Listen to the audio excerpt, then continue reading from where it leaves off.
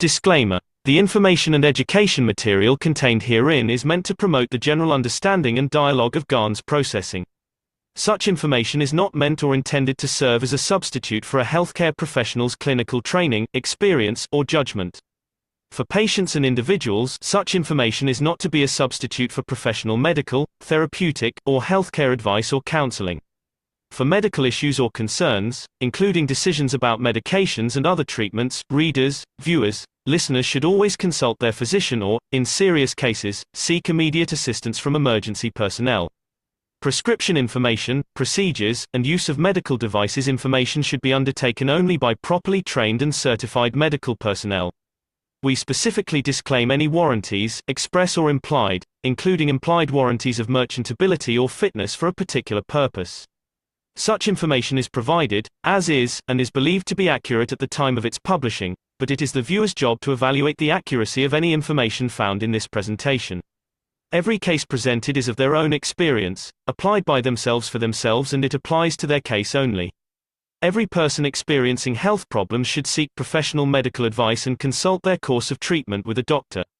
The processes of plasma balancing described herein are a natural process which supports the body but does not replace medical advice or therapies one is already subject to.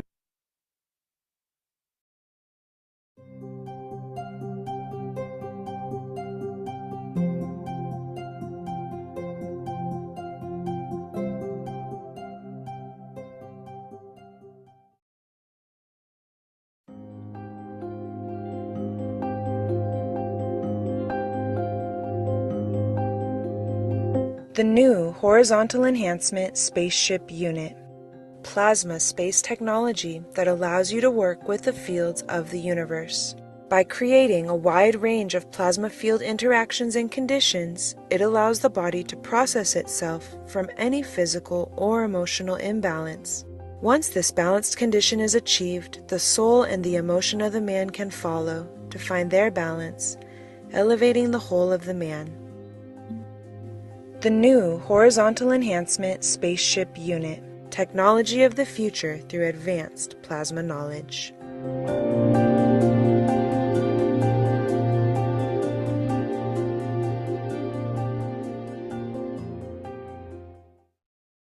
The new, what we call the horizontal system. This is a breakthrough for the world of science and technology, where we can hold the soul and the physicality of the man in the same condition and operation for decades. We have the capability and the knowledge to hold on to the soul, but elevate the soul of the physicality till an illness has been processed by the two together.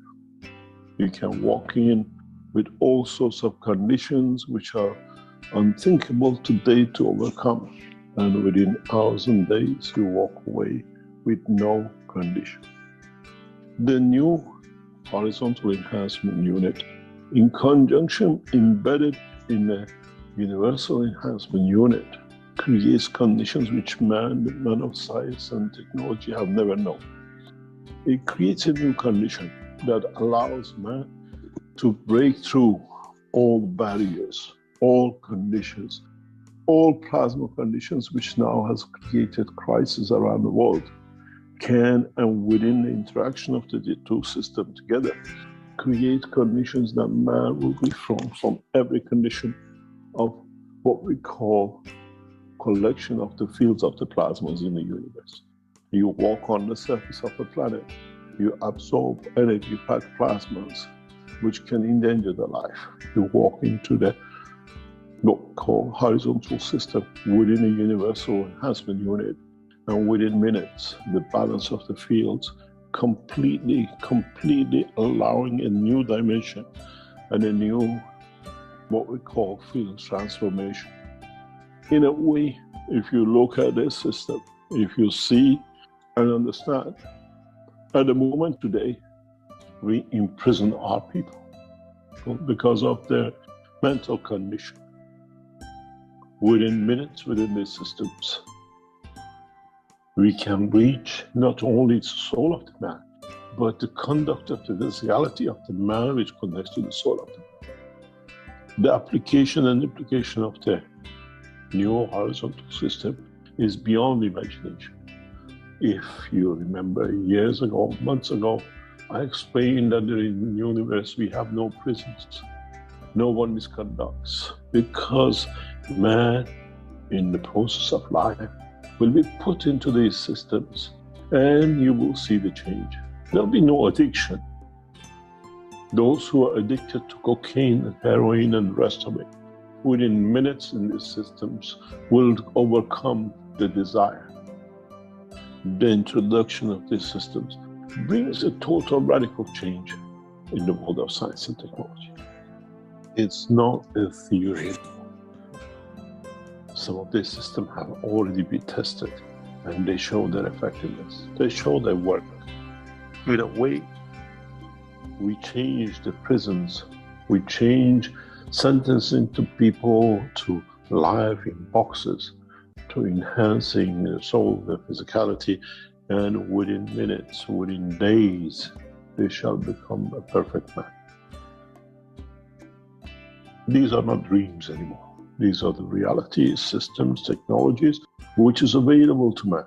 It's the responsibility of the governments to promote and deliver these to the prison cells, to change and close the square boxes where we put many people for years without knowing why and what's the reason.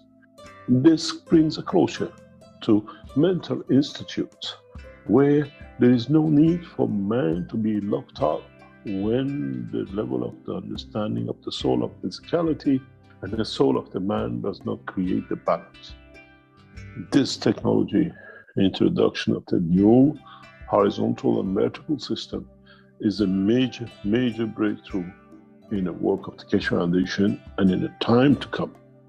We introduce to you today a massive, major breakthrough, which many of you have been waiting for, and as of next year is available to all of us.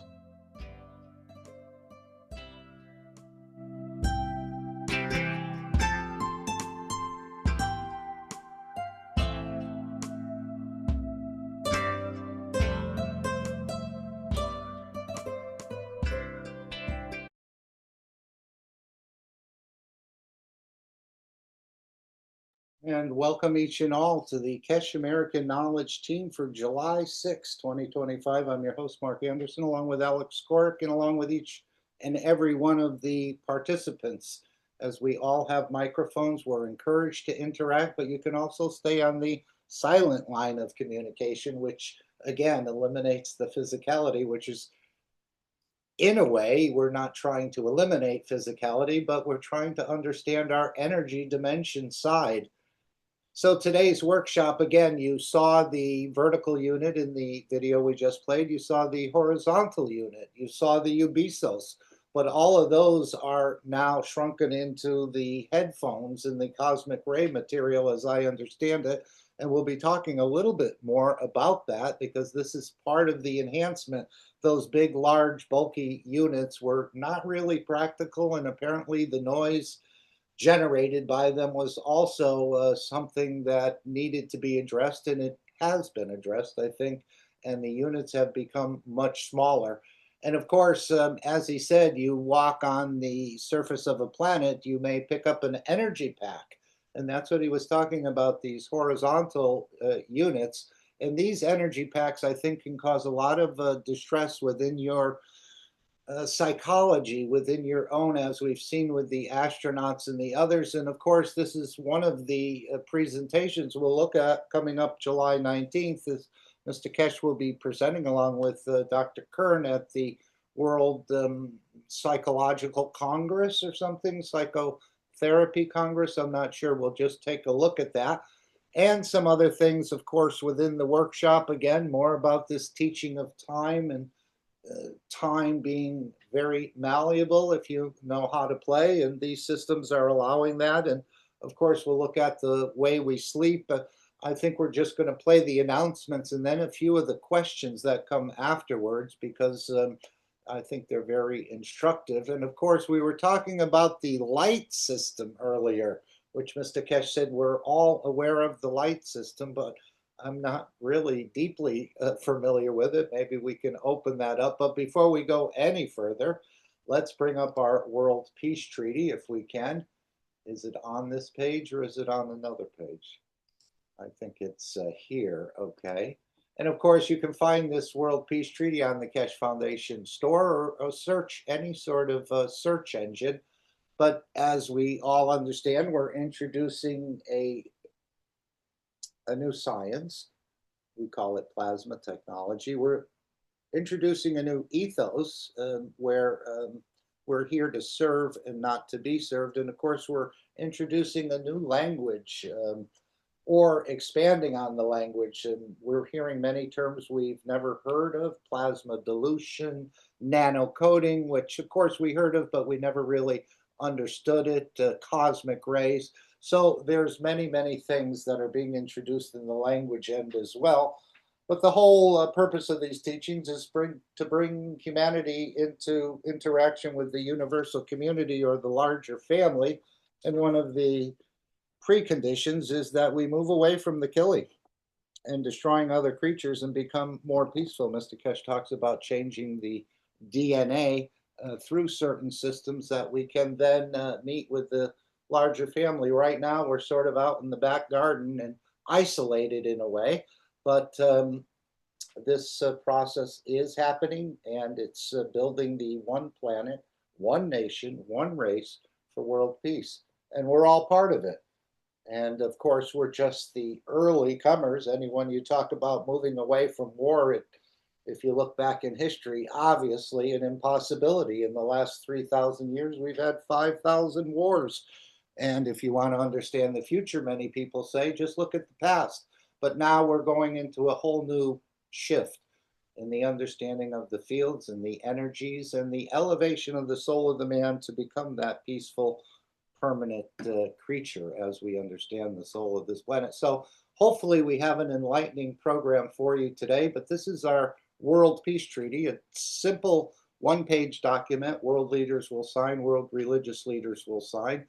And it's really, again, about you, and this is between you and your soul, to become that peaceful person within all your actions. And many times we use this phrase of Mitraism, where the gift of the three wise men was the thinking, speaking, and acting good, and we can employ that into our lives. It's, of course, easier said than done, but we all need to work in that direction. And I think you create a beautiful shielding, as well as reducing your blood pressure and other beautiful things. And again, you're working in that energy dimension, trying to also control the physicality.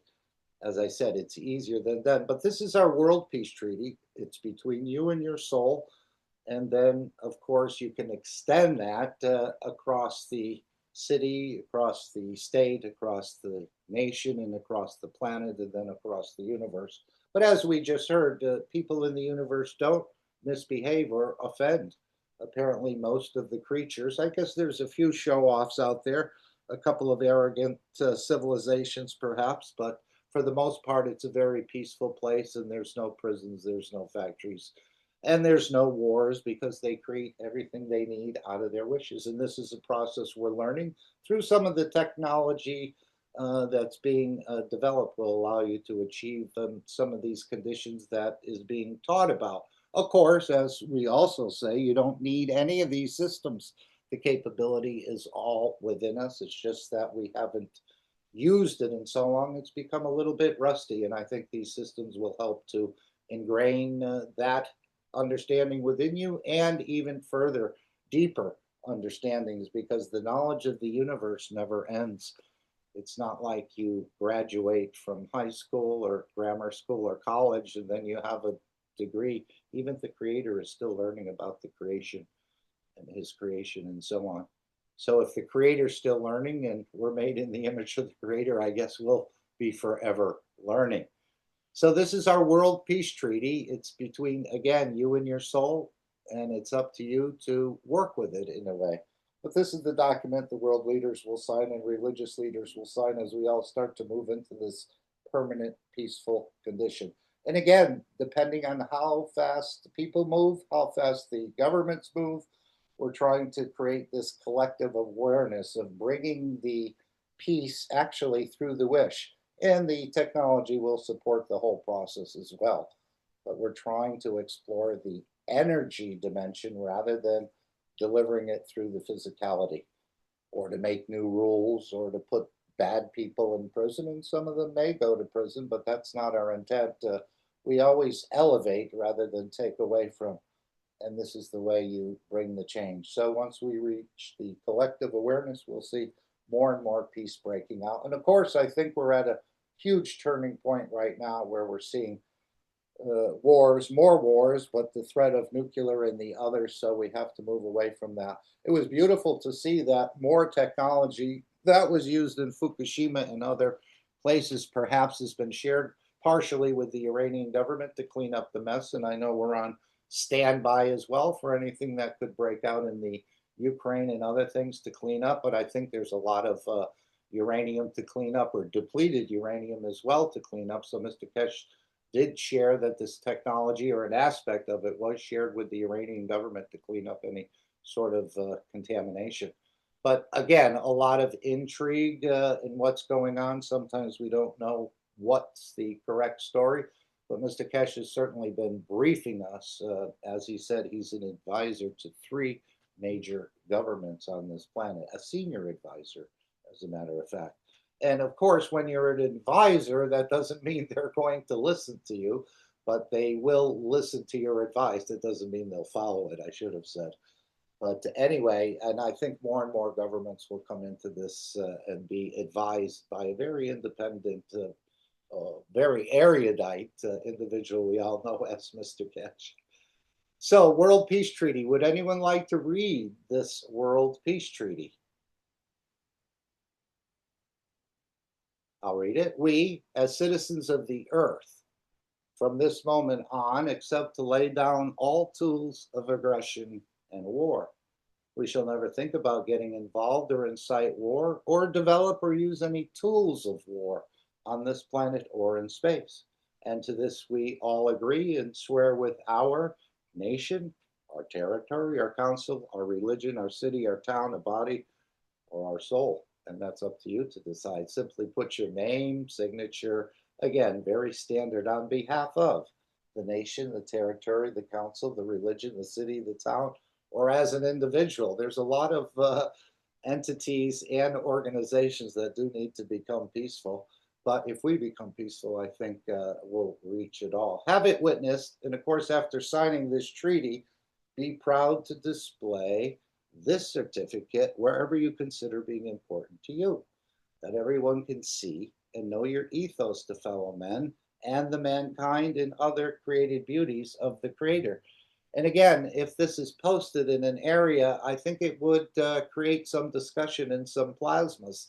And of course, many people can't reach that field strength to believe we could ever possibly get out of the history we've been in. But as we understand from the universal teacher we have in our midst, we're not the most difficult case that the universal community has had to deal with. Again, this plan has been slated way before we knew what was about to take place on this planet. And of course, Mr. Keshe has been working back and forth with the governments for many years trying to get this delivered. And I think we're getting closer and closer. And as he said, we may not accept it out of the love of this technology, but out of the fear of our own demise. And maybe, hopefully, with these nuclear weapons and everything that are being talked about and so on and so forth, as if it was just, a firework or something like that, hopefully we'll come to a more sensible, and through the technology will elevate to the permanent peaceful condition. But as he said, we may have to go the hard way, so be prepared. And I think that's what he was talking about when he mentioned the light system.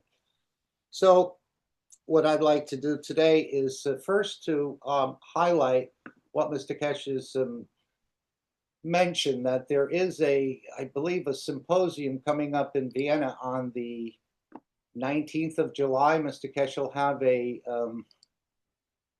a 3-hour session, I think, with Dr. Kern. And again, apparently, as we've seen with many of the astronauts, there is a lot of psychological conditions as these neutrinos and other things seem to hit. Sometimes the astronauts see stars. We know they've had to deal with an incontinence, and then we've also heard earlier today when they came back from that long, or they were rescued recently from a long stay in space, they basically couldn't walk. So going to a rocket in 6 months to Mars is probably just physically a very difficult task. As someone said, the rocket, the fuselage had to be elongated to accommodate more food, more medicine, perhaps more personnel. I don't know, but the new space travel will not require any of the burning of fuels or a rocket or the rest. We're using these fields, but even to traveling that way apparently can cause some issues. Even to, as Mr. Keshe said, nothing can touch the soul, but there are energies in the universe that can. Apparently, we call them energy packs, or here we call them viruses, but we look at it as a small battery, an energy sort of configuration there. So what he's going to be lecturing on, apparently, and this will be Saturday the 19th from 15 to 18 CEST, and maybe I'll just read this unless somebody else would. I remember him saying in Sanya when he was asked by the Italian journalist, what's the biggest problem of man going out into space? And Mr. Keshe immediately replied, ignorance. And I was thinking, you go into the jungle and you see this beautiful little red or yellow frog, and that frog is so cute and so sweet. You just want to hold it in your hands, but due to your ignorance, you don't realize that that yellow, beautiful frog or that red frog or one of the other ones is highly, highly toxic and can probably bring about your demise. So this is what I think he's saying. And plus these energy packs that interact with you can cause all sorts of psychological conditions in space. As he said, there's no bacteria, but there are these energy or viruses, as we know it. We call them energy packs. So let me just read this if I can. I don't know, should I make it a little bigger? Is everyone able to see this? Not sure if we can. We'll try here. Yeah, there it's a little bit bigger. Okay. And this is the first time I'm reading this, so if I miss some words, please forgive. The biggest problem of humans for long-term colonization in space will not be its food and water, but the psychological depression, lack of physical contact, lack of verbal communication, confirmation of emotion, and the crisis which will bring for humans of space. As the advancement of space technology looms on humanity, remember Mr. Keshe told us that the Chinese plan to colonize the moon by 2030. As he said, we could do it much shorter, but they're planning on using rockets, I believe, and the conventional way of thinking about colonization. So he's trying to interfere in a way in that process. We'll see. But again, in the terms of space, that's very close. 4 years is a very short time, 5 years. I'm sure they've been working on it, but to get it all worked out properly is not an easy task. As the advancement of space technology looms on humanity, one can reach different planetary systems, and in the future space travel, one knows that one might never come back due to different factors in technological or scientific achievement. But one will still have the yearning to talk, transfer emotion, to have physical touch, to be able to stand long-term weightlessness. And of course, he's mentioned these space suits and the other things. You can't really cuddle your lover or the rest of this. You sort of have to be in these shielded suits. At the same time as humanity has not advanced enough to create a similar condition as Earth, meaning this the gravity that we experience here, and experiencing long-term weightlessness, as we have seen with Russian astronauts, it will affect the mental health. And gosh, if you have a captain and or a co-pilot and they're both experiencing psychological problems, this could mean a disaster for the crew or the passengers and the rest of the whole mission in a way. One of the main factors which the present science does not consider or discuss is the long-term psychological damage to astronauts due to interaction and damage caused by cosmic rays and universal radiation to the main structure of the human brain, which leads to new psychological conditions which can endanger the life of space travelers, as has been observed in present space trials and tests. And of course, as we heard, the cosmic rays can connect you with the creator, their creator rays, but they can also create cancer as well. So consequently, those scientists who are involved and consider space travel of the future must face the reality of how to handle these psychological conditions, both emotionally and physically due to cosmic radiation. Of course, many people say we've never made it past the Van Allen radiation belt, but there are ways to accomplish this, and maybe we have. As our present scientists have no or very little experience in handling both cosmic radiation damage to the brain and psychological damage at the same time, this will create a new dilemma and new opportunities for creating and developing new science for psychotherapists. In the presentation at the conference, this is the one Mr. Keshe will be addressing. Again, this conference I think is 4 days or 5 days. Mr. Keshe will be speaking on Saturday. We'll show you where you can purchase the tickets. In the presentation at the conference, we put forward new and revolutionary concepts and technologies which can be used not only in deep space travel, but also by medical professionals on Earth today. Keshe Foundation is developing and achieving to produce new systems for the humans in space, has developed new technologies to protect the brain of the humans from physical damage from cosmic rays in space, and change in the condition of the psychology through cosmic ray plasma technology. Remember, this Mark Ray Corporation here is the home of cosmic ray plasma technology. And of course, you've seen that demonstrated publicly in Beijing on the 10th through the 12th of May, just this past May, last 2 months ago, actually. So these cosmic rays are creator rays. I think we can create them within our own structure. In the recent past, Keshe Foundation, through its financial arm, Mark Ray, in American stock market has come to an agreement to develop this aspect of space technology through its operation with Chinese Space Organization.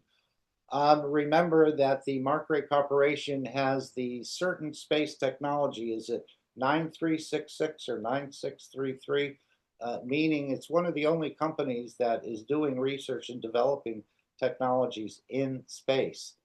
So they're working with the Chinese, as Mr. Keshe told us in the past, when he saw their plan, I guess, for colonizing the moon, landing 4 or 5 rockets simultaneously at the same time on the moon. And this will be a very big feat. And again, pleasure to see the physicality, but there's a lot of conditions that the physicality can't handle. And with our system or with the new space travel, you don't bring anything.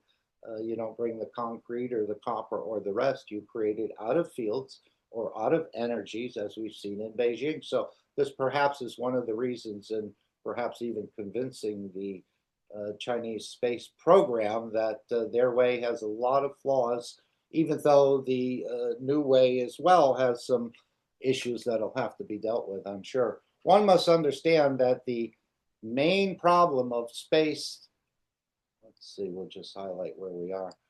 One of the main problems of space psychologists will not be so much the use of medicines, as the spacecraft cannot carry all the materials for this purpose, but the change of the condition of the environment of the spacecraft where cosmic rays can be blocked from reaching the brain of the travelers.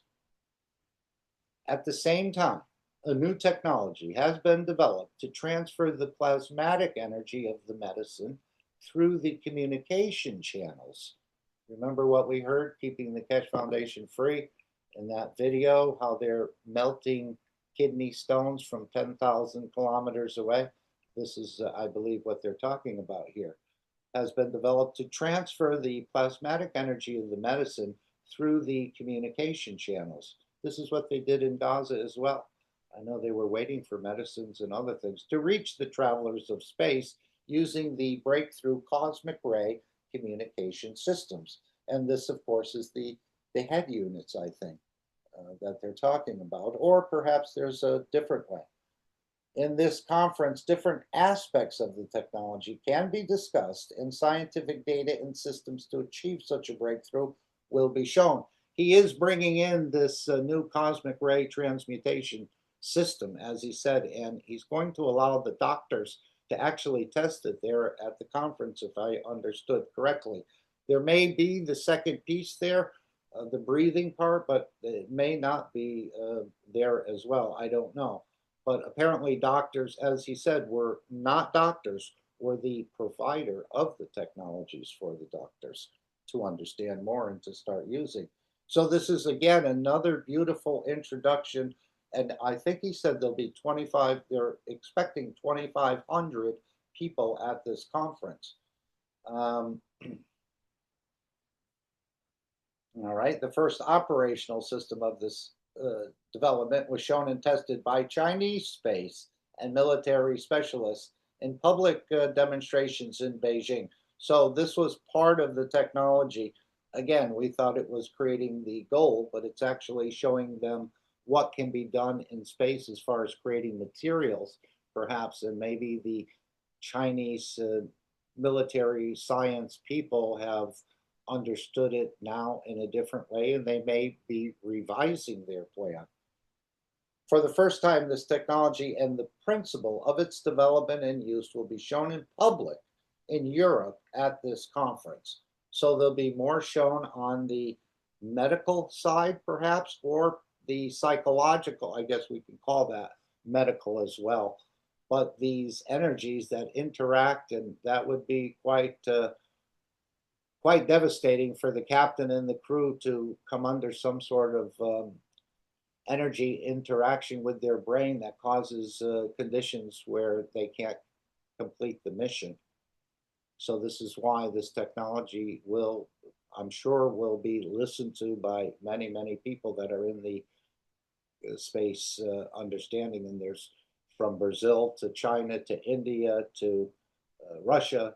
Many other countries have space programs. And again, to go deep into space, as he said, if you're going to travel in the matter state and it takes so much time, it may be, you may be having children on the spacecraft, and perhaps your great grandchild may make it there over 1,000 light years or something along that line. But with this system, it's I believe it will be a different approach. Even if we're using an advanced magnetic gravitational positioning system, as we see with the UFOs are using, it's still matter state, and you're still going to have to provide for the feeding and the other ways, but I'm not sure exactly. But this is going to open up a whole new discussion in the world of energies, I think. As he said, these systems can be used in space or on this planet. And we all know, based on the conditions everyone's going through, that there's a lot of psychological imbalances on the planet from what we all went through for the pandemic. And of course, they're looking out perhaps for another one. This has caused a lot of, and then people hearing about the AI replacing all their jobs. So there's a lot of psychological imbalances here as well.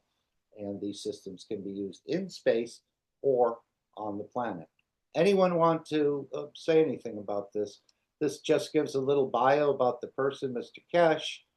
And then, of course, this is the World Council for Psychotherapy. So Mr. Keshe will be presenting, I think, the tickets, and there's supposed to be a discount for attending online. I think we can change this to English just by hitting that. Yeah. So how can someone put this in the chat if they have it? Let's just see if we, let me just bring this up again and we'll try to put this in the chat. Let's see here. Again, I'm not sure how to get it out of the Adobe and into the chat. If anyone's able to do that, it's all listed in Telegram. Hopefully there'll be a recording of it, but this is the presentation, the World Congress of Psychotherapy 2025 from July 15th to 19th in Vienna, featuring a world-class program, and they'll be online. And this is what we just read was the abstract. And there's a one-day ticket for, is this C-130, is this euro or a pound?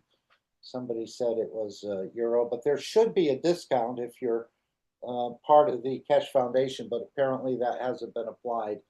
So it's something on a Saturday where you can attend and see some of the latest understanding in space technology and development. And I'm sure many of the space programs will have one or two people there to listen in. As we know, many of the governments are already listening in on the workshops. And of course, the space program, I guess they think who can dominate space can dominate the planet, but not with this technology. It won't work that way. And of course, the other way with the matter state and trying to control this planet from space is, again, just a fool's errand as I see it. But some certain agencies are trying to not only use space as travel, but also develop a military capability in space. And of course, I think they're very short-sighted on this, as they probably won't get too far because the universe won't accept this weapons and destroying and killing and dominating, although colonization seems to be okay. And of course, as we expand man into the universe, no one event will ever be able to take man out of the universe, because now we'll be in multiple locations, unless, of course, the whole solar system got taken. So we just thought we would cover that. Anyone have any thoughts on this? Again, they're staging for the first colonization of the moon, and this is what the Chinese have alluded to. And then, of course, we know Musk has his rocket aimed at Mars. I think they're going to go not from the moon to Mars, which I understand is the smarter way, but from Earth to Mars. Anyone have any comments? I guess we don't have a lot of space travelers here, or do we? Another thing we can just take a, well, not a quick look at, again, to go through these, I can't seem to enlarge this a lot, but this is the AI version of what was talked about in the workshop. And of course, I picked up different things. I'm sure you picked up different things. We have another summary by another knowledge seeker, which we can take a look at. But when I read these off, feel free if anything is in a way triggered within you.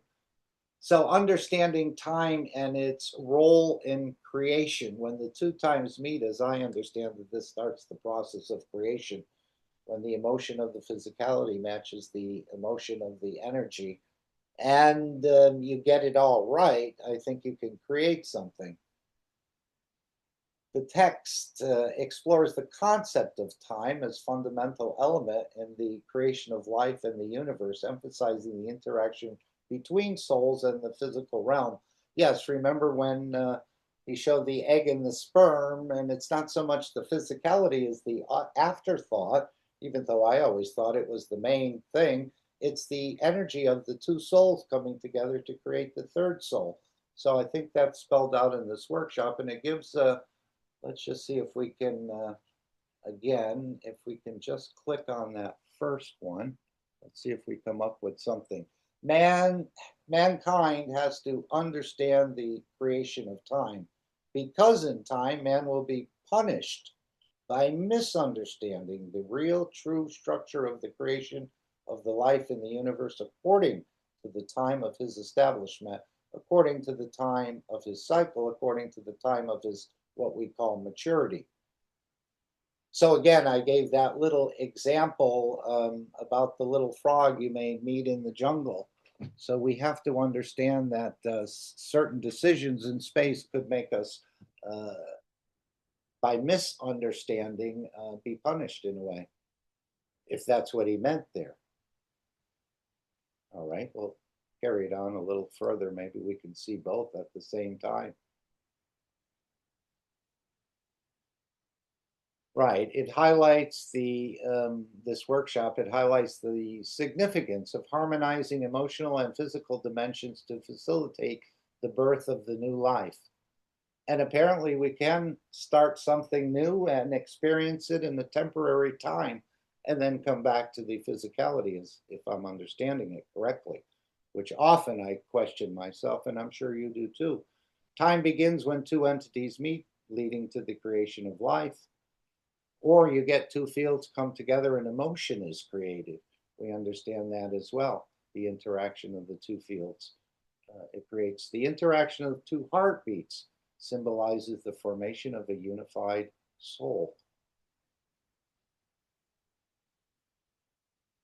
The true birth, yes, he went through these birthdays. One is when the soul is actually formed, and the other one is when you actually come into the physical dimension.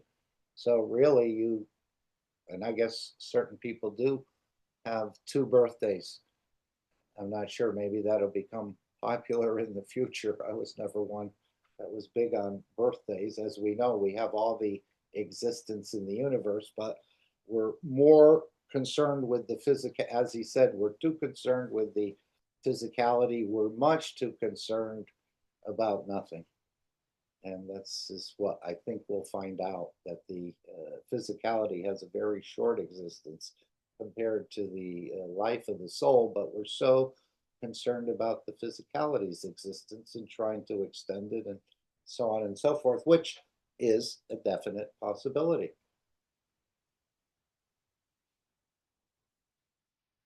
How about this one, the process of the soul creation?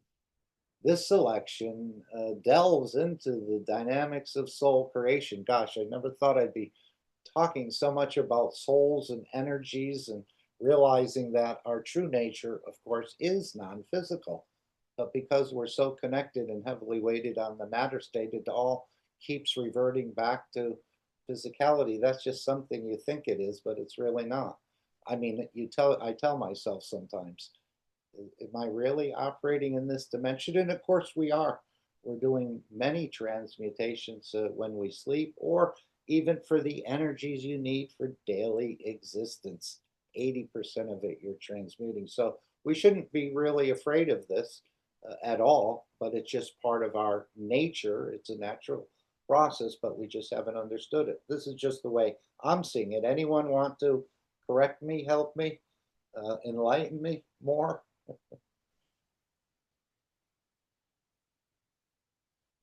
The role of emotion in creation. Again, um, as I understand it, the belief actually creates the emotion, or it can strengthen. The more you believe in something, I think the stronger the emotion is to interact. The text discusses how emotions play a crucial role in the creation of life and manifestation of wishes.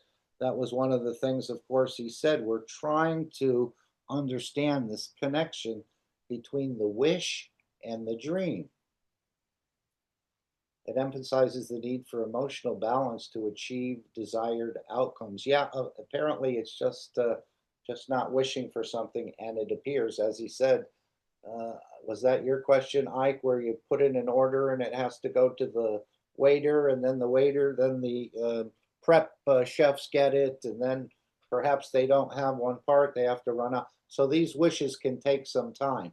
But once you've made a wish, apparently it's out of your control anymore. You've just made the wish. And of course, the text contrasts physical love with spiritual connection necessary for the creation of Mitra. And this is the new child he's been talking about. And apparently we can actually create this child of Mitra here on this planet that doesn't have any of the physicality and all the shortcomings that go with it. And they'll be able to do some very miraculous things, but it'll just be not the egg and the sperm, it'll be the interaction of fields as I understand it. And again, it doesn't have to be the womb of the mother, it could be a solar system, a galaxy, or a universe. And perhaps he's sharing this with us because, as he said, when you go out into the universe and you will fall in love, apparently, with other creatures, they're from the same creator as you, but they may be quite different. And they don't interact and create the way we create here through the physical dimension. They don't have the organs for that, and it'll be the way the creator creates out of the interaction of fields. So you'll provide some fields, perhaps they'll provide some fields, and you'll create a new entity, totally never seen before. And apparently this goes on in the universe right now, where different civilizations actually intermarry or interconnect and create new creatures that have never been seen before. But again, it's all from the same creator. We just haven't understood the process of creation. So this is definitely in our future, and maybe sooner than later. As he said, the space tourism will become quite popular in the future. I don't know if this will be totally Hey, Mark, yes. going back to the wish. So when you have when you accomplish something, would you call it as your wish was fulfilled? When you, like, on a daily basis, we accomplish our tasks, but it seems like wish is only attributed to the energy. But then we do accomplish our events daily. So isn't that part of wish fulfillment? Well, didn't he equate it with the meal that you ordered? And then when Right. you get your meal, is it all right? Or a lot of people get their meal and say, "Oh, this isn't cooked enough, or this isn't warm enough. Send it back." I didn't order this. Right. So this is what he equated. Once you make the wish, it's out of your hand. It's the souls who will deliver. And of course, maybe a soul has to go across the universe to, it shouldn't take long, but, and needs another entity to agree to this. I don't No, know. I'm trying to see which one is more attributed to physicality and to energy. Because if I wake up in the morning and say I'm going to the store, and I accomplished that, I went to the store. So physically, I went to the store. Then if I wish that I want to be in the store, or I want to grab something from the store. So where is that energy component? Where is that wish? When I wish it, what is that accomplishment that I'm doing? Because my initial accomplishment was to walk to the store to get something. So what fulfillment am I getting from the energy when I wish that? What is that same accomplishment? Because that's what I'm trying to reconcile. Yeah. What did he say? You don't have to go to the store and get the food. You wish food. And then it's up to the soul to provide it. So now that goes out of your hands. Now, will the soul provide it or not? I don't know. But he said it's just like a little child when it gets what it wants, it jumps up and down and very happy. And he said this is the same reaction when the soul fulfills your wish. It gets quite excited about it. It's quite pleased that it delivered what you wished for. It was funny, 2 days ago, I had gotten some new sandals and they were leather and they were very uncomfortable to wear. And then it said in the instructions, it has to be stretched out a little. That's normal for it to be. But find a tennis ball and stuff it in there. So I said, I wish tennis ball. I knew I had one somewhere. I didn't know where. I have a lot of boxes and everything. But within 24 hours, I found the tennis ball. One, and then I didn't find two, so I used a roll of tape that seemed to fit in there. But I did wish tennis ball, and tennis ball appeared. I knew I had a tennis ball somewhere. I didn't know where. And I said, you know what? I'm not going to look for it. I'll just happen to be doing whatever and I'll see the tennis ball. And sure enough, that's what happened. Now, I wished for a second tennis ball, but I didn't find it. So that's when I went to the roll of tape to stretch out the Mark, strap. Yes. I want to add to like something that came to my mind because we have many kinds of wishes.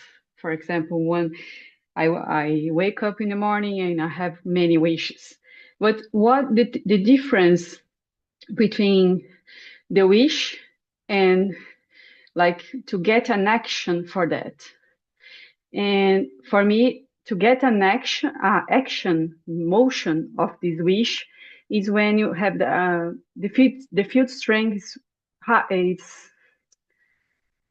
can I say is stronger.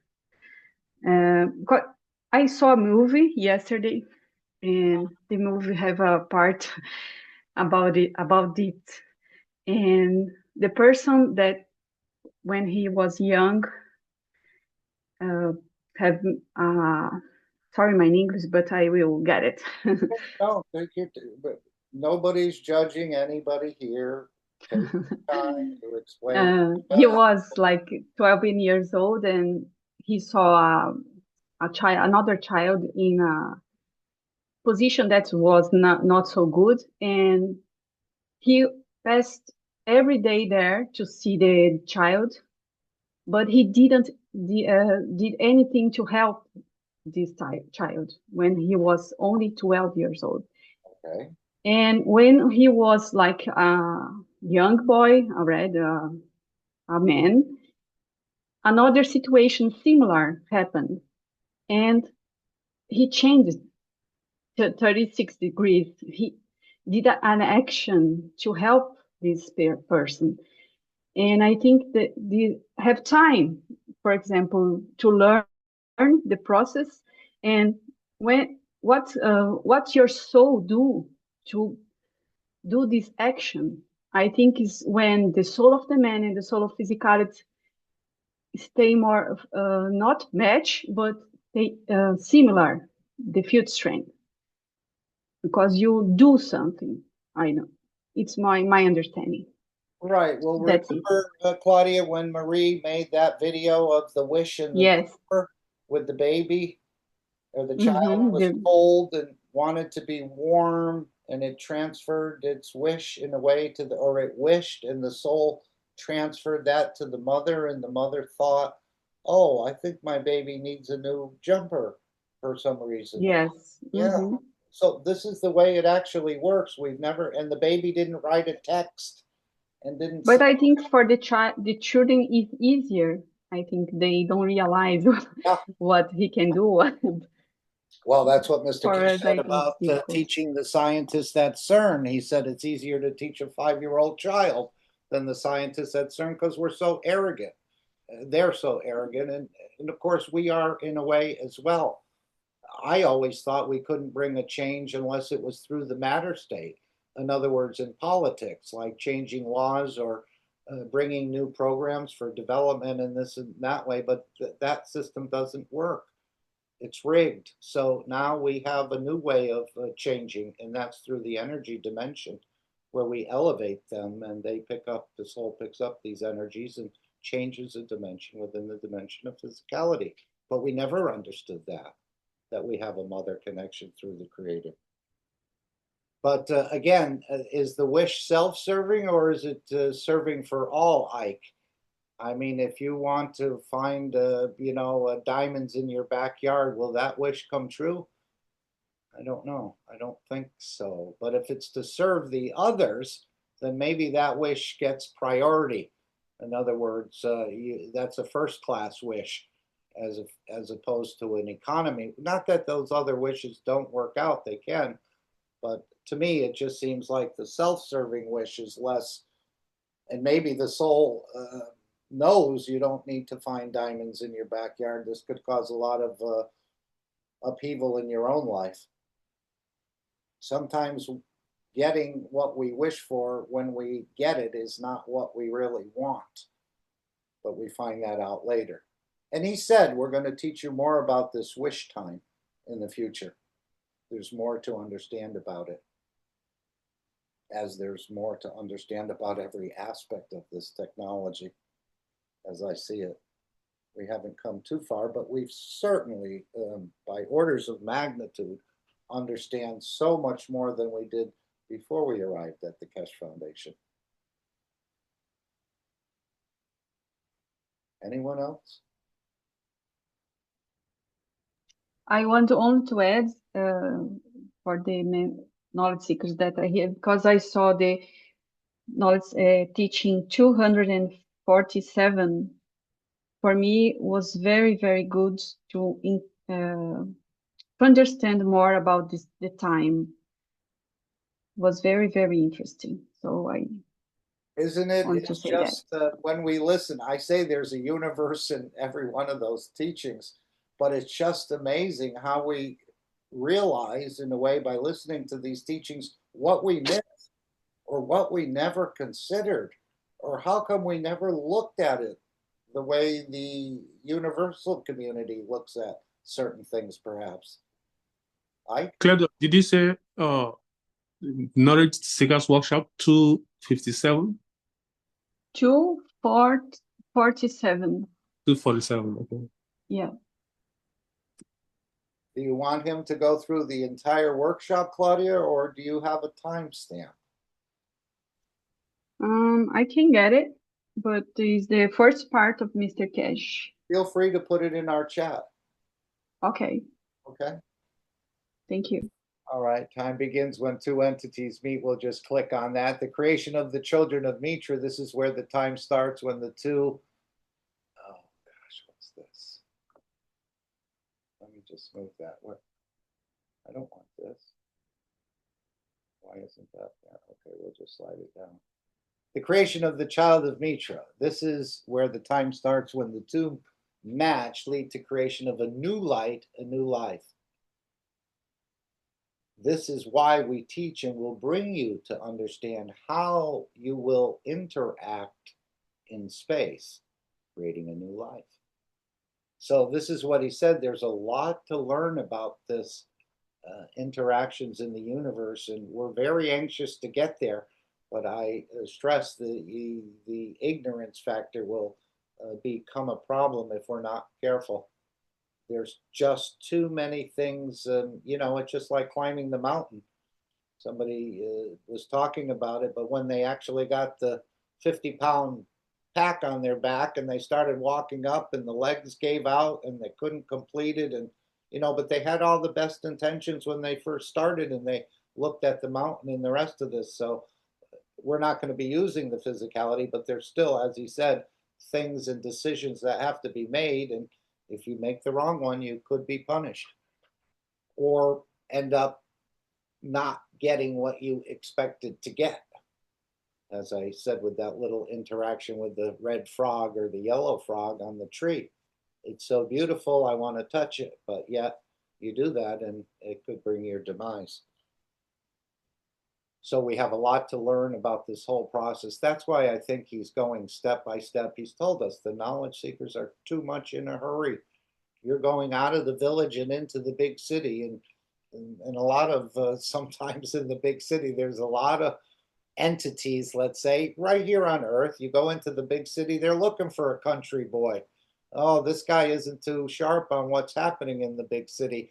Let's see if we can take him for a ride or roll him or whatever they want to do. So I think Mr. Keshe is trying to prevent this by bringing us, as he said, I'm bringing you into the universal community as equals, that we don't abuse and we don't get abused. And apparently there are some gurus in the universe that may want to co-opt you, or perhaps you'll make a wrong deal with them. I don't know. But he's saying there's more to it than what it appears. Interaction of two heartbeats, in a way, time created by the structure, it has a heartbeat, and when the two heartbeats meet, it creates life. That's the two fields, or the two souls, perhaps. I never thought of the egg and the sperm as really having a soul, but we understand now that every cell in our body has a soul. We'll just continue here. What's this one? The true birth of a human occurs when the soul is formed in the womb, not at physical birth. So we were talking about the two birthdays, and right.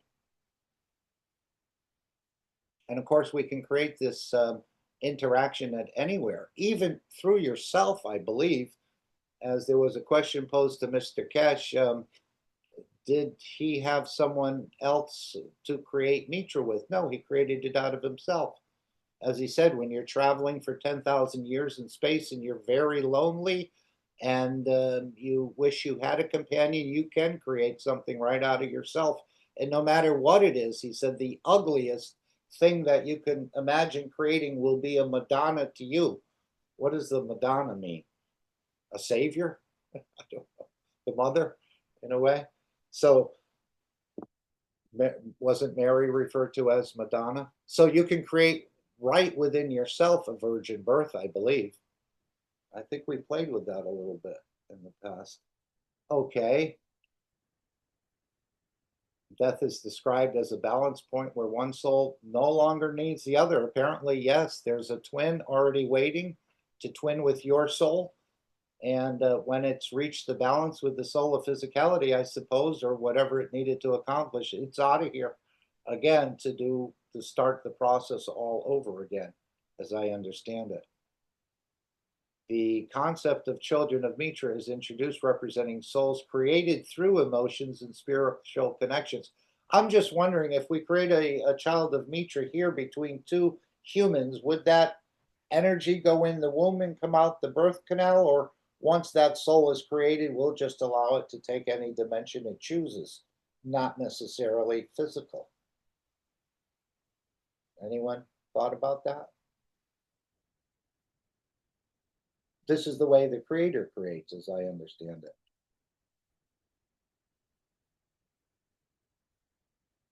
Okay, let's just see.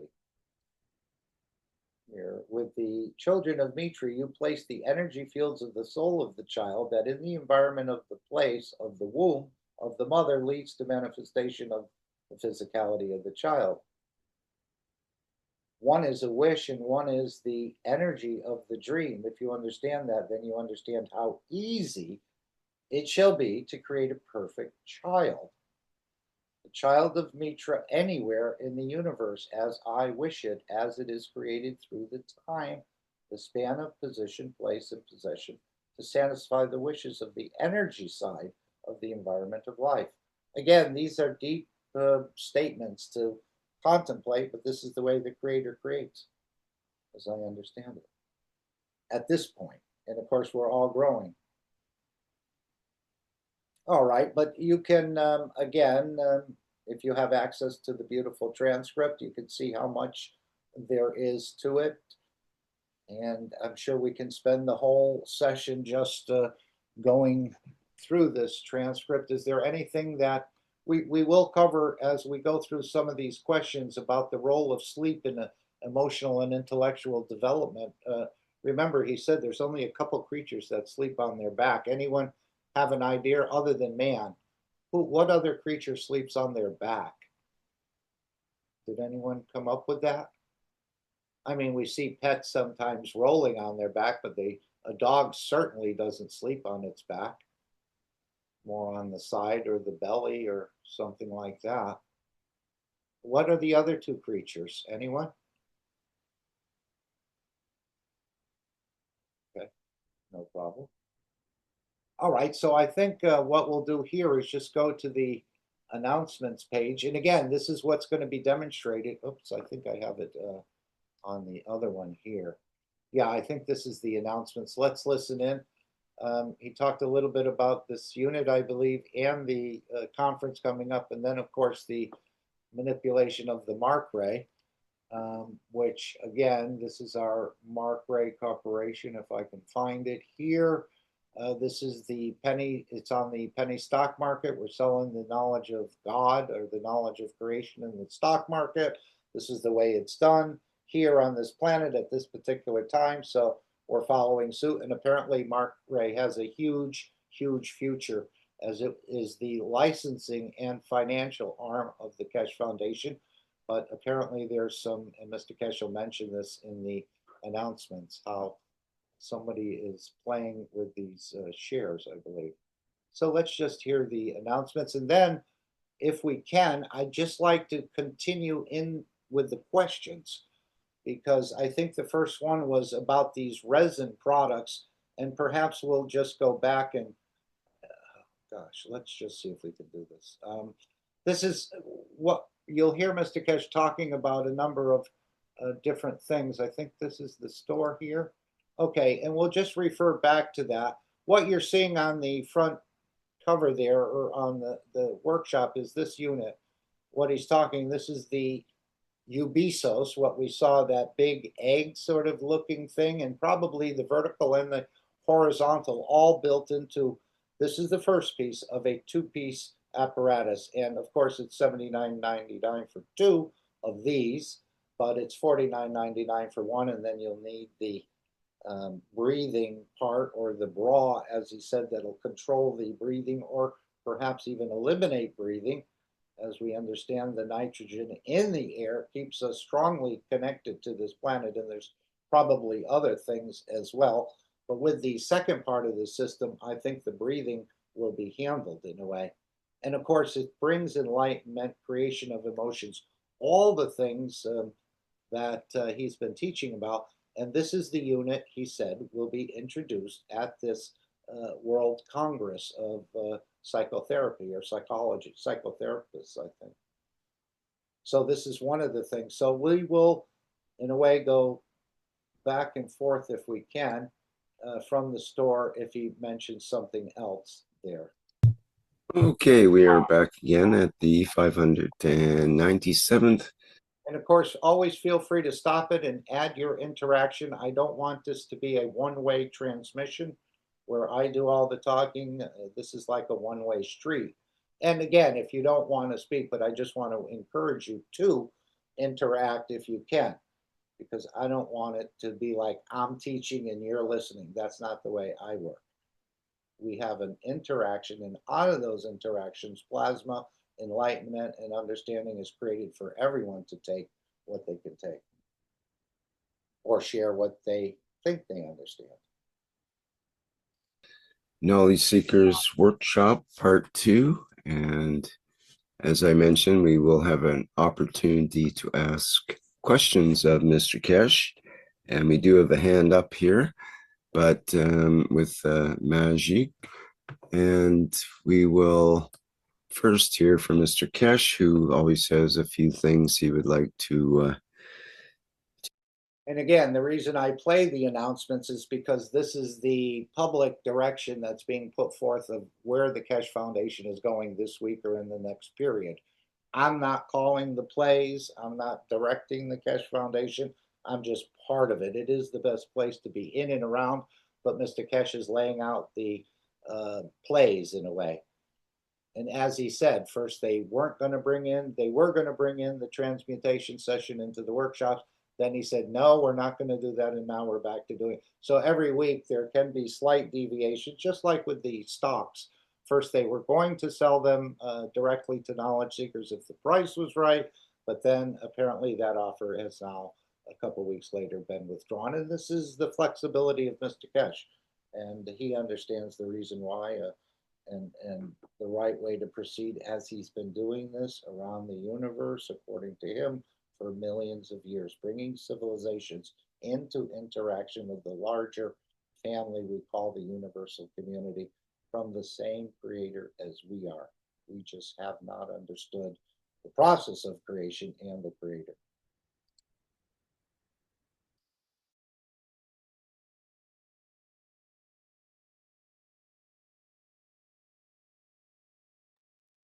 Okay, this is again one of these funny ones that once you stop it, it doesn't want to start. Let's just see if we can get it to start again.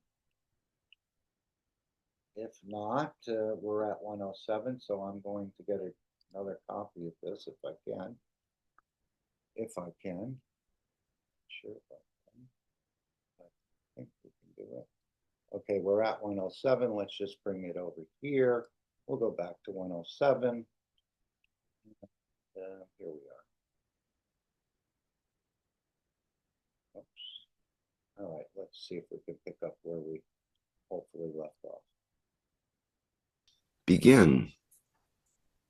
Thank you very much.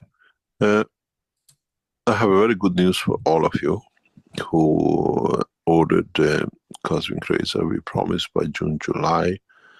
Your Cosmic Rays will be underway. All the Cosmic Rays, whatever has been ordered, is completed, and you start seeing to receive all your Cosmic Ray balls. And we thank you for your support. We have a few more pieces left, and then we stop the production. Hold on to these because you will understand the value of these very, very soon, next year or so. They're worth a lot of energy and they're worth a lot of money if you know how to play with it. If you're on the physical side, you bought them for other purposes. These are some of the most important investments you ever made. Let me tell you how and why. Okay, again, it's encased in, this is the cosmic ray material, again, creator material or creator rays. He said there's no matter state in there. It's an energy state, but you can actually see, I don't have these, but it comes in a beautiful case. He said they'll explain to you in the future, but these will become valuable. They'll even teach you how to recharge them or something in the future. I'm not exactly sure what he means. And of course, you'll need to also learn how to use them, which he said he would instruct on that. Okay, so when he mentions cosmic ray, cosmic balls, this is what we're talking about. For those people who may listen to this workshop later, and again, feel free to go into the Keshe Foundation store and see some of the amazing offers. Again, advanced space technology, and all these products are made for the elevation of the soul of the man, as I understand it. Anyone else? Okay, let's go back to our announcements. The cycle is completed. The last pieces has left us, and they should be packaged and sent to what we call every single one you purchased. It took a long time, but it's beautiful what it does. We see a lot of people reporting when they hold the two of them in their hands, and we have a few pieces I think left. And we should decide again, maybe sometime in the future, if we're going to produce any more of it, but that was, as we call it, limited edition. Stories well, and at the same time understand how we teach you how in the future, maybe how to replenish them for the purpose of the whatever you used. We are setting up the July session from now. Those of you who want to join us with a specific structure to do and to be part of. And we would like to complete it at least a week before. We usually leave it to the last hour because people join in. We want to complete it at least by around about 15th of July. Okay, and he's talking about transmutation sessions. We can go in, again, the Keshe Foundation store. And this is the offer to fly with a captain. The setup is now captains and passengers. It's €500 plus the value added tax. These are monthly sessions. And again, there's huge technology in the back. I think captains also have been provided with some sort of technology, but this is the process that's going on. And it's a slow process. As Mr. Keshe said, I think in the last session that he's only seen 2 people actually, but he may be withholding something back in these sessions and allowing the team to understand more. But this is one of the ways of keeping the Keshe Foundation free for humanity. And you may receive a small gift, as some people who ordered the mystery box also enjoyed some beautiful gifts, as I understand it. So that's the transmutation session. This is going on and will continue to go on, perhaps through the rest of this year. Yes? Mark? Yes. What's the date for July? Was it 15th 27? or I think it's 27, isn't it? 27? I believe so. Let's just see if we can just take a quick look here. 20 July 25th. And that's a Friday. They're usually on a Friday, and times can change, but you do receive an email or a couple of emails to confirm that you'll be there, and also to provide you with any instructions. Of course, Mr. Keshe also spends a few minutes, usually at the beginning, but not always. He does spend some brief time welcoming everyone, and then we just go off into our energies in a way. But the main point is to keep the Keshe Foundation free, because all these systems are being developed that it can be brought to a much bigger audience in the future. So it's not that maybe the people in the sessions are learning a little bit, but as he said, no one's achieved it except one woman partially, and somebody else did something else, I guess. So it's a very slow process, but I think once it's triggered, all the puzzle pieces are being sort of put into place in a way. But again, I don't know. We don't get a lot of feedback on this, actually what's going on. And as he said, we don't allow you to see the systems either that are being used in this whole process. But this is one of the ways you can, if you don't feel like attending yourself, you can always provide a gift for someone else to enjoy this or to experience it. And I think he'll explain a little bit more. Sometimes there is background noise in there, and normally they curb it. But this time he didn't curb it for whatever reason. But there, he said, well, let's hear what he said. And then we most probably set a structure. We're trying to bring in the transmutation into a whole system that you can feel and go through it. We had a very interesting case of a gentleman joining a last session on Friday and getting annoyed that there was too much snoring going on and he couldn't do anything. It shows that you haven't matured. To transmute, you don't need to be awake. Awakeness is the what I call dimension of the man. The man who was snoring, this is the reason we didn't close it, I didn't interfere, is that did he go through transmutation, left the physicality behind, and the arrogance of the man states that I paid, I have to get, where you actually missed the train. And I almost said something myself in this session, but then I said, listen, we just have to work with what we have. You have to be able to do it on a noisy train, or when the family's arguing, or the boss is yelling at you, or there's commotion in the background. We can't let the physicality interfere with it. So maybe that's why he was testing us as well in there, and work with what we have.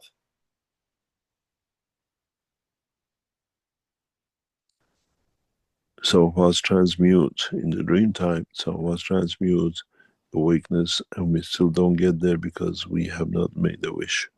We just been there expecting to be fed as the habit of the man. In the coming days and weeks, we bring in new dimensions into the teaching. As new technologies get evolved, we'll bring part of the transmutation into the Thursday teaching.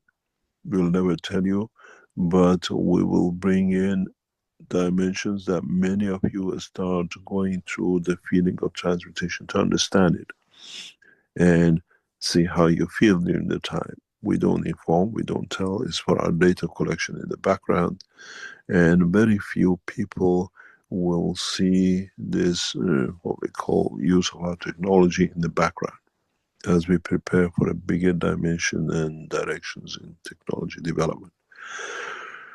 We're still going out with a request for all of you who have understood and worked deeply with the, what we call gas technology, nanotechnology, and different part of the Keshe Foundation work in the past years.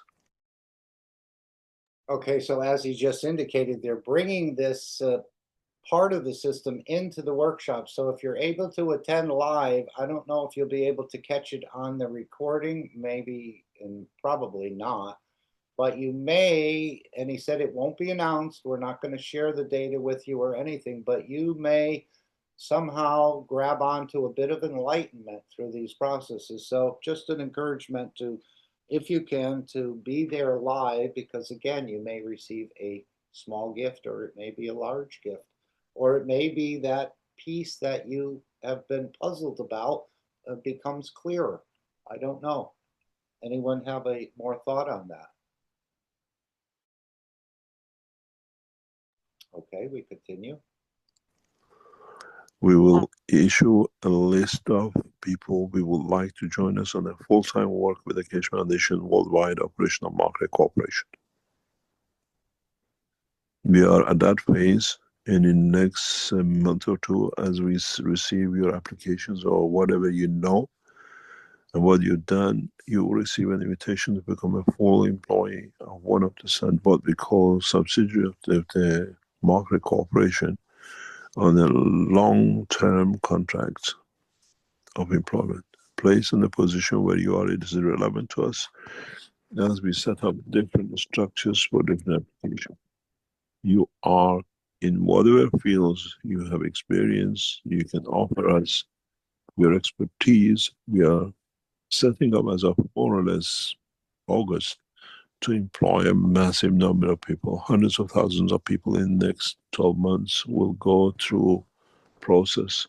Knowledge seekers who know how to use the technology, not just because you made cancers or whatever, but you have the expertise in the field of commerce. You have expertise in what we call merger acquisition. You have expertise in setting up connections between governments, that it helps us to work, to bring the position faster.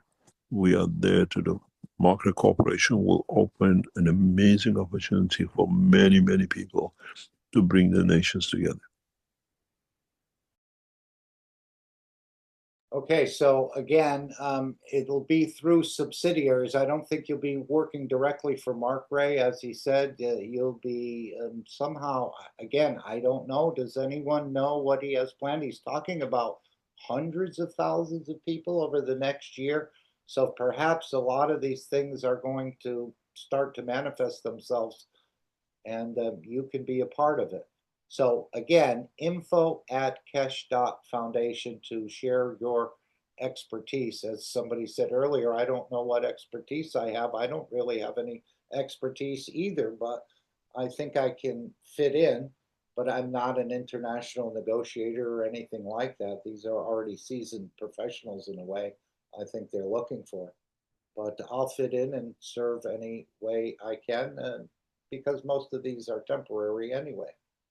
He talked about a long-term contract, but I mean in the overall picture of things, you know, even if you were there for 10 years, eventually you're going to leave. But a lot of opportunities are going to be opening up for people who want employment. I don't know any of the arrangements or anything, but it does sound like a huge push in that direction. So that must mean things are starting to move in the background. Anyone want to share about that? Okay, let me see what happened here. Okay, we continue with this.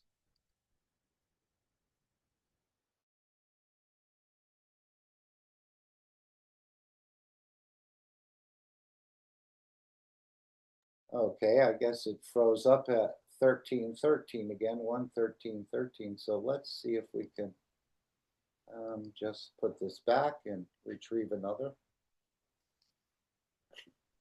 11313, that was a good one.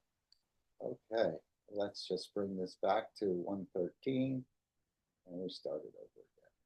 We may hear something repeated, but that's fine. Market Corporation will open an amazing opportunity for many, many people to bring the nations together.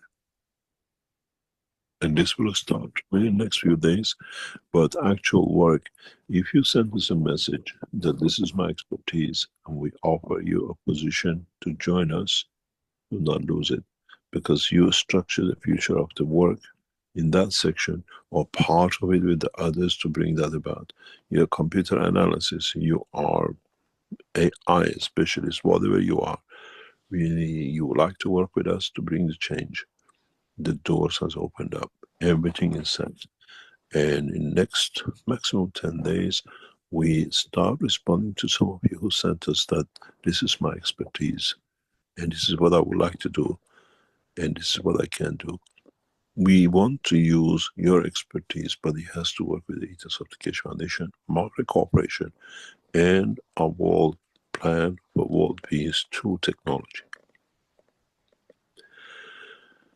Let us know, and in turn, we'll try, if your expertise is needed for us at that time, to call upon you to join us. Usual place, info@keshe.foundation or the Human Resources and Market Corporation. Anybody sending in their resume or anything they can do in this particular group at this moment?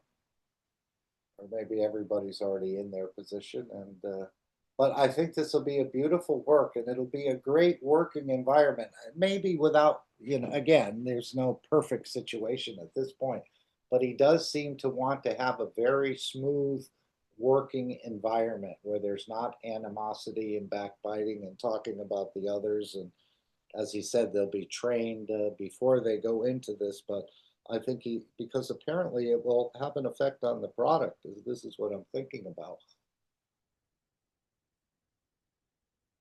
Okay, we continue. I've seen somebody playing with the shares in the background with the stock market of the market corporation. We know who it is. These are criminals, which they try to make money out of a few cents. This is how they made their money. They came into Keshe Foundation. We know who he is and who they are. Is somebody you know very well, but these are involved in all sorts of corruption and all sorts of things. They push the shares up and down, few cents up and down. This is their play for the next few days. And then, do not worry about what you see. This is the way one man is playing with buying 100 shares and selling it for you to panic to buy, that it goes higher, and then he sells the shares at a higher price to you. He is somebody we know very well. He's a criminal and he lives in Los Angeles area. So don't get worried about the shares going up and down. As it goes up, they push it down with 100 shares, 1,000 shares, and then they get you to, and then they sell you at a higher point. Stick to what you are, hold on to your shares, because the magic will start very soon and you'll understand. These people are criminals and they come with the name of, they came to Keshe Foundation that way. So we know the individuals, some of you know them very well. We'll go for any questions you have. As he said, if you have shares of Mark Ray, don't sell them. They'll be worth a lot in the future. But apparently, does anyone understand what this manipulation game is? They're trying to lower the price to get you to sell the shares so that they can buy the shares and then sell them back to you at a higher price. And as Mr. Keshe said, these people are working with pennies, but apparently they're working that way. I don't quite understand it. I'm not a real stock market player, although I did purchase some Mark Ray between 2019 and 2022. We'll see. But it does seem to go on a sort of an up and a down trajectory quite rapidly. All right, and what I'd like to do here is just continue into the Q&A, because the first question is about the resin. And Mr. Keshe said that they've invested a lot of time and effort and money into this resin products. And if we go again back to the Keshe Foundation store, you can see a number of these products, of these resin products. And again, he's just not going to give you the resin and tell you to put the GANs in it and everything. Is the knowledge seekers don't really know what they're doing, or these artisans don't really have a deep understanding of how the technology is used. So this is why he's asking people to become licensed as an artisan, to become licensed by the Keshe Foundation. And I'm not sure. Yes, we can see some of the coasters are part of the gel work. These little aquarium boxes were also, the soap holders are also This has certain plasmas and ganses, or maybe it's not ganses, it's a different material. They do call it ganses, but at one time he said this is different. This is some of the products that'll be embedded in. So there's a huge line, and let's hear from Magic, who appeared in the, again, in the reactor group, and he's shared some of his understanding. But again, Mr. Keshe wants you to be licensed by the foundation to represent the products properly in the way they want it done to achieve. And of course, you'll sign a non-disclosure agreement. You won't be able to reveal any of the secrets, or you'll probably lose your work with the Keshe Foundation. So there's a non-disclosure agreement. He wants to keep the technology in-house. And so this is what he said about that. But yet at the same time, your business will increase if you're already making something. So it can be whatever. If it's a lip balm, if it's a deodorant, anything, even toothpaste, whatever product you can think of. And if you're working with it, I think the Keshe Foundation will be more than happy to mix the technology of the plasma technology in with what you're doing and see how that works out. And as he said, you may, if you're selling 1 or 2 or 5 pieces a month, that may increase dramatically depending on the product and how people accept it. But certainly it's guaranteed to be made the right way because it will have the Keshe Foundation logo on it. And I'm sure they'll test it before it's actually put into the store. But you'll see a lot of these products coming into Mark-Ray Corporation, and this is where the store is moving. Right now, we see all these numbers of plasma units and experimental kits and 61 of new release products. This will grow into the tens of thousands of products in the future. So if you're an artisan, if you're a painter, a potter, or even a basket weaver, perhaps there's a place for you. Write to the foundation now, and if or when your expertise is needed, they'll call upon you. We continue. And now we'll go to Magic. And if I remember anything, I'll try to answer the questions. Okay, thank you, Mr. Keshe. I'd like to start with Magic. I think that's the way I would pronounce it. In our attendees here who had a hand up, would you like to open your microphone there, please? Or did you mean to put your hand up? There's a little delay here, so we'll just have to wait. We'll come in shortly. Or he's opened his mic. You open the mic. Yeah, I'm open. Hello? Just as some software troubles. So hello for everyone. I have a question. It's, Where are the you question... from? Wait, you're going too fast. Okay, sorry. Yeah, I'm living in Germany, but I come from in Poland.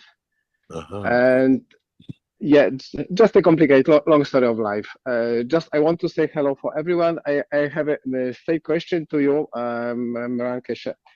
So because I sent it a few times email during the on the address info Keshe.foundation, but no one answered me, and that reason why I'm asked here, because I have an offer to cooperation. I can create any shape, any possible shape, even really complicated, from the mixture of gas and resin. So that's the reason why I try to ask here, because I think so it's really attractive proposition to cooperate, especially in this time when the foundation is begun like a maybe like a more industry time. So that's the reason. So maybe wait. Where did you send this? Info foundation info Keshe.foundation. Okay, we are looking for people like. Okay, so again, if you send something to the Keshe Foundation, don't get disheartened if you're not responded to right away. I remember when I first applied, I think it took months for them to get back to me, maybe 4 months. And I know people like Claudia have made requests and something, and she's still waiting for a response. nothing is thrown away. It's just that it hasn't gotten fully addressed at this point. So if you do send it, as Mr. Keshe said, don't worry if we don't respond, because it'll be archived, and then in the future they'll be going through it. So, and as he said, they'll be needing thousands of people with the subsidiaries, I think, of the Mark Gray. So be patient if you do. It's not like somebody's going to get back to you in the next 24 hours, although it's perhaps that can change as well. But just send your request. And again, if you're an artisan, and I don't think it matters what you're making, we can always incorporate the plasma. Mr. Keshe will have a way of improving your product in a certain way that may surprise you. Thank you.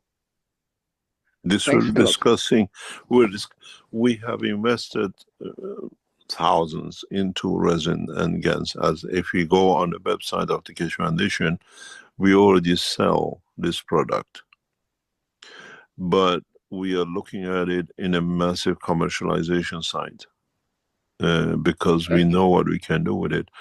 Send an email to info@keshe.foundation. Put on it resin, subject resin. If you do it now, straight away, we pick it up. We were discussing, and we are looking at the resin products, and we want to know what you do. And it's a huge market, and it's something we understood that. Send that to there, and then I'm sure somebody will get in touch with you, 100%. Okay, thanks a lot. Some details, some technical details I was showing on the reactors group, which one was coordinated by Rick Cramont. So just I try to send now. Yeah, send it to info@keshe.foundation. Put on it resin, because as you know, we are marketing it. I think Rick, you can show it on the what do you call it, on the store side. A huge amount of time is spent on this, developing this and purchasing the materials and everything else. And so I'll ask for it to be looked at, and then if there is a, what do you call it, a position, I'm sure you'll get in touch with, they'll get in touch with you immediately. Okay, it's something we want to expand. It was done before, but it wasn't done professionally. Now we are, you see the resin material using gases already as a telephone holder. I saw, but it's this technology, which one I can offer, we can offer it printed material, so that every can be even multi-layers reactors, whatever. Let us see, because this has been done before, and many people did it for a while and then they stopped, they failed. But we have a different application for this, and we have invested huge amount of money into this job, and it will come also as part of the cooperation with Chinese. But if we can look at your option, we will discuss it. Okay. Thank you very much. Thank you very much. You're welcome. Thank you. Yeah, I'm thinking the store will have a combination of artisan. This is why he's keeping the store open and not going to straight commercialization and allowing companies to sell it. He wants artisans and small mom and pop sort of operations, and maybe even bigger, or maybe even a number of people making the same thing. As an artisan, they obviously, if you're just a painter or, you know, a potter, you can't make a million let's say plant containers with the GANs in them and everything. So 2 or 3 people could be involved in the same process, all licensed, all with the Keshe stamp on there, and all being done the correct way. So just because one person is making one thing, that doesn't mean there isn't room for others. As he said, the store will, I believe it will have commercialized products in it, and it will also have artisan products in it, all overseen by the professor. So, and I don't think they'll have competing products in there. Maybe there will be. In other words, you could get a toothpaste from Philips, or you could get a toothpaste made by an artisan. I don't know. Or as Mr. Keshe said, perhaps you want to consider brushing without toothpaste. So maybe toothpaste will be not even in the store.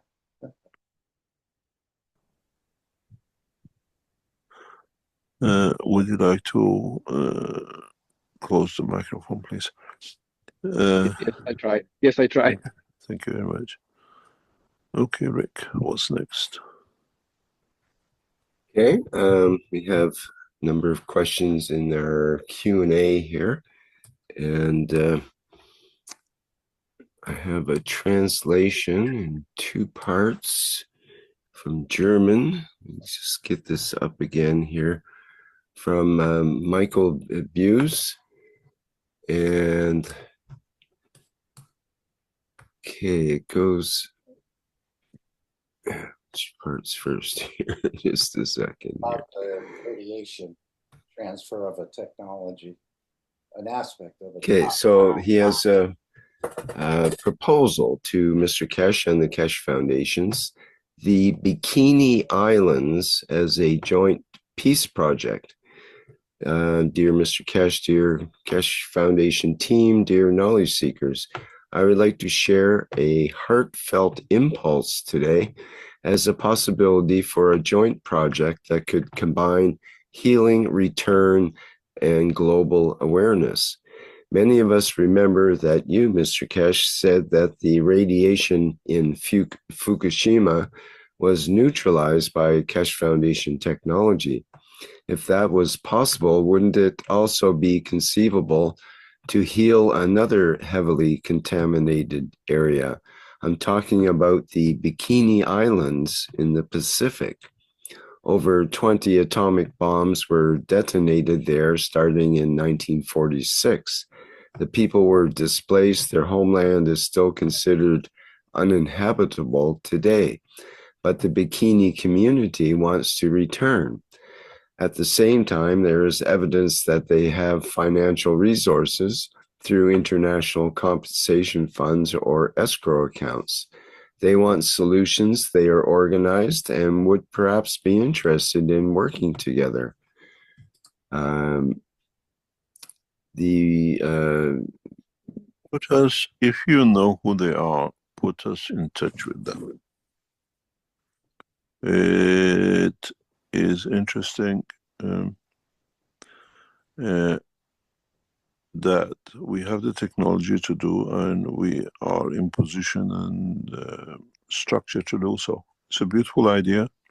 If you know access to the people who are decision makers, we can bring this even in conjunction with our work in China to do so. If you have that connection, we can consider it. Mentions, I would like to present this vision purely as a catalyst in the deep hope it might resonate. If you, Mr. Keshe, give the green light, there will certainly be people or AIs within the KF structure who can examine further steps and, if necessary, establish contact with the Bikinian community. If you know them, do it. If you're just looking for them. If expressly requested, I am, of course, willing to contribute my support. So, thanks you from the bottom of his heart. We have offered this technology to the Iranian government in the event of past 2-3 weeks. The technology has been transferred to the Iranian officials for the same process. But as you know, Iran removed more or less all its nuclear material, and that's why there is no radiation, like in the very little, if it is, in the, what do you call it, in the structure.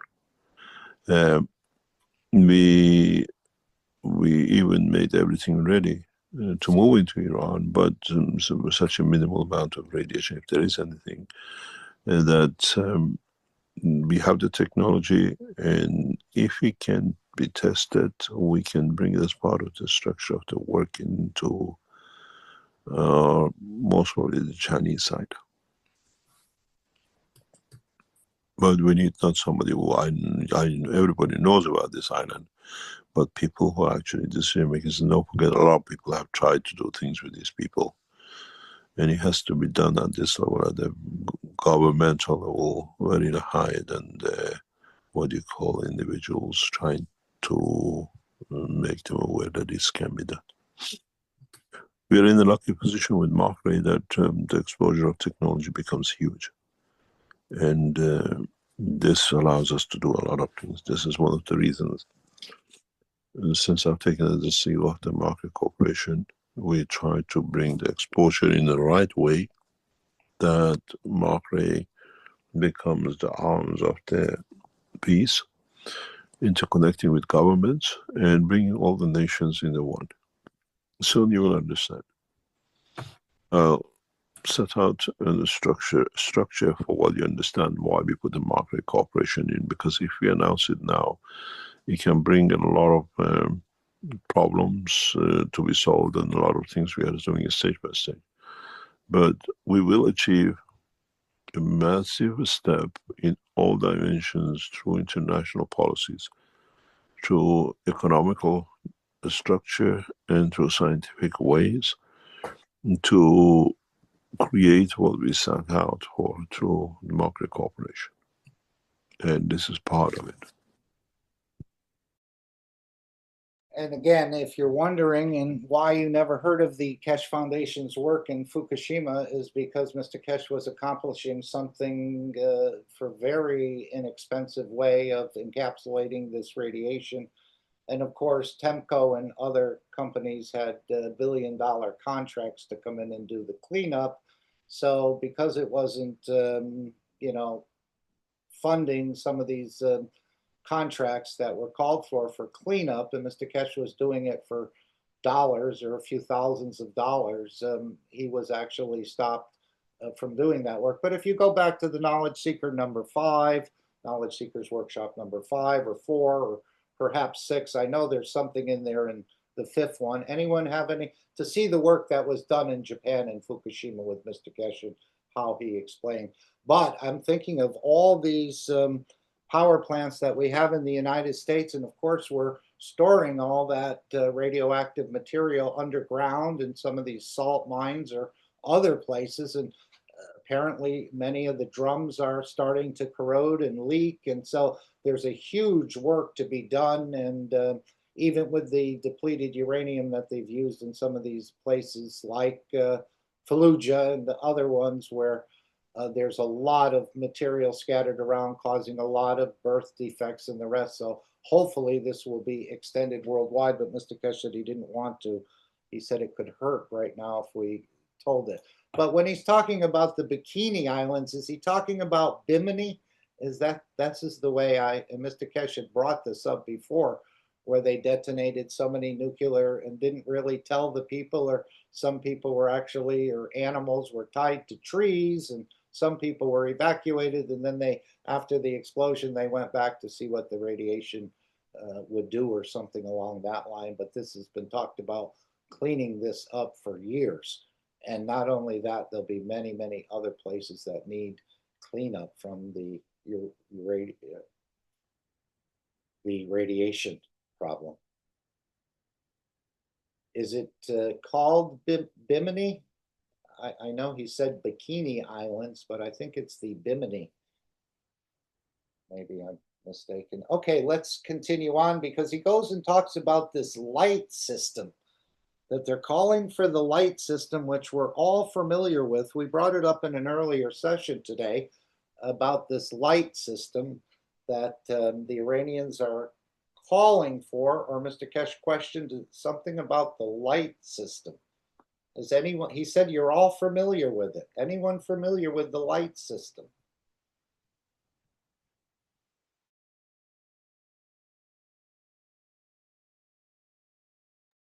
All right, let's hear what he says about this. And we have already structured there, but actually how it's going to be done and the way it's going to be. That helps situations like this, or structures like what we saw in Iran in the past few days.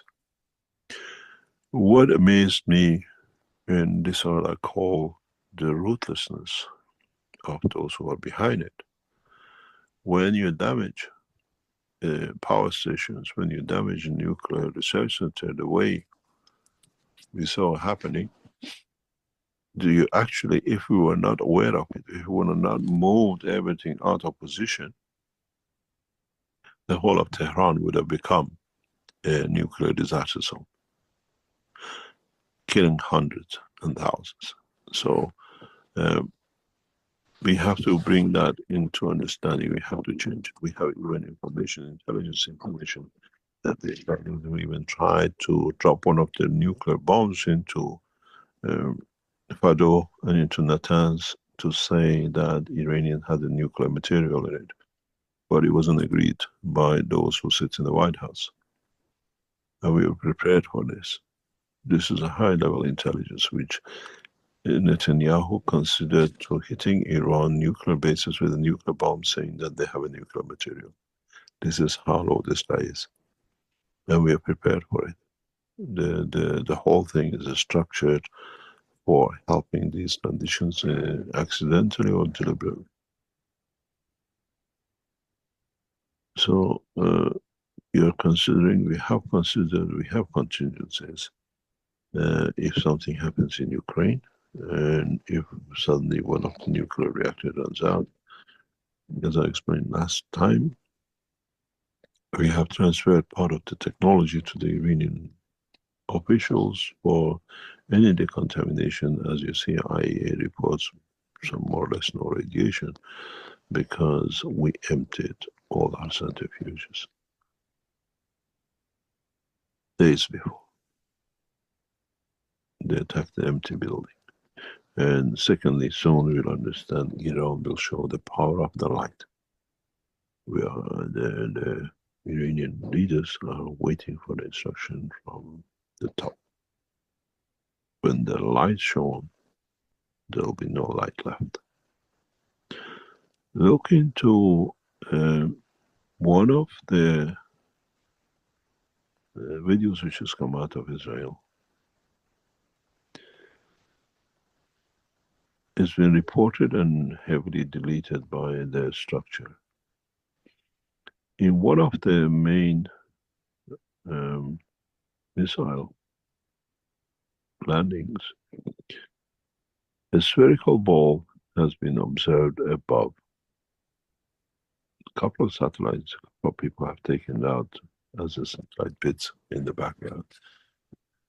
And when the structure comes, when the instruction comes, show the light, there'll be no light left.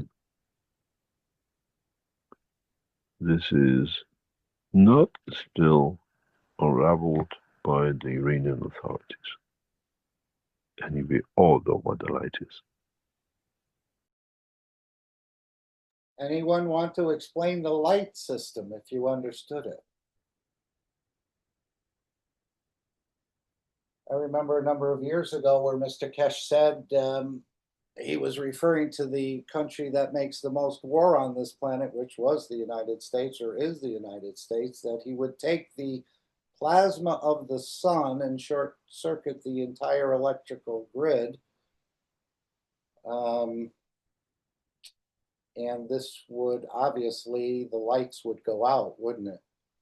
So, and of course, because the United States has become a culture of death, he said, and it was only a very small percentage of the population, no souls would be lost, but this is the way of enforcing the peace, not the killing so much, because as he indicated, we would then, because of our ability that we have guns in this country, we'd be killing and eating each other over the coming period. And he said, we did it to the Mayans, we can do it further up north. That was back around 260 Knowledge Seekers Workshop or something like this. Because I think the Mayan civilization has also, also became a culture of death. And so they're talking about using this light system in retaliation over Israel. And then Mr. Keshe said there'll be no light. So is this what he's talking about, short circuiting? I'm not sure. He said you're all familiar with it. I'm surprised no one is familiar with it. Okay, we continue.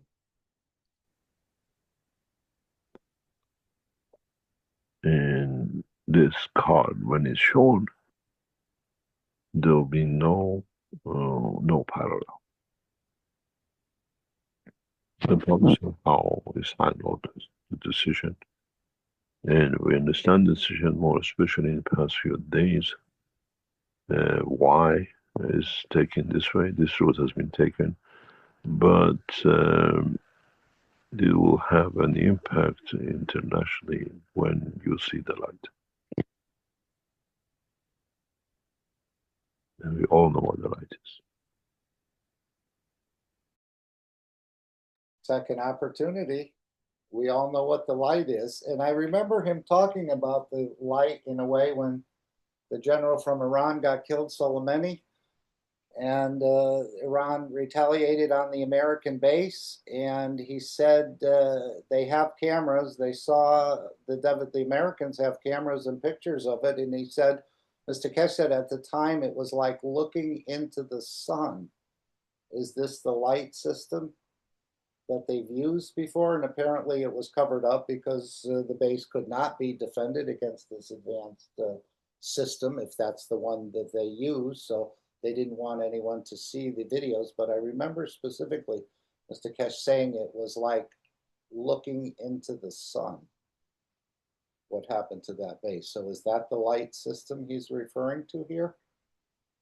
I don't know, but it does, as he said, there's no comparison and probably cannot be defended either.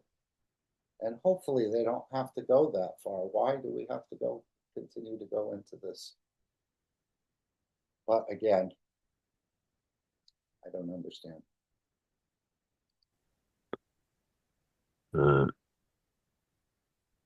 The structural work has to be done the way it's set, but you have to understand there's a bigger hand working in the background than what we see in the.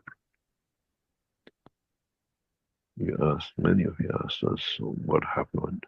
Is the decision we understand partially why it's been held back, but partially those at the top know, and they have requested for the light to be used. Why it's not used is in the hand of the leaders.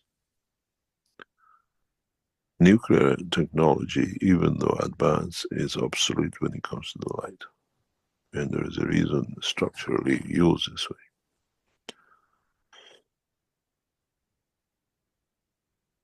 This island, if there is a reality, we have a solution. But it has to be done in the right way. Any other question? So again, I thought this technology would not be used for that, but maybe it'll be used defensively. I'm not exactly sure. But what concerns me is he said, when you see the light, there'll be no more light.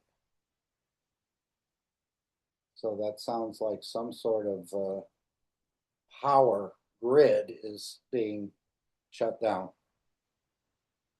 Okay, we continue. I'm not sure what the next question is, but they all seem to be relevant, especially the one about the dreaming. Alex, we're going to continue for a few more minutes. Is that agreeable with you? Okay. Okay, thank you. We have a question from Trevor, who put a question through from Telegram, and says, Mr. Keshe said that with AI, it's mostly got knowledge from the last 50 years or so. But Trevor says, I am curious with the cosmic ray AI, if it will have ancient knowledge that humanity has denied or forgotten. Mr. Keshe has alluded in the past about humans having abilities that we no longer are aware of. And I believe he said something to the degree of being able to split rock with our eyes. Maybe I'm wrong, but that's what I remember. It was a long time ago. He also said that one of the goals of the technology is to move us back to the point of origin and to undo all the misguided knowledge we have obtained. I wonder how fast this will come back to us with the cosmic ray AI. I think Mr. Keshe says here that this is what this system is meant, the way it's meant to be used is to, in a way, resurrect that understanding that has been hidden within us for quite a long time. There's a picture on the screen. This system is set to do that. Its final design is done, and then you'll understand a lot when you use this on what you call intellectual understanding, connected directly to many, many aspects of life in the space and the knowledge. This unit is going through its final phase. This unit, for the first time, will be shown on the 19th of July in the international conference in Vienna. And we let people. That's what I was just going to say. He's going to let the doctors and other people there, and he said they're expecting 2,500 people. So many people are going to, many professionals are going to be exposed to this system for the first time. To use it, doctors present can use this and see how the intellect, how it affects their, what we call understanding, and how they get enlightened. We'll bring a number of these into the conference to be tested by the world of psychology and psychiatric department, what we call section of medicine. And does the light enlightenment, or does it fix a lot of things which we have misaligned in our emotion, in our brain? We are not looking for them to see the future. We are looking to see afterwards what the lightness they see in their conduct, connected to the knowledge of the past and universal knowledge. It's a very interesting unit, and is one of the most dynamic systems which we have developed. Then you can see, you can connect to it to tap into the knowledge. Interesting is for us if we can reverse the tapping of this knowledge into the, what we call digital form that we can show.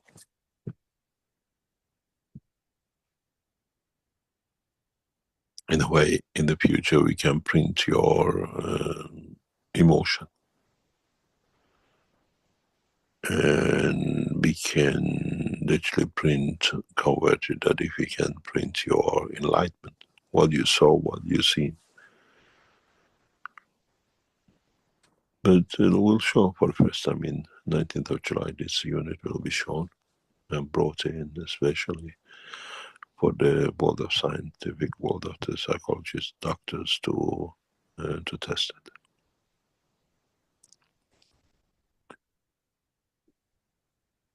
it. Any other question? So again, for space use and for on-planet use, both. And I think this will be opened up with 2,500 attendees and many more probably watching remotely this conference. And again, Mr. Keshe will probably be the most provocative presenter there. Again, bringing us to a new understanding of enlightenment, but these will help to do that. Again, this is what he's teaching, and this is what he's actually showing. How it works, again, we don't have a full understanding, not even a partial understanding of how it works. Couldn't put one together, but the technology is available. And I'm thinking, of course, 4,999 plus the value added. This is a very expensive system for me. And then, of course, there's a second part to the system.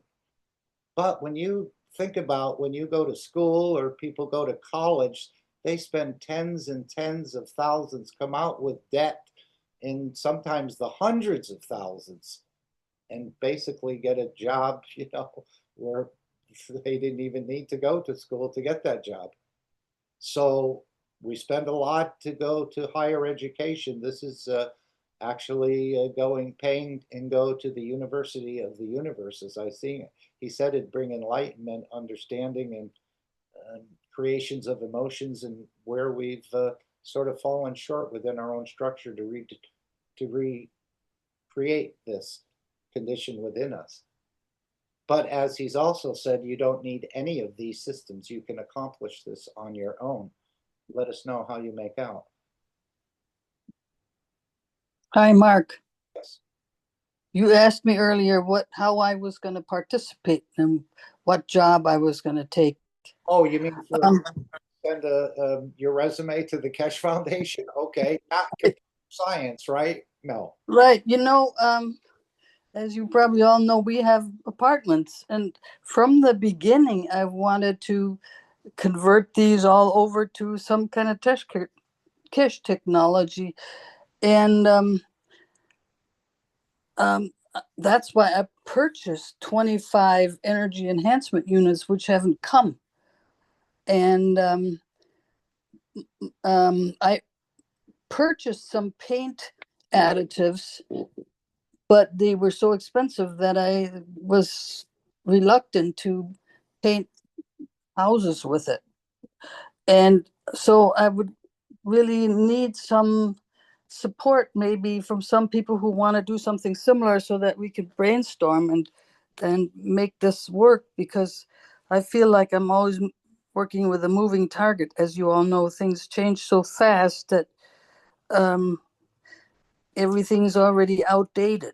So if we had a group of people who want to do this, so that we could brainstorm and support each other with it, that would be wonderful.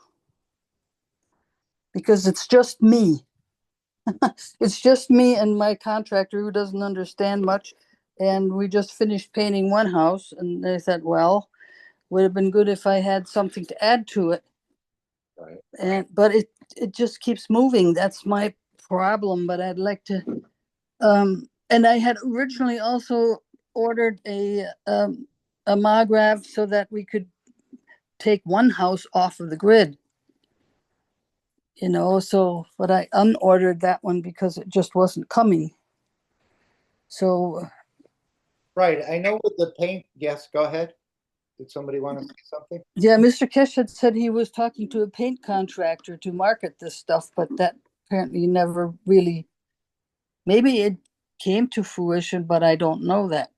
Well, there is a technique. I know at one point in time, I looked at the same thing you did, and I said, gee, this is going to be expensive just to paint one wall. And he Exactly. who didn't remember when he talked about the Chinese military and using this, and it suppressed the smoke or something with the certain paints. He said you didn't have to paint the whole wall. You could put a stripe on the wall, or you could put a decal on the wall, something along that line, or perhaps on the floor or the ceiling. I'm not sure. Again, I don't know anyone who's worked with the paint ganses together. Maybe Gianni has. I'm not sure. But again, is this structured from the Keshe Foundation? And is there a protocol to do it? Very similar to the two paintings, where you're in them and you interact, the fields interact and bring a certain condition. But again, how do you apply it to achieve? Yeah, so basically I've been waiting. Mm-hmm. And I'm getting older by the day. I'm the only one in that area. Yeah, and my husband wants to sell. So but I'd like to still get this done. But I feel like I could use some input from, maybe not Mr. Keshe, he's too darn busy, I think. But if there was some more people who want to do something like this, where we could share information. Yeah, I don't know anyone who's actually ordered it other than you. I didn't even know you had ordered it. I think you. Yeah, I have some paint additive, but I never put it in anywhere because I didn't know which one should I use it on, because I could use it on all of them, but it's just out of my financial range to do that. Yeah. Has anybody tried putting just the CO2 GANs or ZNO GANs right in the paint? That's what I mean, yes. As he said, it's not the right way to do it. Okay. Cause more problem than you think. I remember him saying that specifically. Yeah, you would think that's great. Just take some zinc and some CO2 and put it in there. He said that's the worst thing you can do. I sprayed my walls with water, with That's a great thing. CO2 water. I couldn't tell a difference. So, and if I want, see, I was thinking, I know a lot of other landlords in town, and if I was doing it, and if I could show a significant impact that they could understand, then I would go spread it around and make this town a different kind of town. Yeah, it would be great for landlords to have balanced tenants, wouldn't it? Sure would. I think they'd all take up, because sometimes it's difficult, especially when they don't have the funds to pay the rent. Then we run into problems. But again, I don't know enough about the painting. Anyone else play with paint and adding GANs in this way? I'm thinking of decals. As he said, you could get a big, a 2-foot snowflake and stencil it on the wall with the paint. Yeah, the only one I know is Gianni, but Mr. Keshe says Gianni is more concentrated on the matter level from his point of view than what his preference would be. Yeah. So again, I don't hear anyone opening the mic or talking about painting and the way to do it correctly. But we'll find out over time. As he said with the cosmic ray balls, put them away. In a year or so, they'll be worth quite a bit, and we'll show you how to recharge them. And there has to be a point of jump off, even though things always change. And I can't do it several times because something is more advanced later. Yeah. You know what I mean? Washing windows with GANS water is another application that can be done fairly inexpensively, although it is time consuming. Yeah, and I'm not into it anymore, climbing ladders. Anyone else work with this and achieve results that they'd like to share? Again, we're all in the infancy. Of course, Mr. Keshe knows exactly how it's done. Sometimes I wonder why he doesn't come out and explain more, but perhaps it'll come in a certain time all at once with many things. Yeah, and then he says he's going to have houses out of a box, so I should sell everything now. Really? He did say in the future people will be giving their houses away, even though Right. hard to get them once they start creating walls out of magnetic field structures that can be put up and collapse probably in a matter of hours or days. No one will Right. need a stationary house anymore. People will be giving away their houses. But that's probably down the road a bit. But it doesn't have to be. I think the technology is already on the shelf of the Keshe Foundation. It's just waiting for the governments. As he said, you go into this is what he was telling Ivan. When Ivan thought he has some enlightenment about the cancer, he said the first one will come after you is the corporations. Before you start making claims or this or that, you'll be put right out of business and silenced. So, yeah. Right. I think they have to wait a little bit for other structures to sort of catch up to the Keshe Foundation, but other governments are moving with it, so this will give the impetus for other governments to jump on board too, unless they want to end up with the donkey rather than the jumbo jet. Okay, well, I'm just putting this out, so if somebody has some ideas or thoughts or wants to do it. He does want you to play with it in a way, but that's fairly scale. Yeah. I was just thinking about your idea of the paintings of your father, and for the paintings that Keshe was selling. So, if you do make reprints, then, or however they're going to do it, then they could put GANs in those. And it was my understanding that rather than have paint on the wall, which is somehow stuck there, you cannot adjust it, paintings you can move and you can create calming effects in a house. Yeah. So to me, right, and I would like to have a plan a plan, a more or less comprehensive plan of how to proceed, so I don't duplicate efforts and spend duplicate money. So now you're going That's to planning. I mean, that's part of my idea. I have a lot of other ones, but that's a start.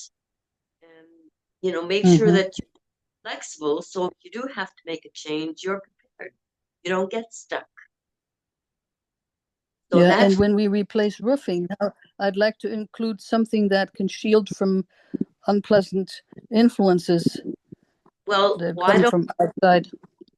But in that case, my dream, I don't know how it's going to go, is to use fields, not go back to having, to create and matter type paint.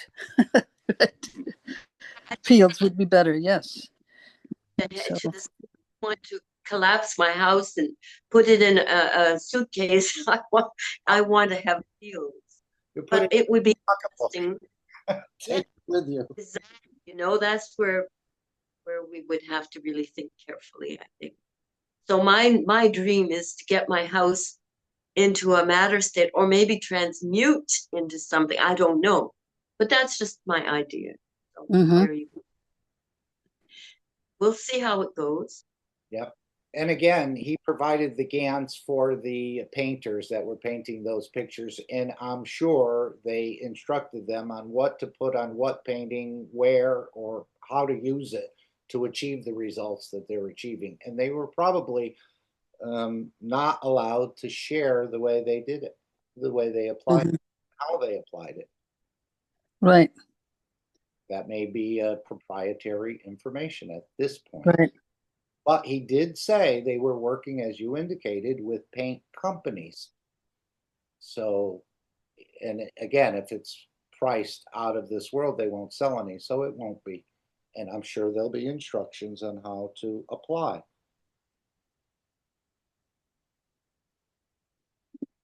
Anyone want to add anything to this? Alex, I think we're going to try one more question, and then we're going to go to the Dome of Peace. Unless you want to come in now, that would be fine as well. After we do the Dome of, we need to still do the Dome of Peace. Alex, can we get a update? He's probably waiting for the alarm to go off or something. You're doing a fine job, Mark. I'm in the starting gate, waiting for the green flag. Okay. All right, let's continue on with this. And again, there's a lot of mysteries, as he said, with the energy in the gas unit. We show you what we do, but we don't tell you how we do it. So he's keeping this very close to the vest or within the structure of the Keshe Foundation at this point in time. But it'll be much more will be revealed in the coming, as these things get settled in, the technology is accepted, he'll probably go a little bit further. And again, even with the flying car and making those things, he may not tell you exactly how to make it. He'll tell you where you can purchase it and how to install it. But to make it on your own is probably not in the card or on the card at this particular moment. But we'll see. You can try. You can certainly try and make the flying car. Mr. Keshe did it in 2011, didn't he? And apparently it's all been taught. I don't know if it's been taught specifically because there's a control system and the rest of this.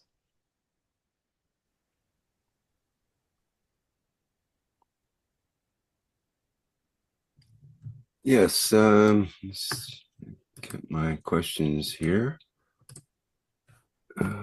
See if we can get to the one on dreaming, I think. I'm not sure if... Just bear with me a second. Here we go. Okay, we've got that one. Andrea in the Q&A asks, is there any experience with the Twinity microplastic GANs? Thank you. We haven't had any feedback. I have to check. Okay. Ike says, good morning, Mr. Keshe. In today's teaching, you said the trees do not manifest out of interaction of fields in the dimension of energy, if I can paraphrase. So does... Whoops. Let's just see if I can just bring this up. Here is the plastic can she was referring to, and this transfers plastic. We know that we're eating about a credit card worth of plastic every so many weeks, I suppose, and this plastic gets held by the body because it looks at it as energy, but apparently it brings emotional issues and it also brings some health issues. So this is the microplastic ions for sort of transferring that plastic out of your body plasmatically. And then, of course, we were talking about the transfer of energy or transfer of the understanding for the radiation neutralization or encapsulation. And of course, there was an energy GANS in here for that purpose, which Mr. Keshe, I don't know if it's still in the store or it may be in another location. Of course, he said we can take any GANS, and if that was a high energy event, keep the cloths under the door and other places wet at all times, and this would sort of encapsulate that material. But there was a product in the store at one time, and I think it was called, let's just see if we can quickly find it. This is GANS for water dispensers, but there was another product in here at one point in time. There's some of the gel. Yeah, I think this is the one, interactive.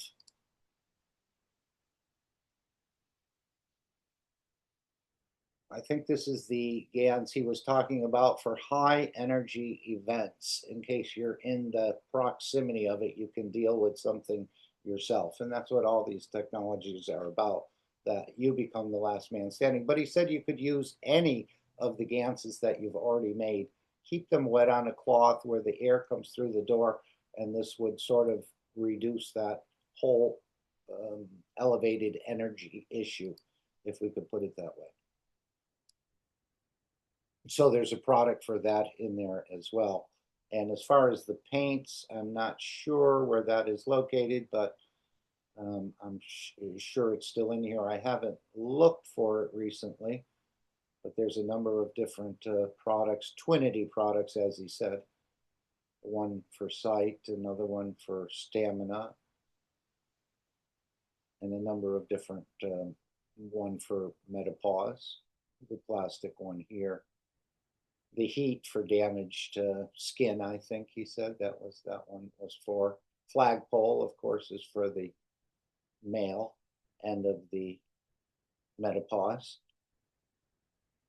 Detachment for addiction. So there's many of these products within the store, and again, they're made under the observation of the professor, tested by the professor, and they're not put on the market unless they do what they're supposed to do. But again, you have a role to play in it as well as matching with these energies.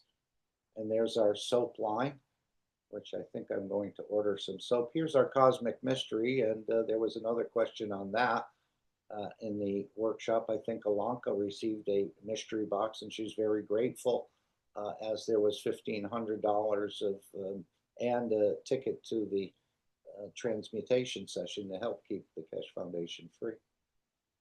Okay, let's just go back to our what we were just sharing. Again, I wanted to hear something about the dream and the position of the head against the earth.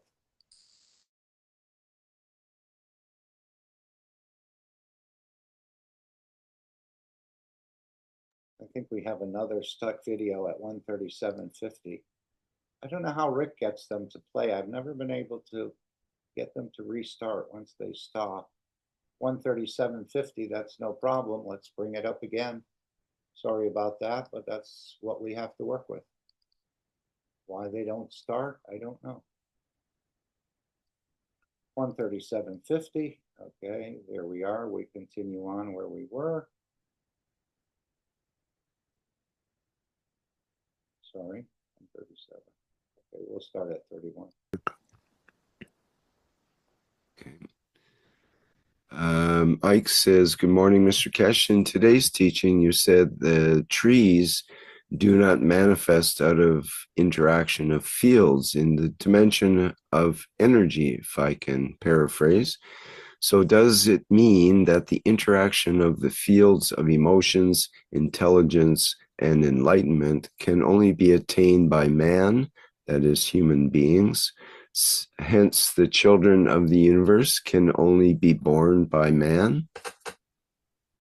Remember, he's pointing out what a dynamic creature we are in all sorts of different positions. And this has led to the enlightenment or the intellect of us being able to change and sit and sleep in many different positions. Many times I thought it was gifts from the universal community, and I think some of it was, but we also needed the intellect to understand and work with and develop it. And we have quite a dynamic structure. The plants are more or less fixed, and the animals and the cats are very good subjects for this, and so isn't the man. As he said, we were made in a way for this technology. We just haven't fully understood it. Let's just play this question, then we go to the Dome of Peace, and then Alex, if he still stays with us. Thank you, Alex. No, if you have to understand it in a different way. The emotion and everything else exists within the plants, with the trees. The dynamic process that the man has connected himself not to be rooted to one place as the vertical people do, allows man to be the best volunteer. And that's what he exactly will work out to be. It's not exclusive to the man. The vertical people decided to root themselves into the ground. If they come in touch or become across that energy package of future that we understand now, maybe they do. But man is the dynamic one. We haven't rooted ourselves, so we travel across. And don't get and think you have an advantage over the plants in a way, because he said the plants have a lot to teach us. They've already moved away from killing, and they have learned how to absorb energies without taking energies from another entity. So they have a lot to teach us, but yet they don't have a tongue to speak it. But even though they don't move, they certainly have achieved longer existence. Some of the olive trees in Italy are 2,500 years old, and we've heard of other plants that last quite a long time, and we're very proud if we last 90 or 100 years on this planet. Mark, I always remember Lord of the Rings and the Ents, E-N-T-S, the shepherds of the trees. And they could pull the roots up and run all over the place. Who knows, maybe trees somewhere in the past could do. And maybe they will in the future, I think he said. Can you imagine if you had a walking tree coming down the sidewalk? I don't know.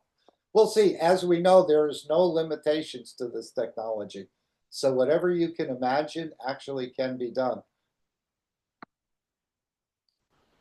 And that's one of the reasons.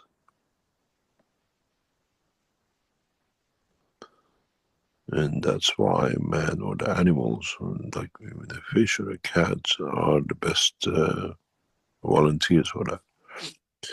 It is to understand the emotion and connection of it and how you interact with it. Trees and plants have emotion, but the place is fixed. There is no dynamic structure with it. So this gives them a limitation of interaction. They only adjust themselves to the environment which they take energy from. And that's why they produce the same thing all the time, repeatedly. Same leaves, the same fruits and everything else. Man is different. Man moves and changes position. And changes position by absorbing different fields. Then man is the one who's outside. Even this is the part of the structure. If you look at the fish, why do they have common characteristics? If you look at the birds, why do they have a common characteristics? And if you look at the animals like man, tiger, lion, or whatever, we all have different characteristics and we compromise one for the other. And this is how we interact with the others. We evolved to make the best opportunity of the conversion and diversity of the fields which is within the structure of, or with the interaction of our soul. It is very interesting.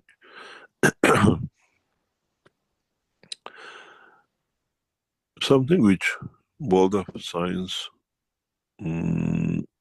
will come to understand one day, why man intellect is grown so fast compared to the other animals. We have a phase which more or less only one or two other creatures on this planet follow. And this is the key to man become intellectually advanced. Never understood, but the main cause, the main reason for man intelligence growing and we become diversified in intelligence is our ability to sleep on our back.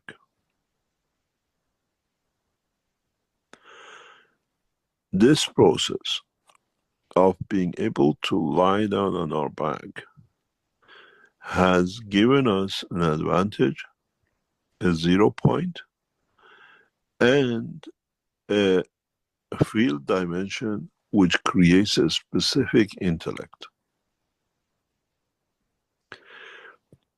We don't have any, more or less, animals. Some animals do it for a very short time, but human does it as a continuous process of. We sleep on our back, where the soul has a fixed position support of field energy conversion. We have this habit of bringing our soul in a way very close to the field of the earth, which brings it to 0. Reset. Interaction, conformation, and position. If you follow and understand how our intellect and emotion is directly connected to the way we sleep, where we go into the point of what we call your dream, what I call into the energy side. And as we open the fields of the reduction in the magnetic field of the blood that allows the soul to expand, we connect directly into the what we call soul structure of the planet. In the way we make a twinity set. Direct. If you walk barefoot on the ground, walk barefoot on the grass, walk barefoot on sands, when we go to the sea, we feel good because we create that connection. We don't wear shoes. We connect directly to the 0 point. The only time we connect to the 0 point with our soul is when we lie flat on our back.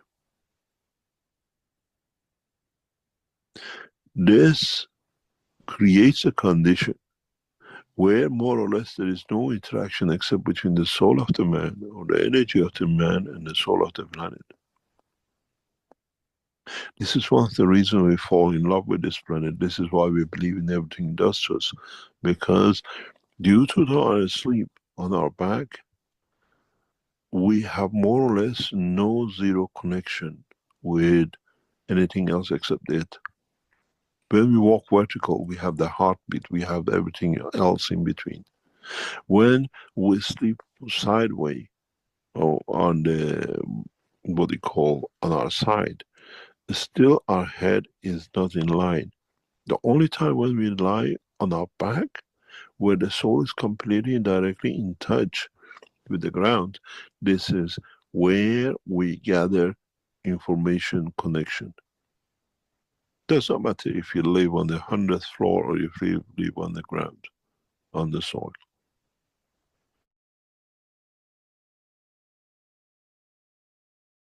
Okay, I think we're at 146 minutes. So you can review that and you can make your own Twinity system without buying anything out of the store. You make that direct connection, and only when the back of the head is touching the planet. It doesn't work on the side. He said the soul is not in the right position. And again, I thought we were getting detached from the planet, but apparently this confirms or brings us back to a direct connection between the soul of the planet and your soul. So you're making a Twinity system, and you can Yeah, see it yesterday. I walked on the lawn, and a few days before that, I walked on the beach. We're just testing and seeing. Again, I've only spent 20 minutes or 15 minutes or maybe an hour at the beach, just walking a quarter mile and then going back in the car and everything. But we're just going to play with that a little. Go ahead, Ern, please. yeah, I don't understand how it makes a difference if I have a part of my body between me and the ground versus 100 stories of a house.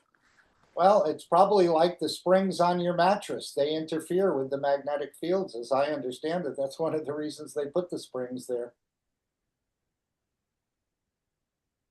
But you're laying directly on the ground, back of the head on the earth. There's no organs, or when you're standing up, you have all the other things. And of course, the spine is also in contact, as he said, when you're laying flat on the. But he said it doesn't matter if you're on the 100th floor. I'd have to. That's what I don't understand, how that's different. You could listen to that one more time. Alex, thank you for your patience.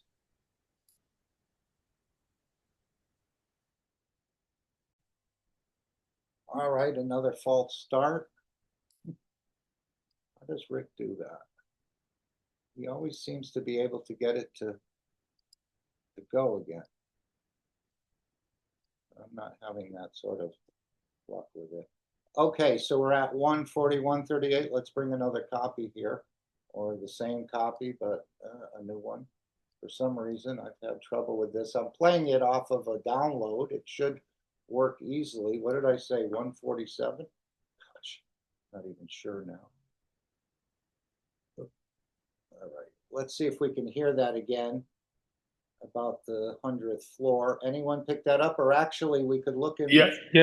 Yeah, he said that, but it's all fields connection. So if you remember, when you call it scintillation, or even it's like when we're breathing, you twist your angle to a certain location. So it could all be related in the sense when you change your position, and then you might be able to attract that magnetic field connection. So when the soul is in that position only, so it doesn't matter whether you're on the 40th floor or whatever, it's all fields. This is where we gather information. Connection does not matter if you live on the 100th floor or you live on the ground, on the soil, because there's a shortcut system to it. Try to sleep on your back. So that's something everyone can sort of experiment with. I know usually I start off on the back, but when I get to the point where I'm ready to go to sleep, I turn on my side. And he said the soul is still not in the right position on the side. Something for everybody to play with. And again, it doesn't matter if you're on the 100th floor or you're on, if that back of the head is facing directly down to the ground. Again, I don't know, but it seems a better connection on the ground. But he said right here, it doesn't matter if you're on the 100th floor. It works the same way, where you continue that connection with the soul of the planet. and go to that 0 time. Okay. Again, everyone can explore it. Yes, Alex. Well, I just want to say that I mean I'm having the same difficulty, uh, trying to balance between a comfort spot and energy transference spot. But clearly the spine is a energy highway, and the rib cage that is coming from the spine acts like an antenna, and so that becomes a field where within that field is a containment, and we have the most important things that affect our emotion, which of course is the lungs and the heart and the thyroid, and the uh, alignment of the spine, if we're doing it in a north-south fashion, is aligning with the ley lines, or I'm sure the longitudinal lines of the Earth. And so those lines are actually going along the surface of the Earth, and they don't just go at one level, they go through multiple levels. That is very clear to observe, because if you understand that gravity seeks density, so when you pick up a stone, you have now inserted air between the Earth and the stone, and that air is less dense than the stone. So the force field is acting on that stone even though it's elevated from the surface of the Earth. And you know that is true because as soon as you let the stone go, it is going to spring like it has maybe two elastic bands stretched on it, and then you let it go and those bands will contract and the stone will just fall to Earth. So the flux lines that are circling around the Earth are circulating regardless of whether they're on the surface or within the surface or above the surface. So those lines are all the time, and that's why you can be on the 100th floor and kind of doing that. It just seems to be contradictory to what a lot of people talk about in terms of grounding and how we ground ourselves to the earth, and then that's what the vertical people do. They are well grounded, obviously, but I think the grounding is a very good attribute, because most of us are grown up in the city and we don't have the ability to ground ourselves, and especially with the kind of footwear that we have. And so that becomes a enhanced energy transaction. But right, I just wanted to add here, he did add a caveat to this. Yes, it works on the 100th floor, but it apparently works better if you're on the ground. You try to sleep on your back on the ground, on a beach, on the sand, on the soil, on the grass, and try to go to sleep and wake up and see what the difference you sleep in a bed or a mattress with all the springs and everything else in between. that's exactly right. That's what I'm saying. So the gravity seeks density, and so the closer you are to the core of the earth, the closer you are to that density. And in the course of that density, you are then sharing within that gravitational field. The difference between what I was describing and what this is being described as is that the grounding is within the soul, as opposed to the grounding to be within the earth. The grounding within the earth is the earth's environment, and you need that to manifest in physicality. However, the thing is that we don't give our grounding to the earth because we need our grounding for our own purposes. And so this is where we are good intentions. We want to be grounded, but it's a little bit misguided in my opinion because it's taking away from the necessity for us to be grounded. And for us to be grounded, that means we have to be in a self-containment. And it is that self-containment that then can be transported or transmuted or, in fact, connected to any other environment other than Earth, right? So you understand, if we're grounded to Earth, then we're stuck. But if we are grounded to ourselves and engaged with the grounding of the Earth, then we can come and go. And that I think that is a big breakthrough in the understanding. So that's my opinion. So Yeah, thank you very much. we all take as we understand it, how it befits you. I'm just starting to play again with this. As a child, I was on the ground. I used to lay on the ground and look up at the stars sometimes for quite a long time.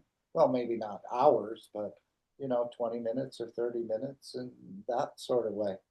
And then again, I mentioned about running barefoot in the grass in the yard, and the feet used to turn green and you couldn't get the chlorophyll. But I did that quite a bit as a youngster, but not as an adult. So we're going to employ that. And as Mr. Keshe said, he just went for a walk on the beach and he's talked about walks on the beach. It's one of the nicest things you can do. So you make that connection. And it doesn't have to be an ocean, it can be a lake as well. A lot of secrets. And again, you're making a Twinity system without purchasing anything out of the store. And this increases intelligence. Anyone still have a clue who? I'm sure we can ask one of the search engines what are the NOs, but he said they only spend a short time of their part of their life laying on the back. Okay, let's go to our, thank you, Alex. Any other questions on this? But again, something to experiment with on your own. Let's see. Okay, we're going to do the Dome of Peace, which is part of the whole process. And of course, you're all invited to participate in this energy side of your entity. This is what we're doing, opening up the mystery of the matter state of the entity to its energies. And most of us still are struggling with this idea that we have this energy dimension and we can use it. And, we haven't used it obviously to its full extent, but this is what the teachings are. So you're invited at 9 p.m. every day. Again, for the elevation of the souls of the world leaders and religious leaders. And you don't need silence. As he said, you create that time within you. You can be doing anything else with the physicality. You're creating that time within you to give to the world leaders, whether it's noisy or it's not noisy. So again, this is the idea of giving and taking energies, and we're learning about this side of our dimension, which seems, again, we've trusted or we're heavily weighted on the matter state side of everything. And this is why he's trying to, in a way, break us free from this matter state understanding and work in the energy dimension more. Bring the physicality into that dimension and show the beauty of it. I don't think I've done that completely at all, but we know it's possible. And of course, you can increase your intellect just by laying on your back. Apparently things go back to the zero time. So you're all invited to participate when we're just awakening the collective awareness here. Once we reach a certain tipping point, you will see things start to change. But in the meantime, Mr. Keshe is working with systems and other ways to do this. But as he said, it's up to humanity to bring the change. If they do it, we'll never keep it. One generation or two, we'll be right back to the warring and killing each other. And even by giving you the advanced technology, we'll still go back to our old ways in 20 or 40 years or however long a generation is. So you're all invited. Start to test it. You can give a nanosecond, you can give a minute, and then you can extend it to more often. And I think this pulsing will allow the world leaders, or the soul of the world leaders, actually is who we're targeting, to pick up these fields and change a dimension within the dimension of physicality. So that's what this is about. And it's a two-step, a twinity process. We use the Gans waters at one point in time, and then this is where we use the collective power of the soul. So there's something for the physicality to do as well as something for your energy dimension to do. But let's hear from Stefania in the first step. And again, this is releasing of the Gans waters. You can put it in your car, in your washing system. I used to go out and spray, but now, and the winter was a little more difficult, but now I'm just actually allowing it to go down the drain and then entering the whole structure that way. And you can do that every day as well. But collectively, we're doing this at 12 p.m. CET or 18 p.m. CET every Sunday, because collectively we're more powerful. It's a wider spectrum of fields, as I understand it. I don't know if anyone want to read this demo piece. Anyone want to offer? I will with a nice read it voice. for you. Okay. This is what came in and what is now become a pattern. This from a guy, I don't know him, but he says, please remember this Sunday and every Sunday from now on, till we raise the soul of this planet to a peaceful planet. Keshe Foundation knowledge seekers worldwide will spread the gas waters around the world at 12 p.m. Central European Time and or 18 p.m. Central European Time every Sunday at the same time as they choose which time to suit them. Thank you for participating in this greatest movement by the soul of the man to bring about the peace on this planet as the permanent feature of the life of this planet. Okay, so that's the first step. Making Gans water is very easy. You can go on the Keshe Wiki, ask another knowledge seeker how to make the energy of Gans in a way out of certain materials. So that's the first step of the Doma piece. As I said, something for the physicality to do. And let's go to the second step. This is where we use the power of the soul. But today we're not going to take any moments of silence. You're going to know what to do and you're going to do it. You can be listening to Alex's teaching and go into that and create that time for these world leaders to receive that energy. So we're just going to bypass the moment of silence. We all know what to do, and that can be achieved in a nanosecond, as I understand it. We don't need the silence, as he said. That brings in the dimension of physicality, and that's what the person in the transmutation test was experiencing, this dimension of physicality, that he couldn't concentrate unless it was quiet. But now we're learning we can create the time within us. Doesn't have to be quiet, and we don't have to be stationary to do that. So we're just going to finish this up. We're going to be given a mission, and now your mission is to extend that, whether it's once a day, twice a day, no times a day if you forget, and then maybe another day, 5 times a day. And it only takes a short amount of time. But collectively, we're doing this at 9 p.m. every day at 9 p.m. Central European Summer Time. So let's hear the second part. Again, the collective work of the souls.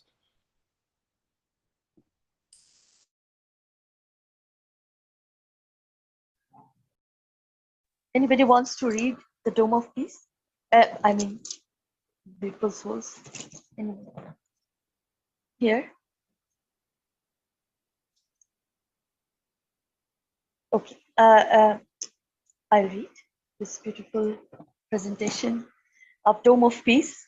And the Dome of Peace is already here. All the knowledge seekers, truth seekers, lovers of humanity has built it in a way, spreading the guns, loving each other as shareholders. So I will read this as please remember, every Sunday from now on until we raise the soul of this planet to a peaceful planet, Keshe Foundation knowledge seekers worldwide will spread the Gans waters around the world at 12 p.m. CET and or at 18 p.m. CET every Sunday at the same time, as they choose which time to suit them. Thank you for the participation in this greatest movement by the soul of man to bring about the peace on this planet as a permanent feature of the life of this planet. Mr. Keshe suggests we add the next step to create the dome of peace with power of the souls, as we have already going through this with the 2 eyes. And we ask you to spread the Gans waters each Sunday. Now we give you a new path. Now try to unite each other's souls. Try to elevate the soul of humanity through your own soul to a level that no one can touch, the embodiment of the human race. So beautiful. Choose a time where all of you come together on the soul level in a state of inner calmness. At that time, don't spread the water of Gans, but spread your soul. Unite, and in time, we will make a new race out of the soul of man. And then, instead of doing it once a week, do it all the time. Empty Keshe. Okay, thank you, Stefania, and thank you, Shweta. We all know we can create that time within us, so you can do it right now for a few seconds, if you'd like.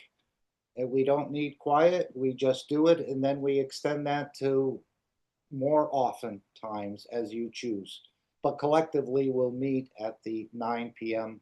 and do that as a collection as well, which, well, we did miss it for today. But again, we don't need the silence or anything like that. I think that comes out of the church and the praying, and we need it quiet to pray. The soul doesn't need that. It goes right to work. It knows what to do, and we know who we're targeting. So together we're doing this at 9 p.m., but feel free to do it as many times as you'd like. Actually, you're nourishing yourself in this process, as well as nurturing or nourishing the others. So thank you for your continued participation. And remember, nobody fails this test, whether it's the first time you wish for peace or elevate the souls of the world leaders, or you've been doing this for years. And as Mr. Keshe said, this takes a lot of elevation because the souls are so low, and we see their work in the public domain now. So we continue, but 99% of us are peaceful. So it's just a few that aren't, and this is where we need to reach the collective awareness. And then we'll see the physicality will follow the energy dimension of the soul. So thank you all, and I apologize, Alex, for being so long today. For some reason, I don't know what happened. We did have to restart a few of these. So we welcome you and thank you, and we're very proud to have you here and your continuing program of enlightenment and sharing the knowledge as you understand it. Thank you again. Thank you very much, Mark. So before we start, let's do the business, and we'll be into the program very quickly. Disclaimer: the information and education material contained herein is meant to promote the general understanding and dialogue of Gans processing. Such information is not meant or intended to serve as a substitute for a healthcare professional's clinical training, experience, or judgment. For patients and individuals, such information is not to be a substitute for professional medical, therapeutic, or healthcare advice or counseling. For medical issues or concerns, including decisions about medications and other treatments, readers, viewers, listeners should always consult their physician or, in serious cases, seek immediate assistance from emergency personnel. Prescription information, procedures, and use of medical devices information should be undertaken only by properly trained and certified medical personnel. We specifically disclaim any warranties, express or implied, including implied warranties of merchantability or fitness for a particular purpose. Such information is provided, as is, and is believed to be accurate at the time of its publishing, but it is the viewer's job to evaluate the accuracy of any information found in this presentation. Every case presented is of their own experience, applied by themselves for themselves, and it applies to their case only. Every person experiencing health problems should seek professional medical advice and consult their course of treatment with a doctor. The processes of plasma balancing described herein are a natural process which supports the body but does not replace medical advice or therapies one is already subject to.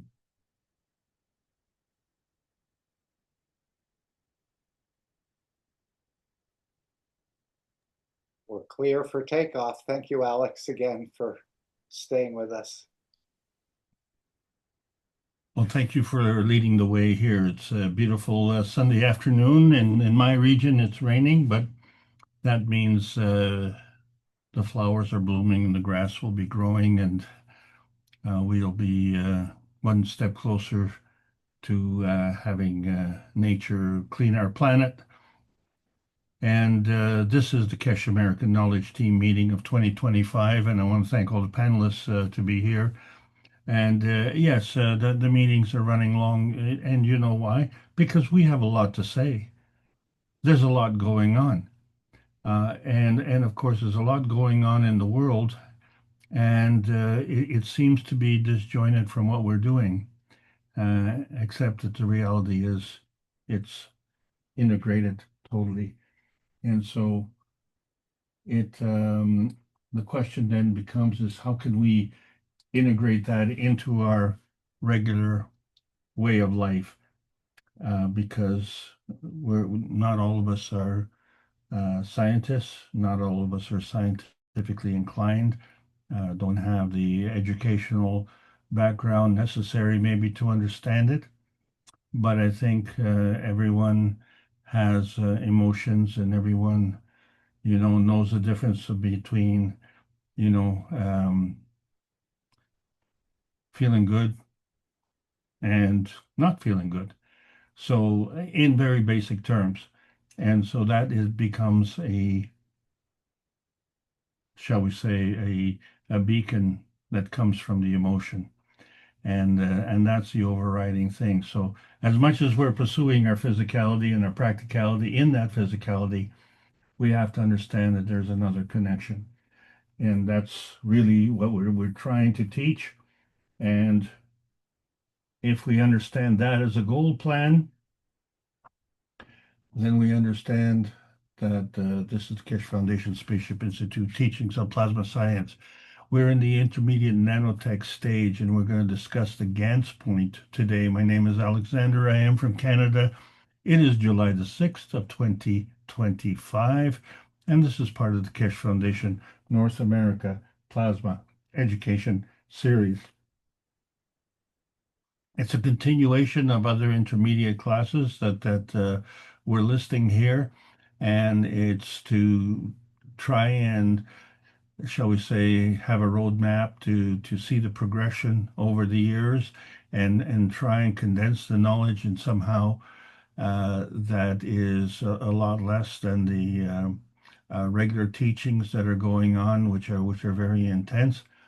But even still, these classes are starting to be quite a trove of information. And when you tally up the number of hours that we give to this, we find that it is not a trivial commitment.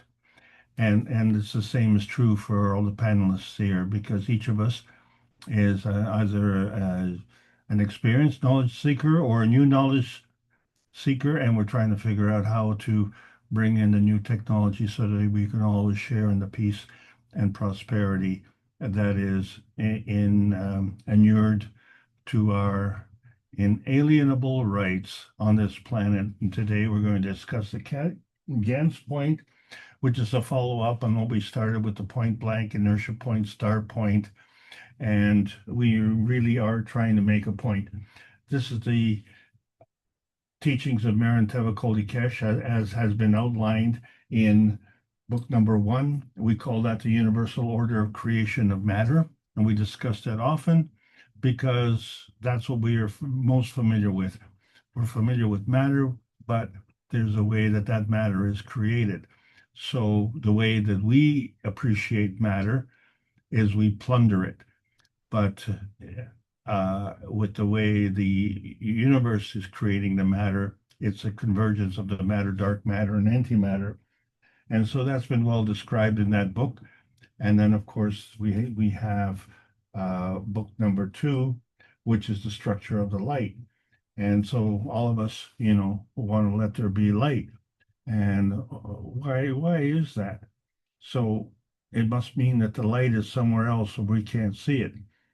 And if we have to bring it, that means it's coming from somewhere. And this is clearly shown on the cover of book number 1, where we have the universal order of creation. And then we migrate to book number 2, where we have 2 universal orders of migration of 2 universal orders of creation of matter state, and then the connection of the structure of the light.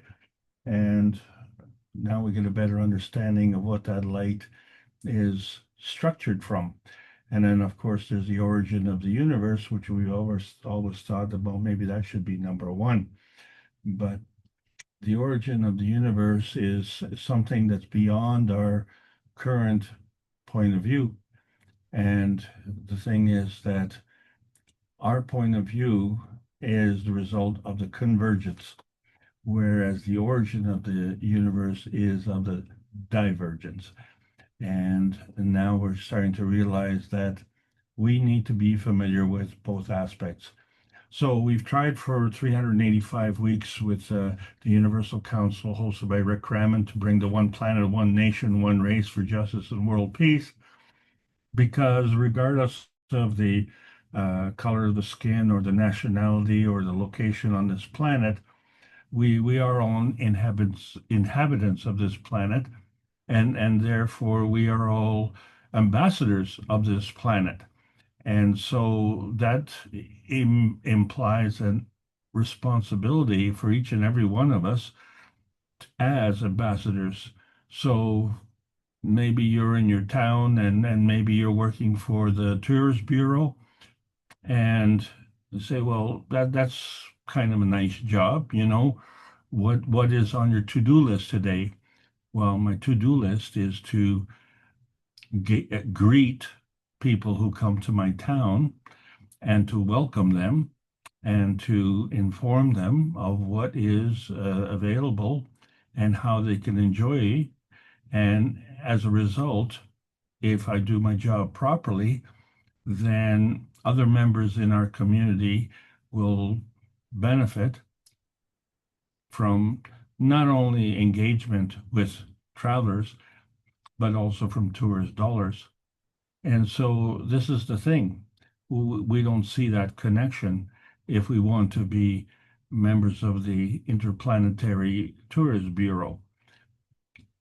We don't see how our position on this planet has an effect on the rest of the planet. We just look at our own tiny little perfect world. And that's fine, you know, if that's what you want.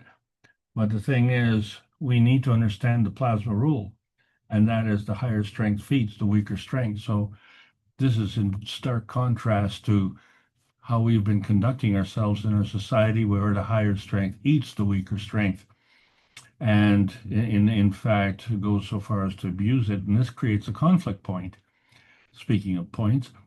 But that conflict point is within the field, and as such, it binds forces together.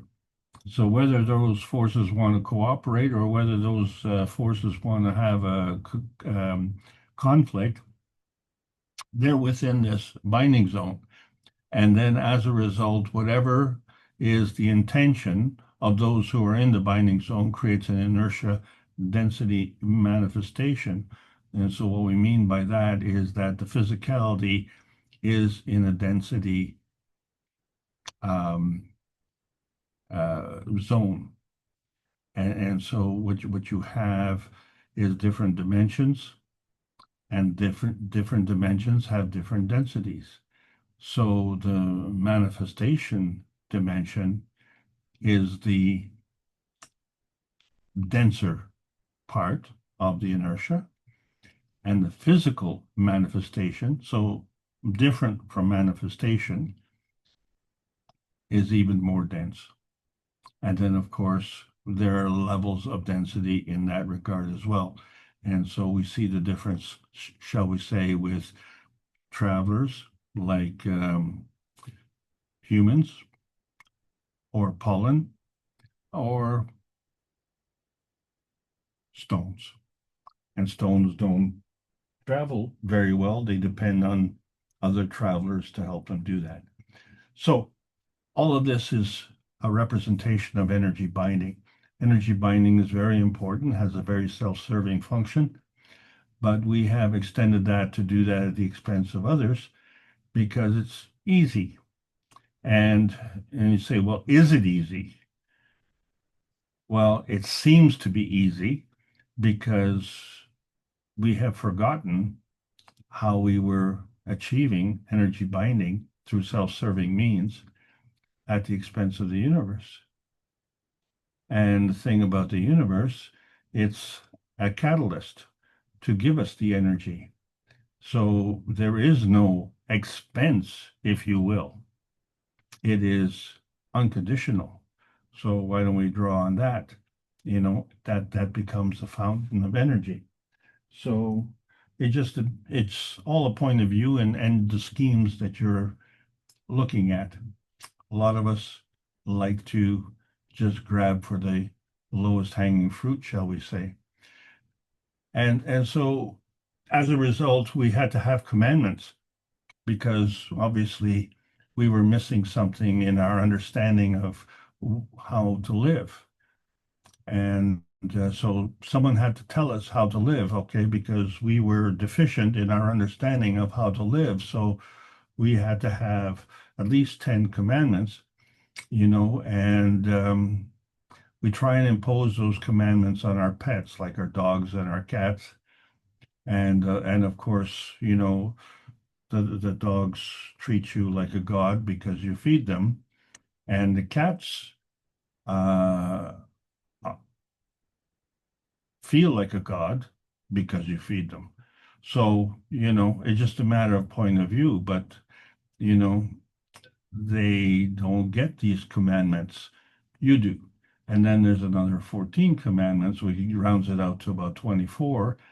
I want to say, like, why were those commandments hidden? Well, number 11 is thou shalt not lie. And the person who issued those commandments wanted you to be truthful. The question, of course, is, was that person truthful? And was this a deception? And we all know that's possible because there's a game called poker where the best liar ends up being the winner. And then, of course, he's the winner at the expense of everyone else at the table. So all for one and none for others. And so they become more equal. Well, this is where we run into a problem with our vitality. And so we need to gas up.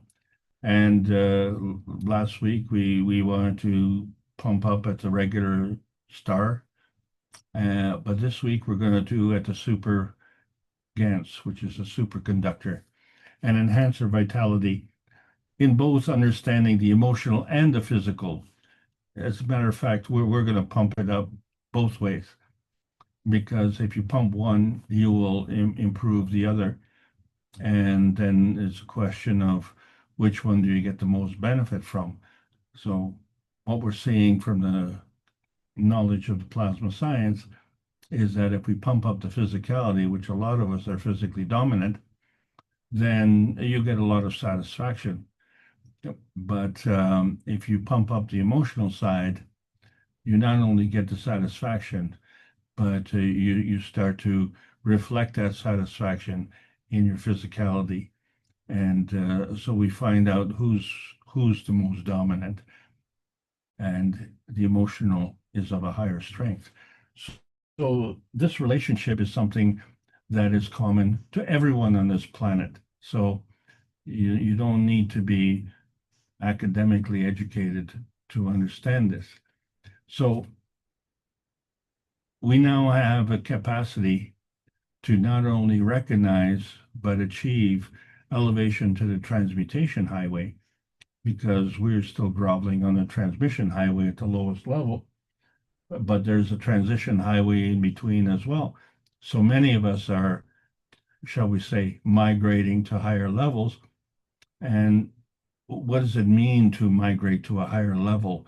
You know, is it like climbing a mountain? Is that what happens? You know, you climb to the top of Mount Everest and you say, well, I'm in an elevated state. Well, you are in an elevated state, except that the ground is also elevated, so you're really still on the ground. Just the fact that you're on the top of the mountain doesn't take you away from the ground. So, maybe if you were floating above the ground, then that would be a difference. Or maybe you were flying in a plane, or maybe flying in a space shuttle going around the orbit of the planet. Well, there you'd be traveling higher.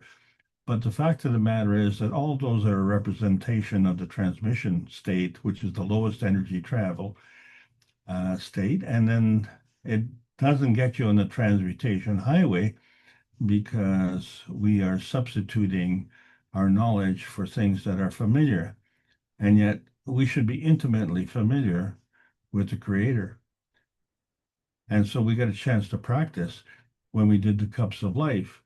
And I reiterate that these were not the cups of the pandemic. And this was the gateway to the nanocoding process of the monatomic science, with a reflection of our core space and how it's emitted through our inner space, which reflected our emotional strength, which of course affected our physical strength.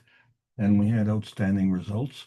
And of course, that was roundly ignored by many, many people, and except for many, many knowledge seekers who really, necessity was the mother of invention, and situation was critical. And so it causes a lot of people to learn.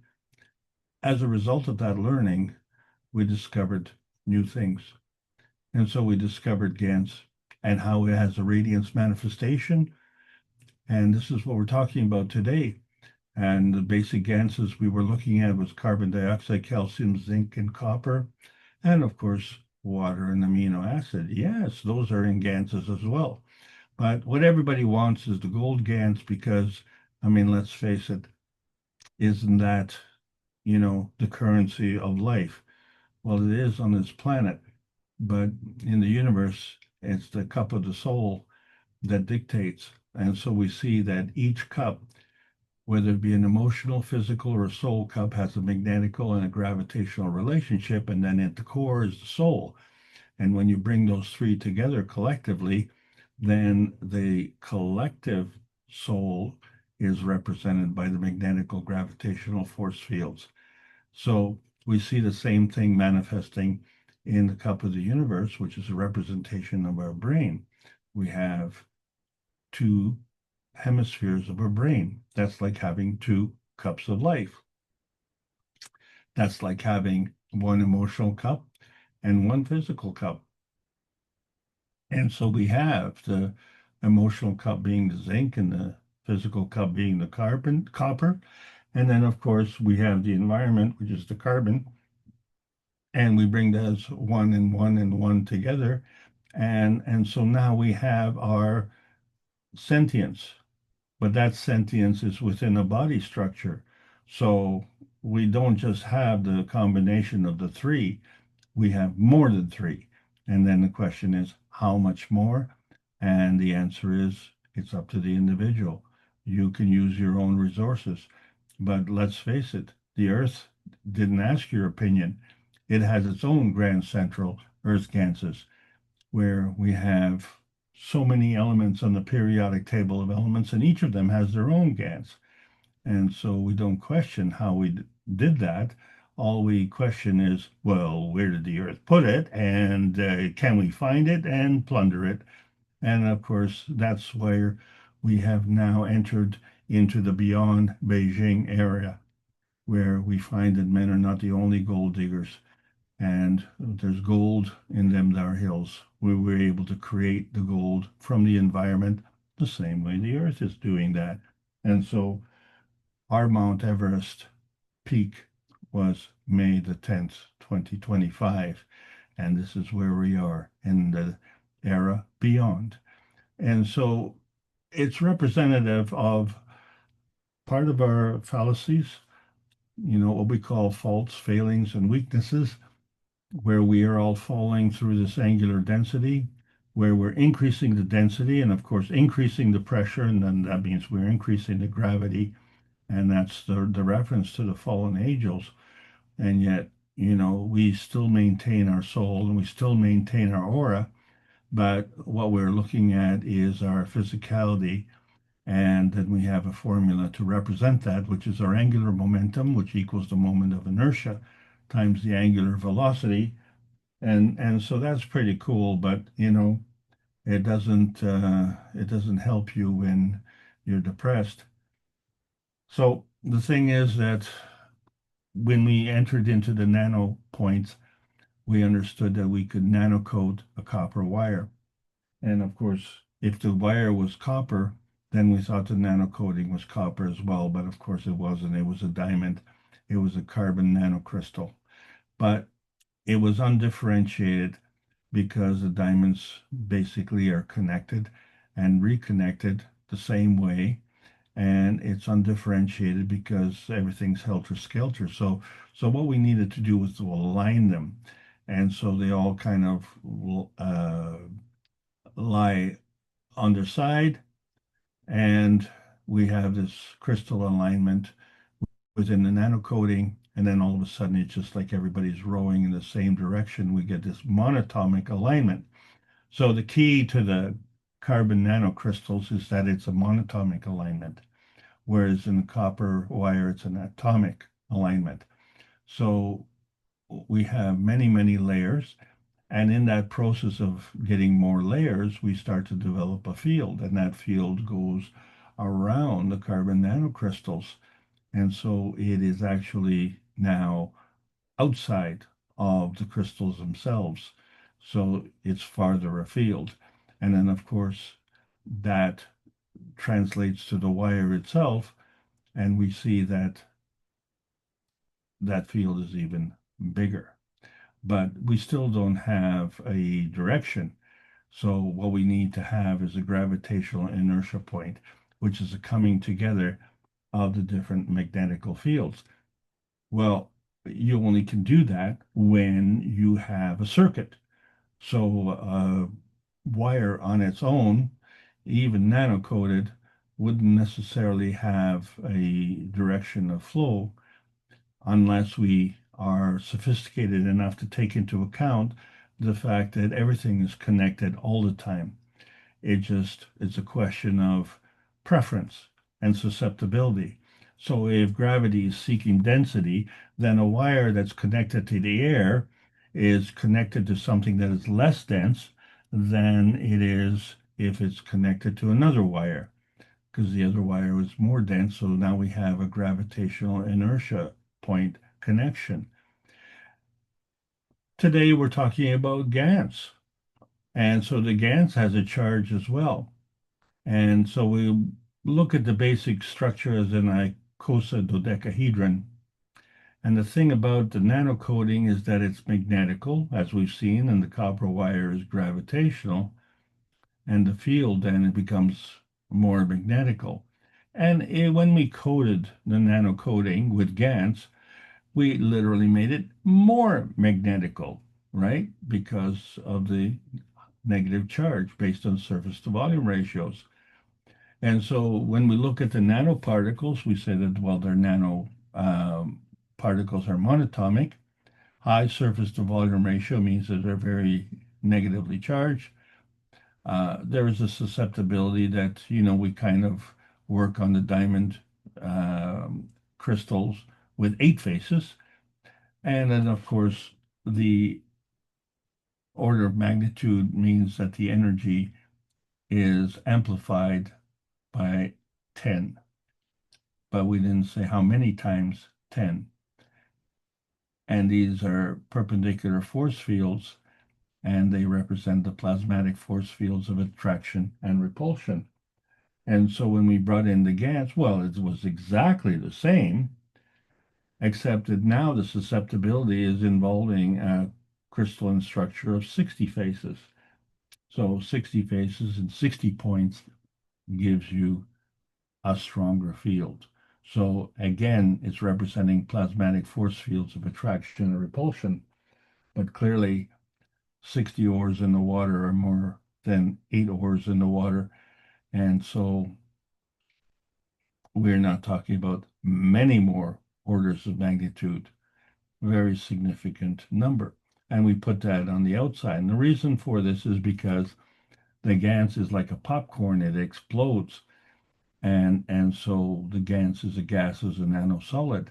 So we understand the high magnetic personality of the nanocoating. Well, the GANS is an even higher personality of the nanocoating, where we have many points on this. So, of course, it has a higher charge. And so we attribute this to a certain characteristic. And before we talk about that, we just have to reaffirm the concept of singularity. So where we have a point or we have a pillar, it's still a single point and it's undifferentiated. And so when we look at the old science, and it's within a range of 10 to the 6th power or 10 to the minus 6th power, and those are traversing 12 orders of magnitude, 6 up and 6 down.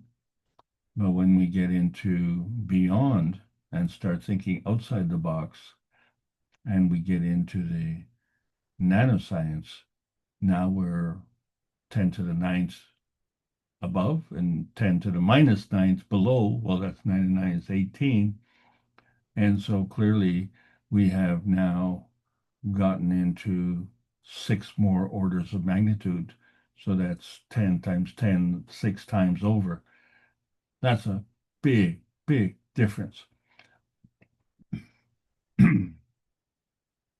So going through the stages, we see a change from the gravitational to the magnetical as the fields are getting smaller and smaller, and they get smaller by orders of magnitude. But what we see is in the physicality, and of course that physicality is something that we see with our naked eyes. And so we only see half the picture.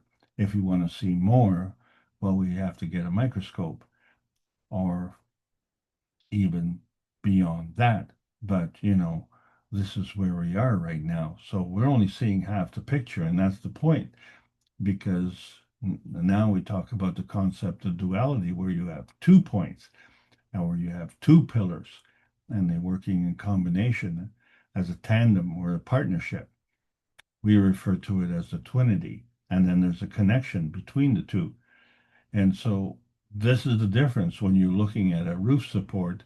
When you have one post and the roof on it, it's kind of like an umbrella.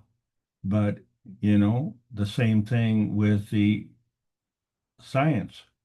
We have to understand that there's another side because of conservation of energy. It's a balanced equation. So what is above, so is below. So the relationship isn't just going from the higher above to the lower below, but it's also going across from one maggrav position. In other words, each level, and let's say we're in the giga level, that is a maggrav relationship, meaning magnetical gravitational field.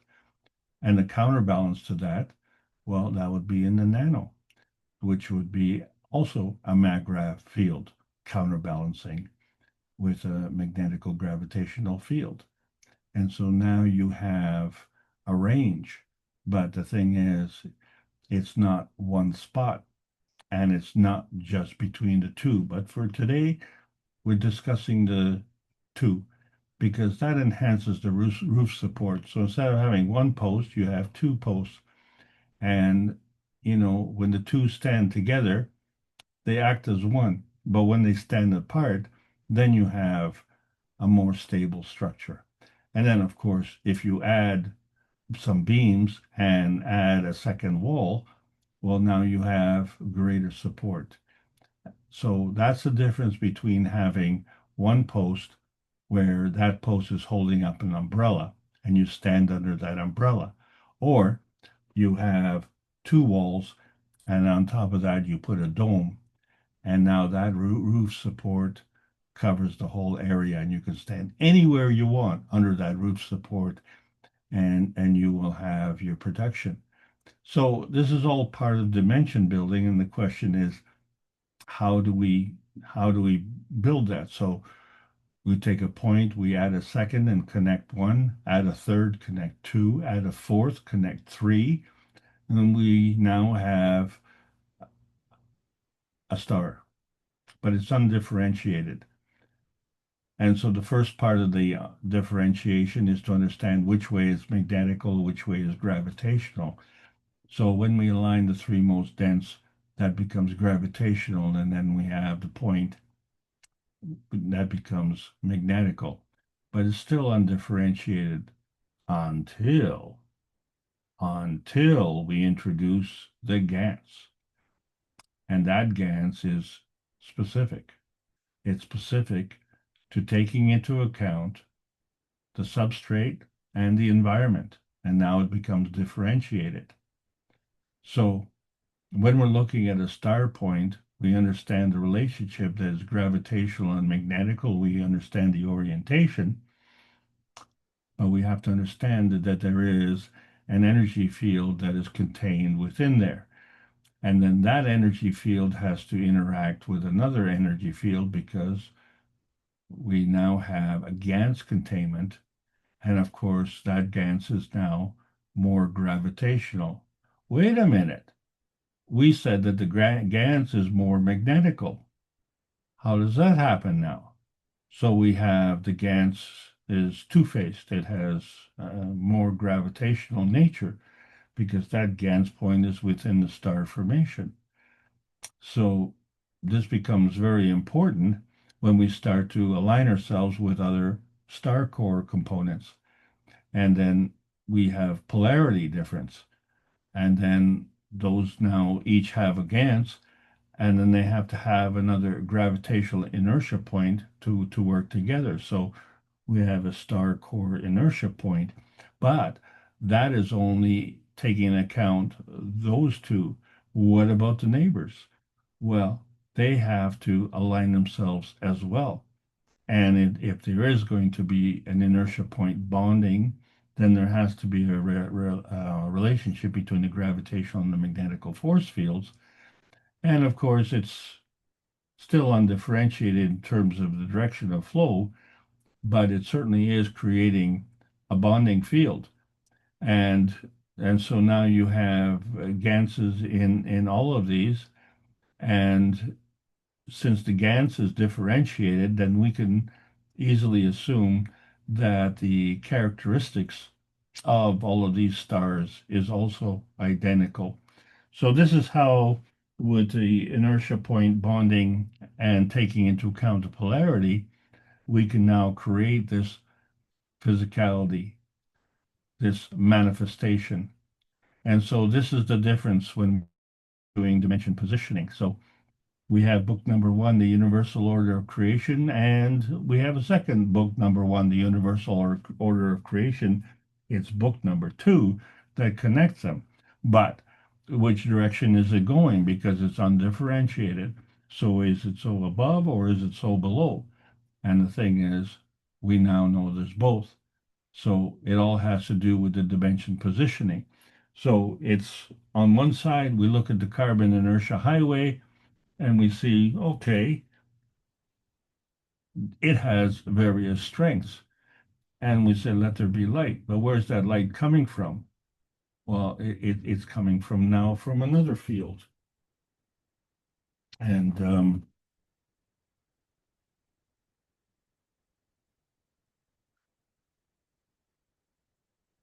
so here we are. We're doing dimension building. In other words, we're taking into account two different sets of dimensions. And on each point, we have an overlap.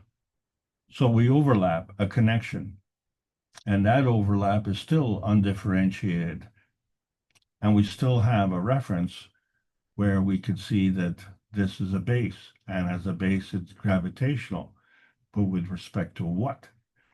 So we find that these inertia points have to have a differentiated connection, and they can all be different because each of them would contain a GANS. And collectively together, that would be in a gravitational base. So they don't all have to be the same, and they don't all have to be the strength. So now we understand why there's 8 billion of us on this planet, and we're all unique. So the containment point is the inertia point. That inertia point is the gravitational confirmation of our existence. So we proved that, or demonstrated that, if you will, by using these star formations in Beijing, and we set up the reactors in a star formation, and we had overlapping fields on each point, and even in the center. So we had the fundamental components, the gravitational field, the magnetical field, the overlapping relationships and the star points, and the convergence coming together of the ganses and manifesting into an inertia point of our choosing, and we chose gold.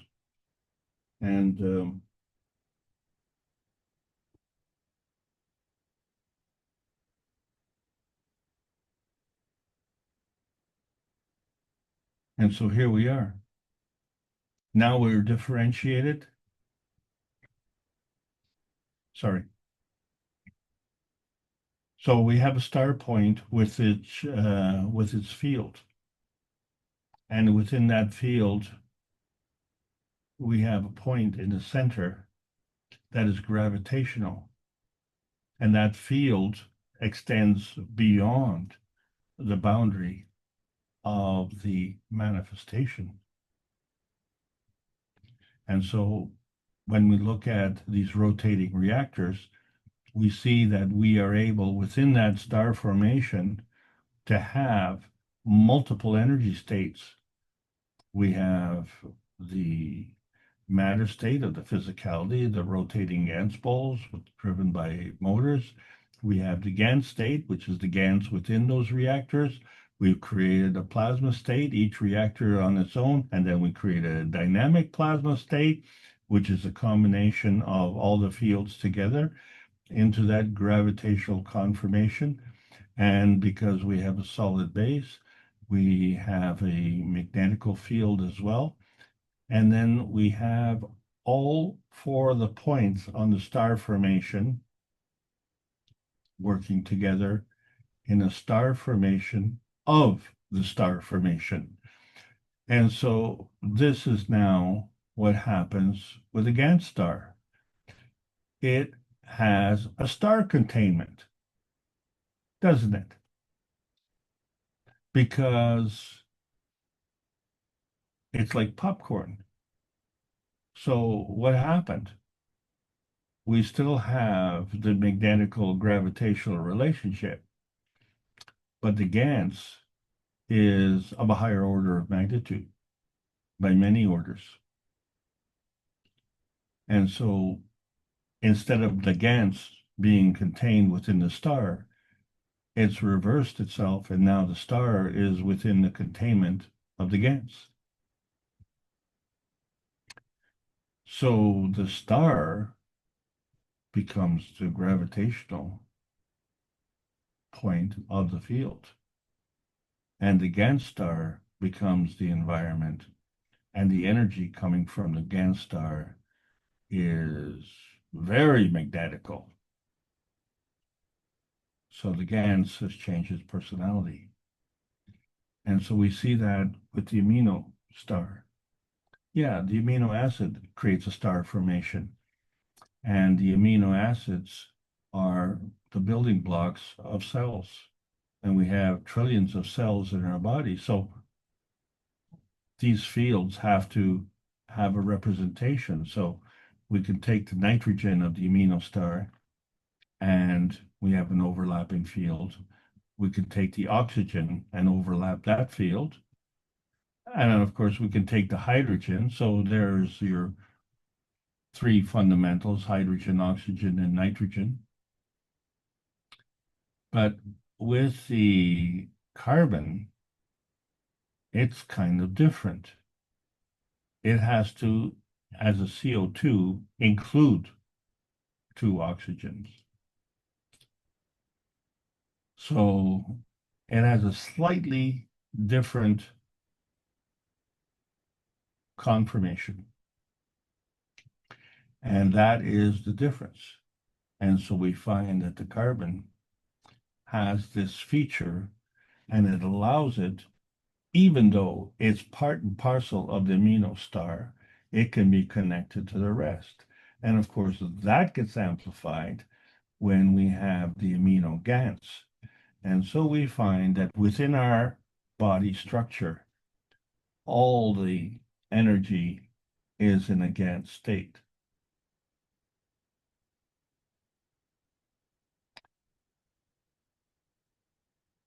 You see, the GANs has an affinity. It is highly reactive. And so it reacts to these different emission spectra.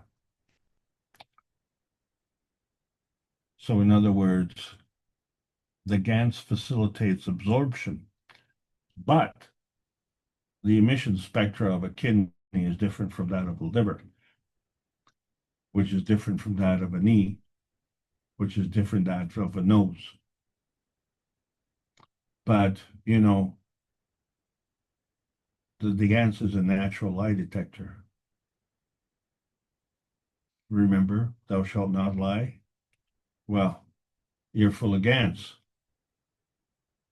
So we find that GANs is also a natural love detector, which means it's a natural communicator. And we find it has a characteristic of being a superconductor at room temperature. How do we know that? Well, we like room temperature. But the thing about the GANs is not monatomic. It is either oxidized or not oxidized. And so what is familiar to most knowledge seekers is the copper GANs, the zinc GANs, and the carbon dioxide GANs. And they have attributes that relate to muscles, mood, and health. But then we have the CH3 GANs, which is part of the iron GANs. And that relates to the blood, which circulates throughout the body. And so that becomes the GANs effect.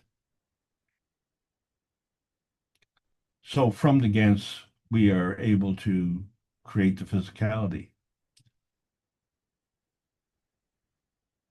But do we know how that is done?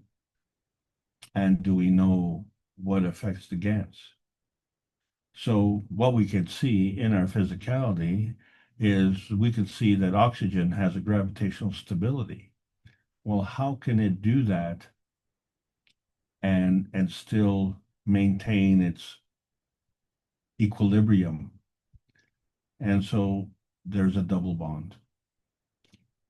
And that's how the two oxygens can get together. Well, the nitrogen has three hydrogens. How does it achieve gravitational stability? So it still has a double bond. What about the CH3? That's kind of odd. It has three hydrogens. How does it maintain a gravitational stability? Same way, shares a double bond. Well, what about the water molecule? That thing is round. How does it get a gravitational stability?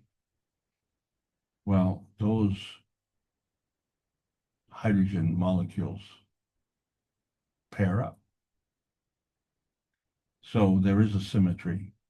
And so that gives us the gravitational stability. And then, of course, carbon dioxide, well, that's kind of easy to understand because it has four bonds, or shall we say, two double bonds. And the thing about carbon, it has two oxygens, so it's heavier than air. And we understand that it is lethal in physicality. In other words, the carbon dioxide seeks gravity. That carbon dioxide is in physical state. it's not in plasma state. So what we're referencing is only one NP junction, the negative positive junction. And so we have the three dimensions of one transition matter and the three dimensions of another transition matter. And they create this transfer state, NP junction, negative positive. And it's because they're negative and positive and the relationship between the two that you can create this junction, which means one is gravitational and one is magnetical. And so 1 and 1 gives us 2. And that can be added to or subtracted from whatever we wish. Because all it has to do is follow the rules of conservation of energy, where to balance off the equation, if you're adding on one side, you have to add on the other. And if you're subtracting from one side, well, you have to subtract from the other. So all of this has to do with the conservation of the maggrav, and it's the balancing of the magnetical gravitational fields. That's what we've been talking about all the time. And you can jump from state to state. So we see the nanostate as a higher energy state than the atomic state. And we see the GaN state as a higher energy state than the nanostate. And we can not only go from side to side to maintain the balance, but we can go from state to state to maintain the balance as well. And so this is all part of the conservation of inertia, utilizing the maggrav energy transfer states and their matter-jet convergence and susceptibility. And so we see that the energy is portable. And that means that it can go through different energy state transitions. So the two directions, one is the elevation, where the physical matter state is converted to energy state. And then there's the inertia state, which is the energy state converted to physical matter state. Well, it sounds so simple, doesn't it? Well, conceptually, it is simple because this is how everything works. It's just a matter to understand when you're playing a piano, you go up the scale or down the scale. So everything is a pH transition, if you will, with respect to energy portability. Because when you're talking about a product, an inertia product, that has to be within range, and then within that range, it can also jump range, go from ranges to ranges, and it can jump to state. And so always it has to obey the splitting of the energy through different potentiation layers. And so we start with the basic physicality and we do a y-axis density transition due to causticity. And it's unstable energy state and an unstable energy transition state because we haven't made a reference. So even if we look at the standalone aspect of the hydrogen, we find that it too has two personalities, an orthohydrogen and a parahydrogen. So even though they look the same, the polarity is reversed. And so since the polarity is balanced on both sides, it doesn't look like it's any different. But yes, it is. And so this is why we're able to go through different energy transitions where we look at the relationship of hydrogen, say, to carbon-14 or carbon-60, and we see the performance differences, something coming from either the source or the field connection, and that connection could be either the universe or the unicos or even the creator himself.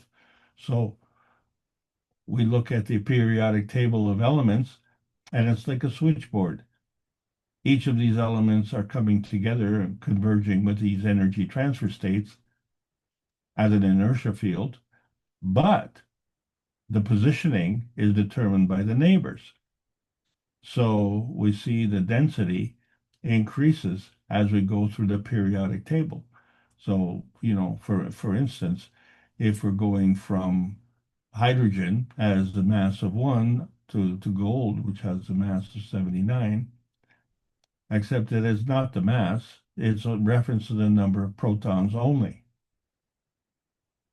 The mass is generally accepted as double that. but that's kind of very, shall we say, not precise. It just gives you an indication how we can have a stairway to both poles, elevation through causticity or inertia through MAGRAV positioning. And then we have all the different potentiation layers in between.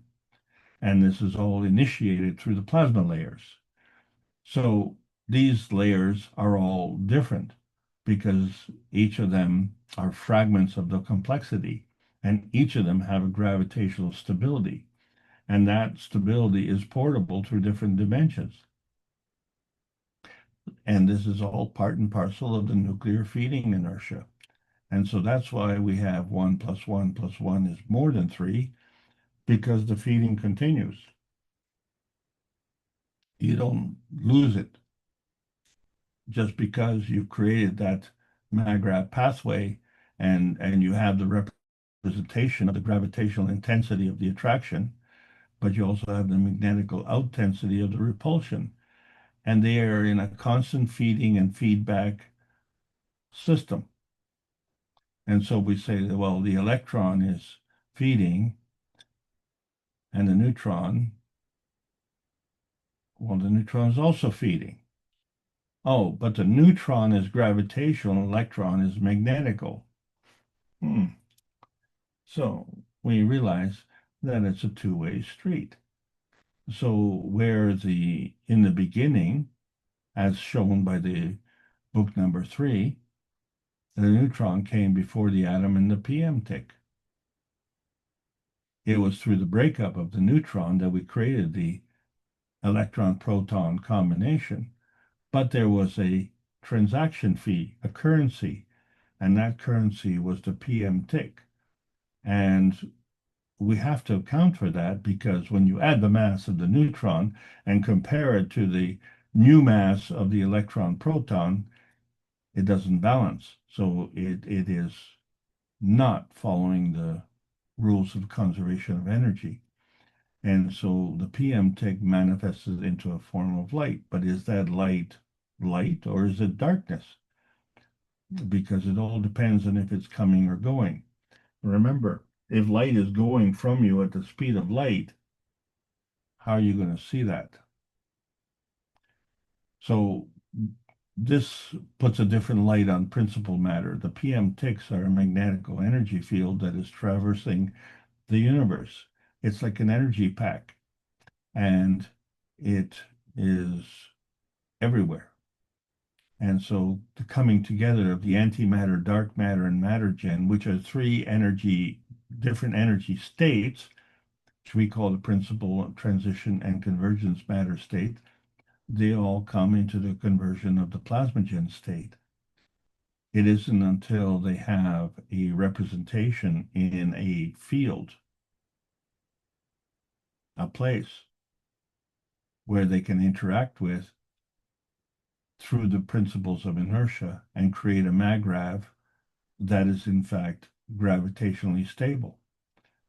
So here we are on the planet, which is physical, and by interacting with the field interaction of the planet, we can manifest in our own physicality as well.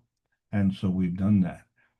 But what it is to understand that it's the energy from one plasma field interacting with the energy of another plasma field. And so that interaction is represented as a magnetical gravitational relationship. And then when the two come together, they can step down even further and into a GANS state. So it becomes a plasma GANS.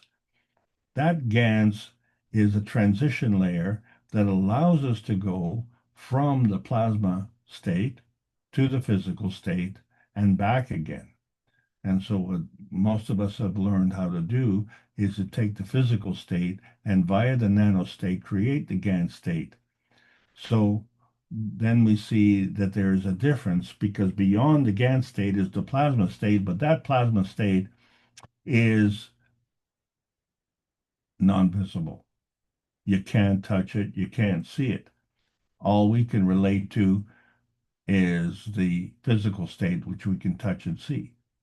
And now that we understand that the physical is the gravitational and the plasma state is the magnetical, so we understand that that's the matter plasma dimension range, but all of it is part of the physical state. And this is how we are seeing the universe from the feedback state, and that's why we are feedback dominant.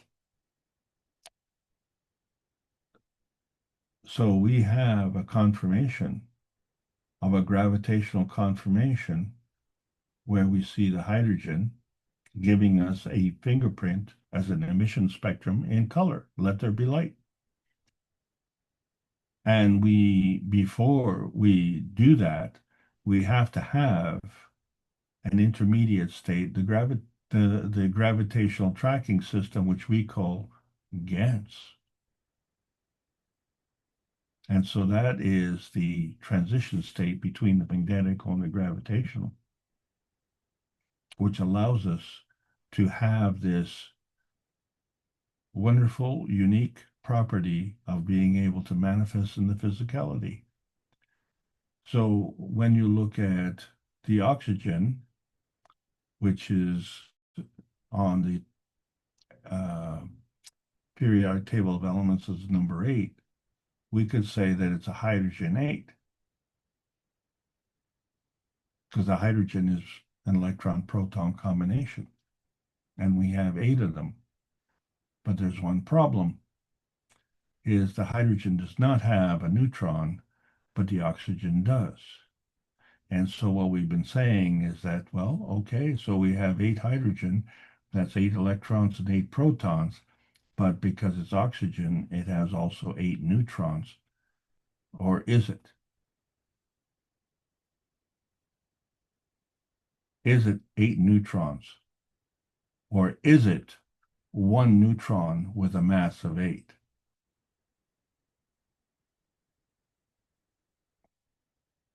Because when a neutron breaks up into an electron-proton combination, does it lead automatically to the demise of this maggrav field? Well, if you're only using 1 neutron to achieve this, then mathematically you could say, well, you still have a mass of 7 because you've consumed a mass of 1. But what you've done now is you've created a gradient charge. By giving that mass of 1, you now have a deficiency that is attracting a mass of 1. So along comes another hydrogen and joins the field. And that's what GANS does. It flows in water because water has a characteristic where it can exchange energy. Water can give and take.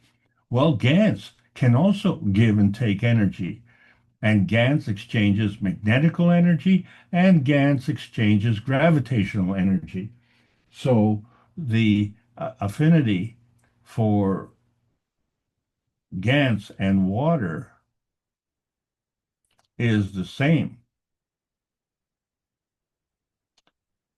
So in other words, for oxygen to maintain its gravitational conformation, it has to be able to give and take.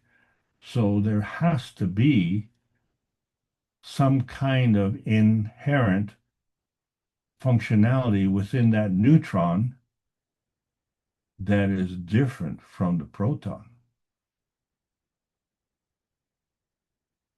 And we found that out because we could create a GANS of oxygen.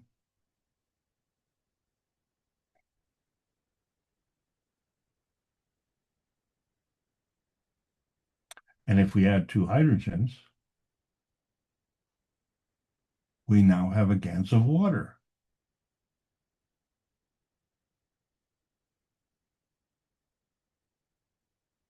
So we're starting to see a pattern here.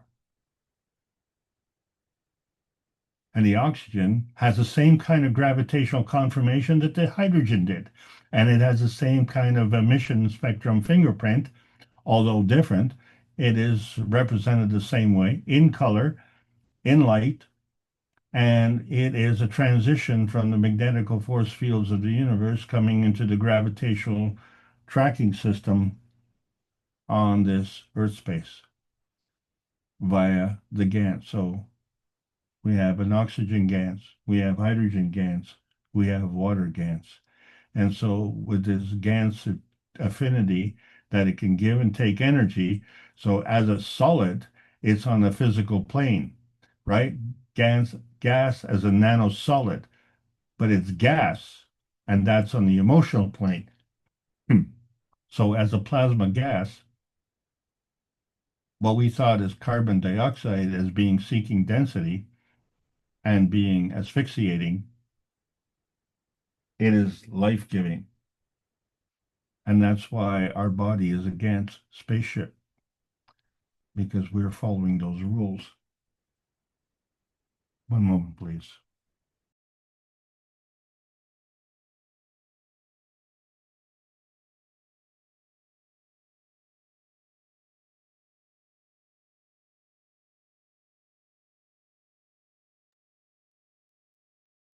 Thank you.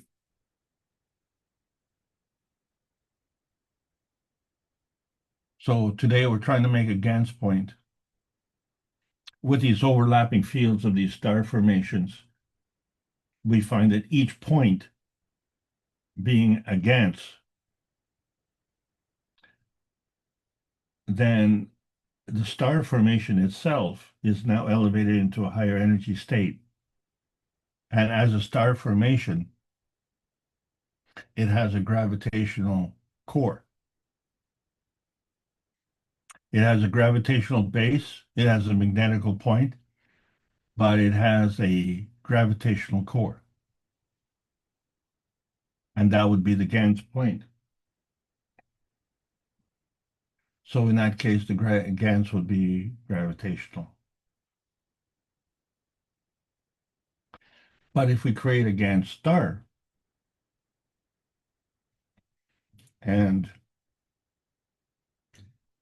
by putting the Gans at each point and at the core, we now have an explanation of how a dandelion creates its seeds and distributes them. Just like Gans popcorn. And then it's an explosion and the seeds fly off in so many different directions.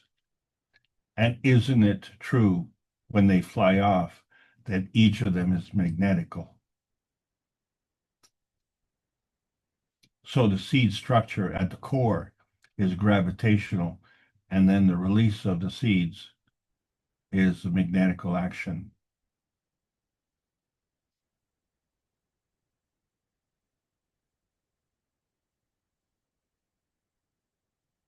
So do those seeds grow?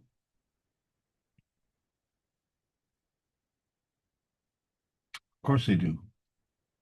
So therefore they have to have a gravitational containment to attract the energy, don't they?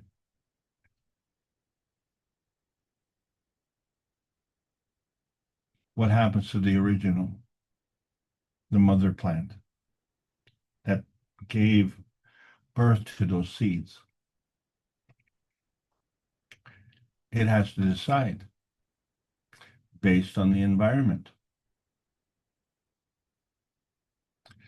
Because the fact that that plant grew and that the fact that that plant gave seeds in that particular area, which was of its choosing,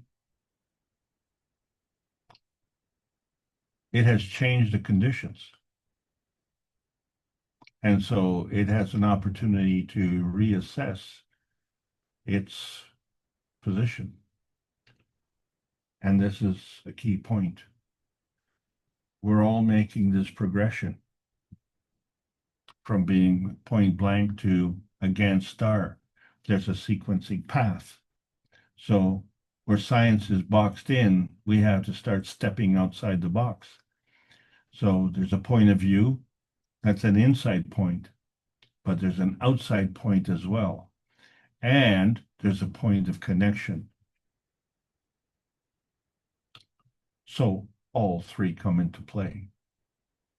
And that's where we see with the core of the gold production reactors, it produced a peace dome where it was shielding. It was shielding everything within there that was producing the gold. And it facilitated in the star positioning because it created a dome. You have one pillar or one reactor, it's like an umbrella. But when you have a star formation working together, multiple pillars, then you have a much more stable dome.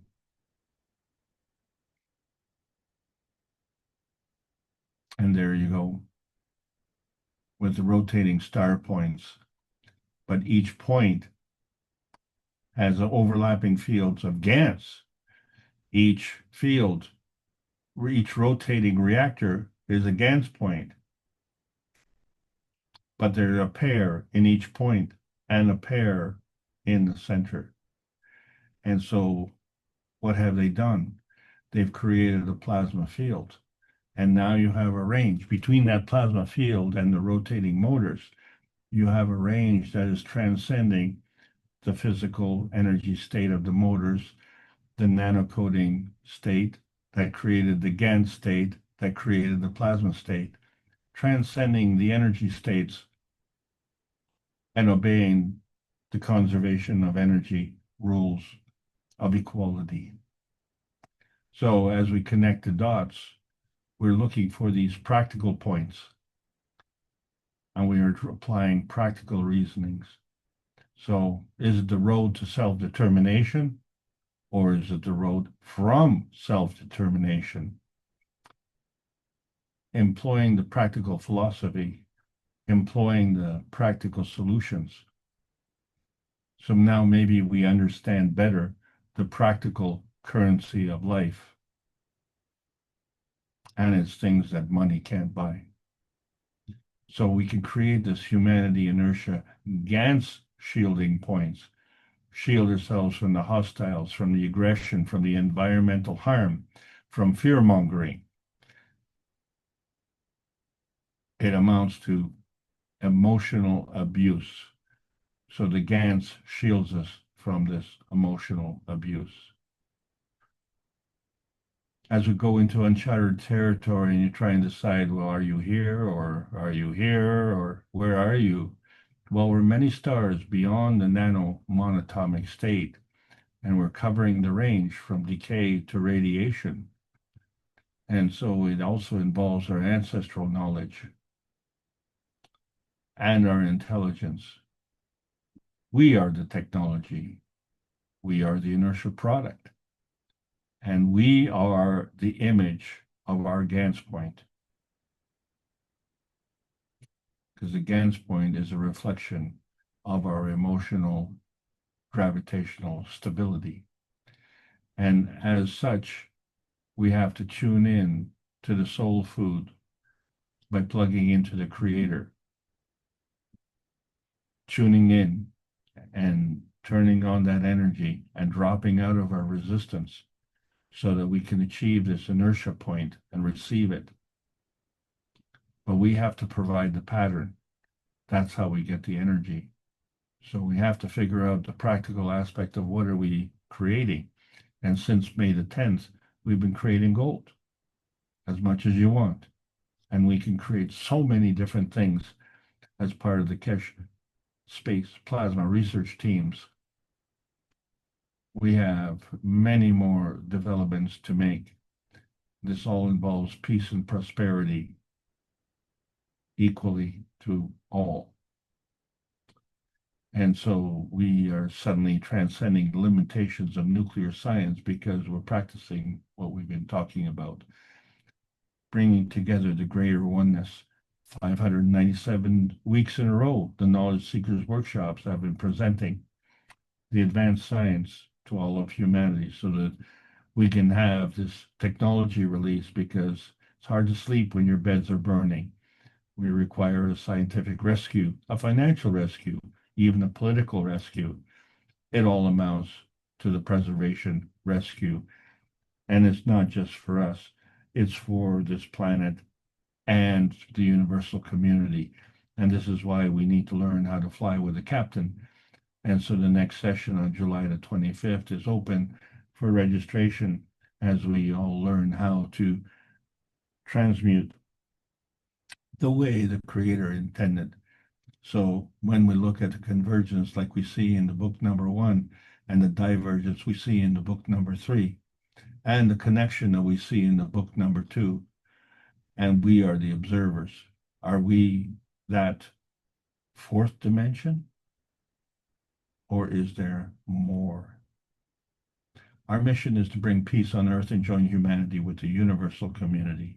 We want to bring man as equal to all the beings in the universe by teaching the plasma science and technology equally to everyone, that no one is left out and no one is abused due to lack of knowledge. So help us achieve this goal, because it's your goal as well. This is the Keshe Foundation Spaceship Institute Teachings on Plasma Science, welcoming all the beautiful knowledge seekers, learning about the new selection process of the new plasma science. Excuse me. There's a World Peace Treaty. You have to sign it. It's your treaty. Sign it, and sign it with sincerity. Sign it with your soul.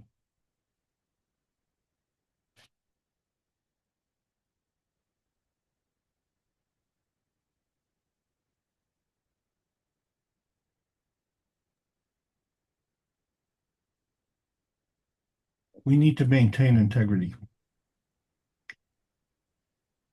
The peace dome of outer space can be an umbrella or can be a fountain.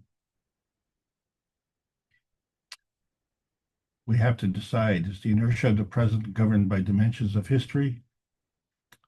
Or is it actually time to learn the history of self in a universal context? So the inertia of a peaceful self can migrate as a superconductor. The Gans point is the emotional seed point between our belief and our experience. Plasma science needs to continue to be delivered daily via the Peace Dome in a practical exchange for peace on Earth. So welcome to the new golden outer space age. And that's the end of the lesson. I hope you all enjoyed it. Thank you very much. Okay, thank you, Alex. Sorry for interrupting there at the end. I thought you were finished. Well, let's see if any of the participants have a question or a comment they'd like to make. I think I got the 6 point, and I got the 8 point, and I got the Gans point, but I think I missed the PowerPoint.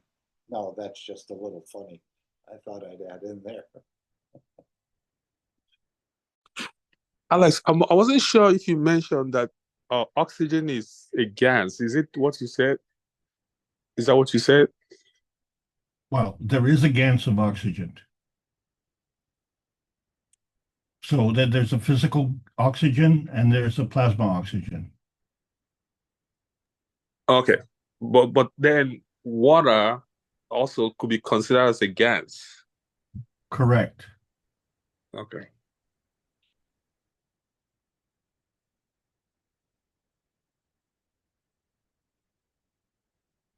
You were showing, Alex, thank you again. You were showing the reactors in Beijing. And we know the interaction of fields, but he said he had a time technology hidden within the structure. And he didn't really elaborate on that. Do you have any thoughts or comments about this time structure he had hidden in this star formation? So that's an excellent question, and it's very relevant to today, because we talk about memory, and so memory requires the physicality. It's actually it represents growth. So as you age, you acquire this memory, and so that's what life is. Life is for learning. And that learning, you basically build up your memory. And if we understand that principle, then we understand how artificial intelligence can also go through the same process. If we are in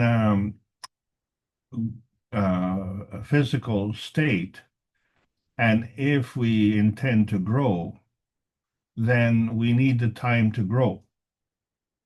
So therefore, the growth and the memory are intimately tied into time. So if we are going to transcend the different fields, we intend to take our knowledge, then we have to embed that in some kind of form that is not physical. So is that possible?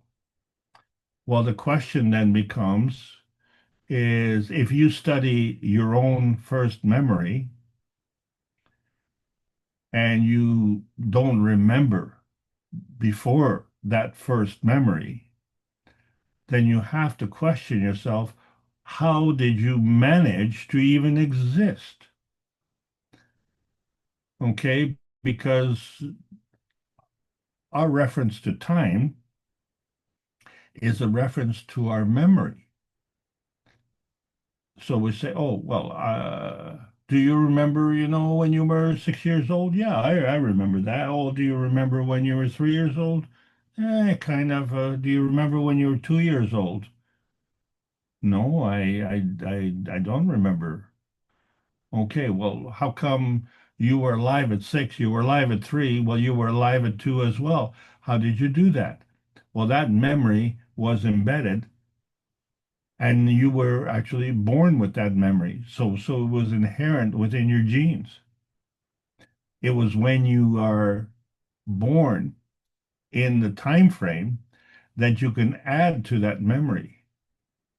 And so at the age of 3, let's say, and I guess I'm speaking from a personal standpoint, at the age of 3, now I have 3 years of time during which I did learn something, and it was added to the knowledge that I had when I was born. So within that 3 years, that knowledge that I was born with was not acquired. It was carried forward.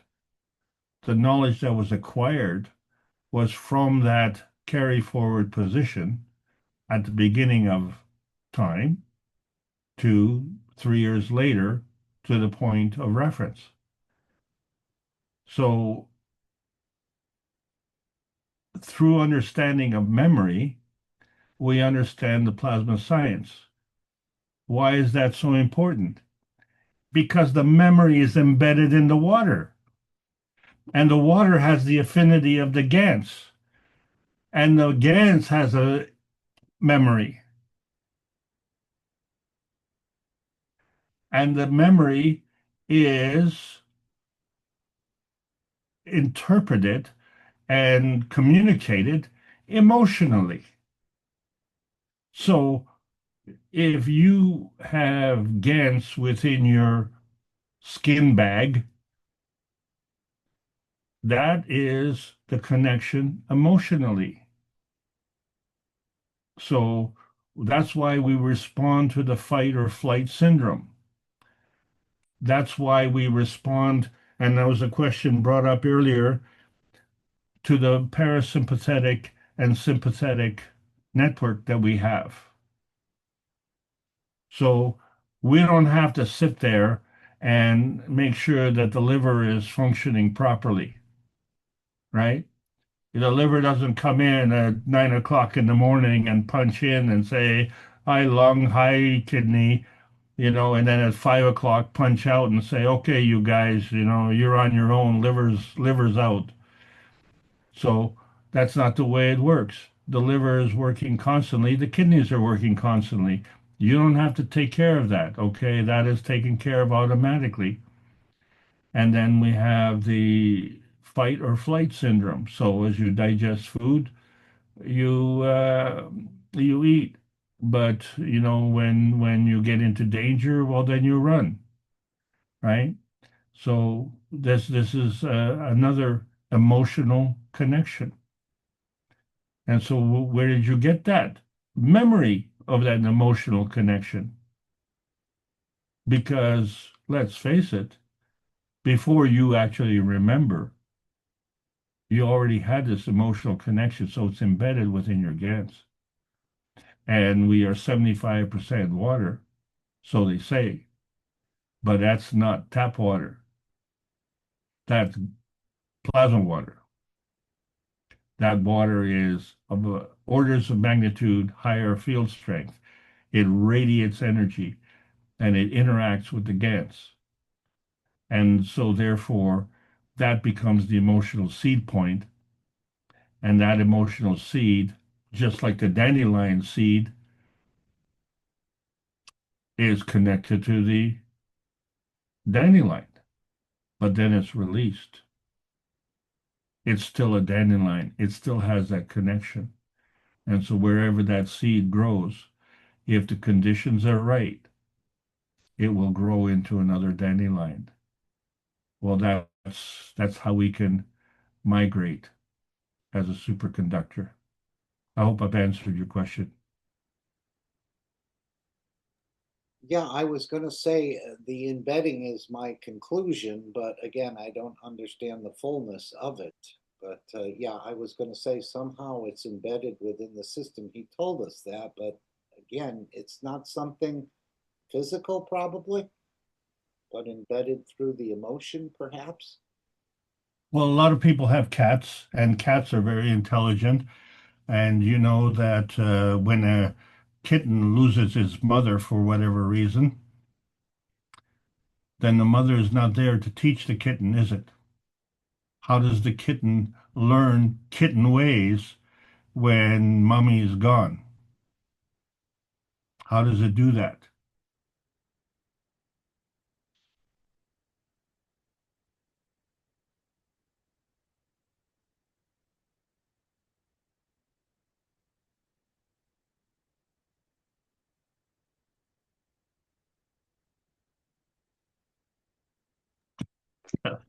Alex, Hello. yes, Does it? I have. I hope everybody's doing well. It's a bit late here. I just want to go back to the picture of the GANs as a kind of a flat or like a plate-sized buckyball. Um, is that supposed to be, a, are they actually round, spherical? Um, Well, yeah, that'll do. That's one of them. I think close to the end, you had a interesting star formation, and then you had the little flat plate in the middle. Yeah, kind of like, yeah. When I look at it, I mean, I think of C60 and, the crystal, I guess. So, but you've shown it as flat, but is that just because we need to be able to see it? Otherwise, we wouldn't be able to see it on the picture.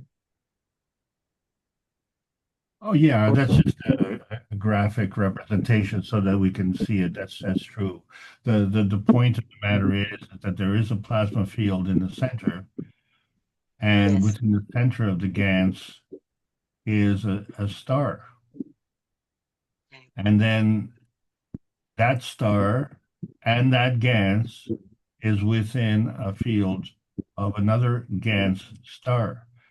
And it becomes a GANS star because the points on that star are also GANS fields. But what is an anomaly here is that we have overlapping fields. So if we were to say that each of those fields has a GANS, then we are missing half the picture. And that's the whole point of this exercise today. We recognize that oxygen, hydrogen, and nitrogen always comes in pairs. So therefore the gases must be working in pairs. But the oxygen can also stand alone, but not in the plasma state. It can stand alone in the physical state. And it can do this by combining with two hydrogens. And in that way, it creates water. So that water itself has a gas in the oxygen and has gases in the hydrogen. So this is the whole point. We are missing half the picture. And so if we say that this is a Gantt star, and if we say we have these overlapping fields, then we have to ask, where are these other overlapping fields? And so you cannot have a standalone Gantt star. It's just like this dandelion cannot produce one seed. It produces a whole host of seeds, so that each seed then becomes a partner seed. And each seed has its own Gantt and its own Gantt star, and collectively they form the seed pod. And then each one matures to the point where they can stand alone as an individual star. So this is the part that we're missing. Where is that energy coming from? So when we look at this Gantt star, we're looking at it in singularity. What we need to understand is the concept of duality.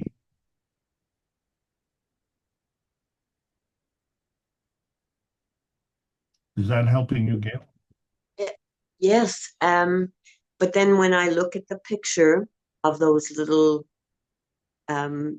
cylindrical plates, in reality, they're not flat.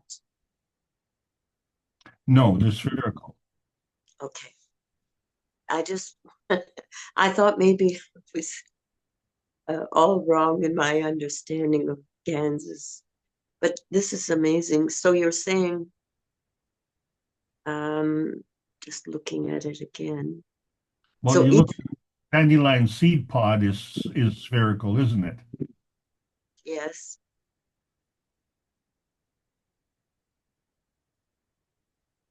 Yes. Until it gets blown away in the wind. Yes.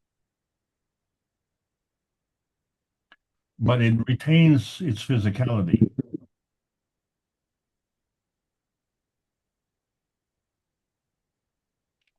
You see the difference? So it's a physical plant creates a seed, which is in physicality, and then it again creates a new plant in physicality. So all of these transitions are within this energy state. But in order to do that, it literally has to exchange energy from unseen energy states. Doesn't it? Because you can't move without an input of energy. Absolutely.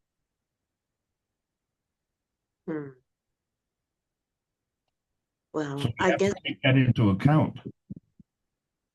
you said something, but I can't remember the exact words, but it just reminds me of the C60 and the fact that I think Mr. Keshe said that it can expand. One C60 can expand to a universe. Am I thinking of that wrongly? Not at all. Well, let's say this GANS was a representation of C60. So we're saying that there are two overlapping fields on each point. There are 4 points, right? So that's 2 times 4 is 8. 8 times 60 is 480. Plus you have the one in the middle. So now you have 540 connections to the carbon.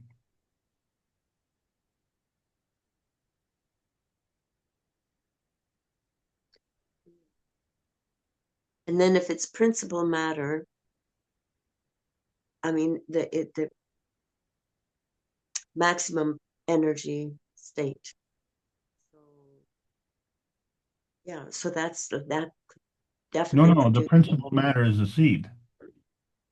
Yes, but it's the energy pack. It's the energy pack that can go wherever. It can transcend the energy states. It can stay within an energy state, and it can offset on both sides of the laws of conservation equilibrium. Okay. And it has the potential of everything. If you're thinking of the point before it unravels, let's say. Perfect. All right, thank you.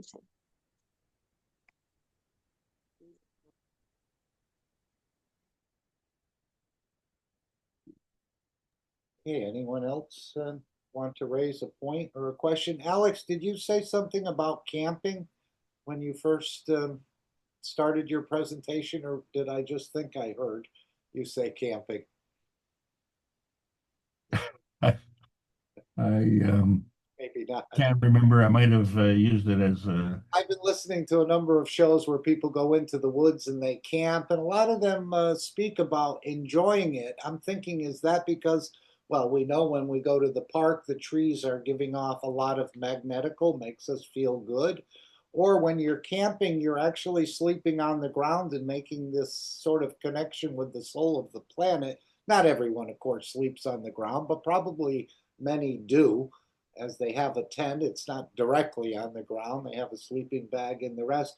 But I've heard people say how they feel good when they're camping, and they sometimes go by themselves to get back into balance or just to get away from things.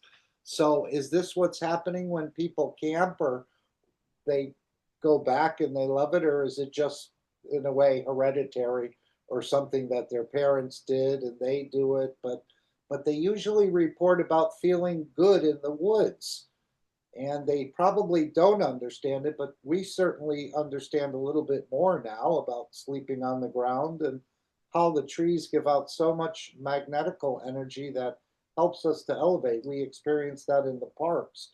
So in camping, I think the same thing probably happens. And that's why people continue to go back. Well, you're referencing an energy exchange. And so the difference is when you're in nature, generally speaking, it's not an exchange of abuse. Good point. Like a you shouldn't have any trouble with mosquitoes until you disturb their you know the place where they're doing their thing. If you're interfering with their lifestyle, then they will defend themselves. So this is the problem with us, where we want to rule over nature, not understanding that we don't have to rule. We're already part of nature. It's not like we're, you have to go and do this because you're not part of nature, and which is a stupid concept. So we have taken that to the extreme. Why? Because we've substituted the currency of life, which is energy that we get from our adenosine triphosphate, which is manufactured in the mitochondria. So let's talk about the mitochondria for a second, because Gail brought it up. So the mitochondria has a GANS, and we have a GANS. Is that GANS the same? Well, in our blueprint, we have a DNA, but the mitochondria has its own DNA, not our DNA. And yet it is within our cellular structure. So clearly, the GANS state of the mitochondria is dependent on the GANS state of the environment, which is us. And so when our environment is toxic, then we become toxified. And in that process, the mitochondria also suffer. And so now you have the onset of poor health. That's a fundamental thing. So we are very, very preoccupied with trying to recover our health, because what we're trying to do is to alter the feedback mechanism. But the feedback mechanism has already been altered with the toxicity. So what we really have to do is to understand the direction of flow. It comes from the higher energy state. And so is that higher energy state magnetical? Well, yes, but is that magnetical gravitational with respect to you? Because you're just that tiny little speck, and the universe is vast, which means the universe is gravitational, and we are inhabitants of that. And the universal gravitational context is the giver. And so you are the receiver. So if you want to be gravitational, well, you need to attract that energy. That's what it means to be gravitational. But if you want to be dominant, then you are being repulsive. Yeah, he mentioned the same thing about the mountains. You get away from the gravitational fields of the earth when you go up into the mountains. That's why people feel good there as well. And of course, you have the sun coming in as a magnetical as well, pushing down the gravitational of the earth during the day at least. But that's what I understand. So yeah, these fields, we're making a connection and changing the emotion for sure. I'm going to continue to experiment with the sand and the walking on the lawn and the barefootedness and so on, and just see if that changes anything. Anyone else want to raise a point or a question? I do have one more. Anyone?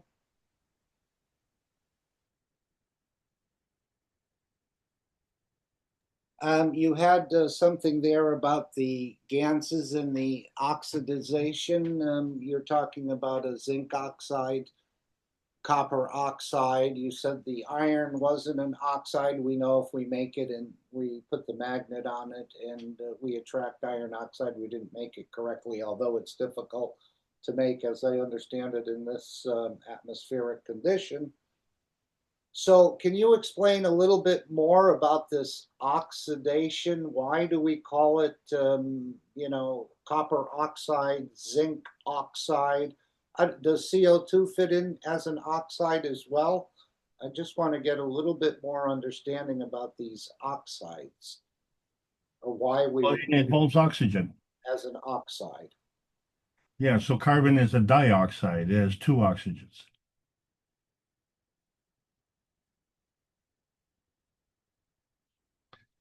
So when you have the oxygen that occupies that space, then it's oxidized. So CO2 is an oxide as well? You're saying it has two oxygen? It's carbon dioxide. Yeah.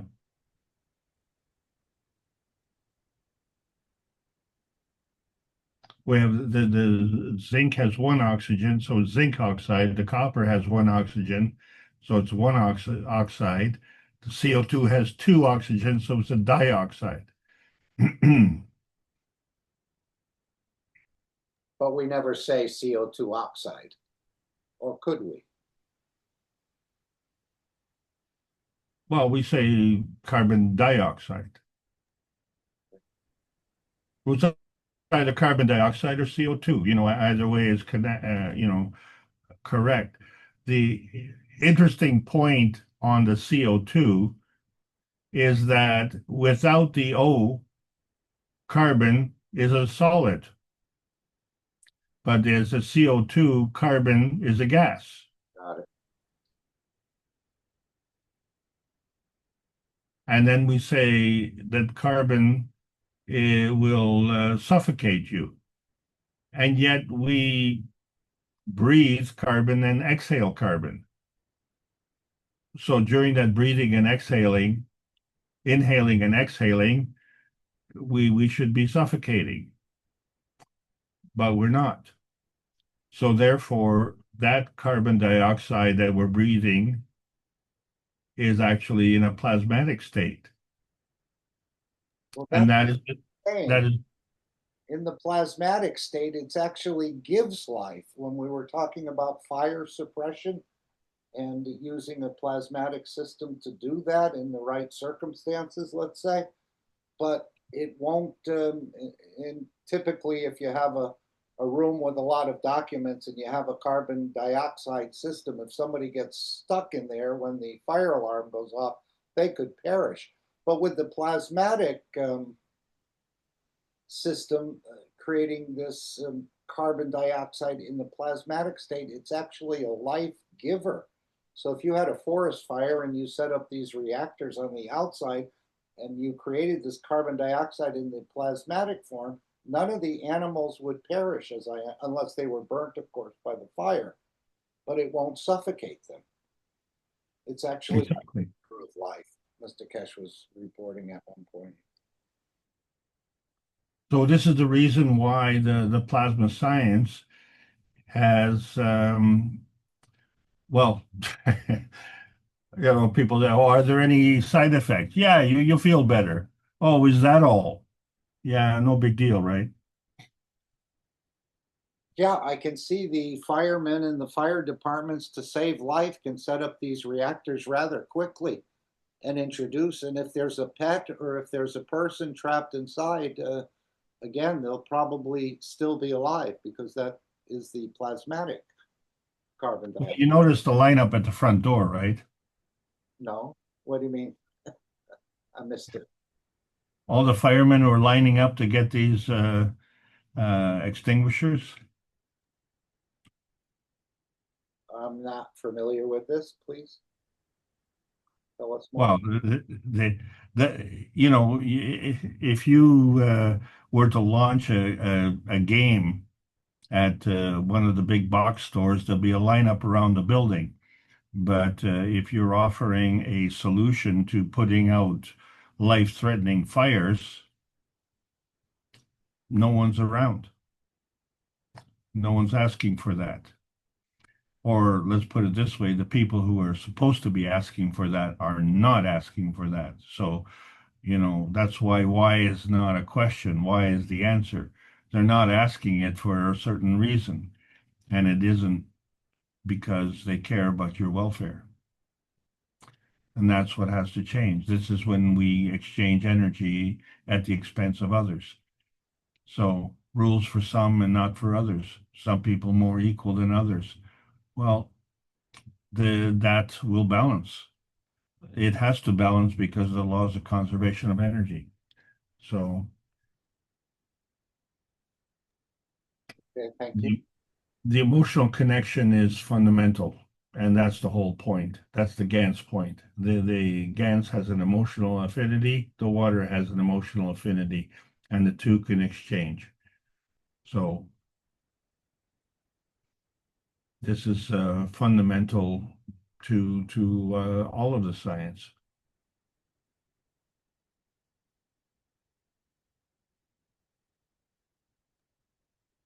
Very good. Listen, everybody, I want to thank you all for allowing me to continue to present, and I'm hoping you're really enjoying this. And it's not just this session, but we're covering a lot of ground very, very rapidly, and we're trying to look at other points of view so that each of us can teach in our own way. More and more knowledge seekers are awakening up to the reality that peace and prosperity is something that we all deserve, and it's not something that we need to fight for. We just need to claim it and use it. So stay tuned for the next exciting episode. Thanks again. Over to you, Mark. Thank you all. Anyone else have anything else they'd like to bring?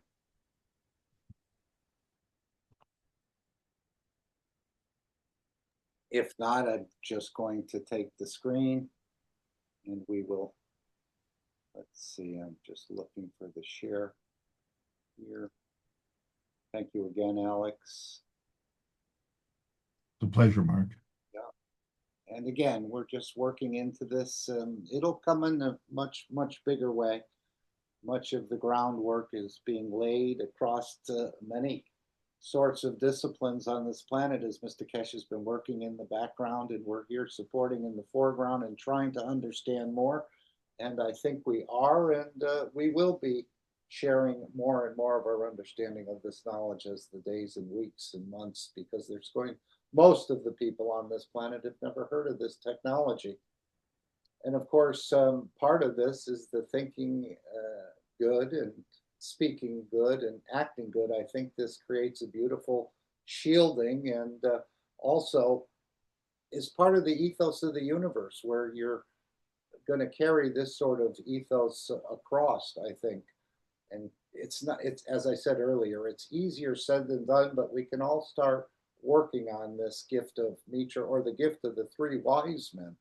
And that's perhaps why they called them wise men, because these are sort of plasmatic gifts. But it's for us to understand and work within our own structure. I certainly can't force you to think good or speak good or act good.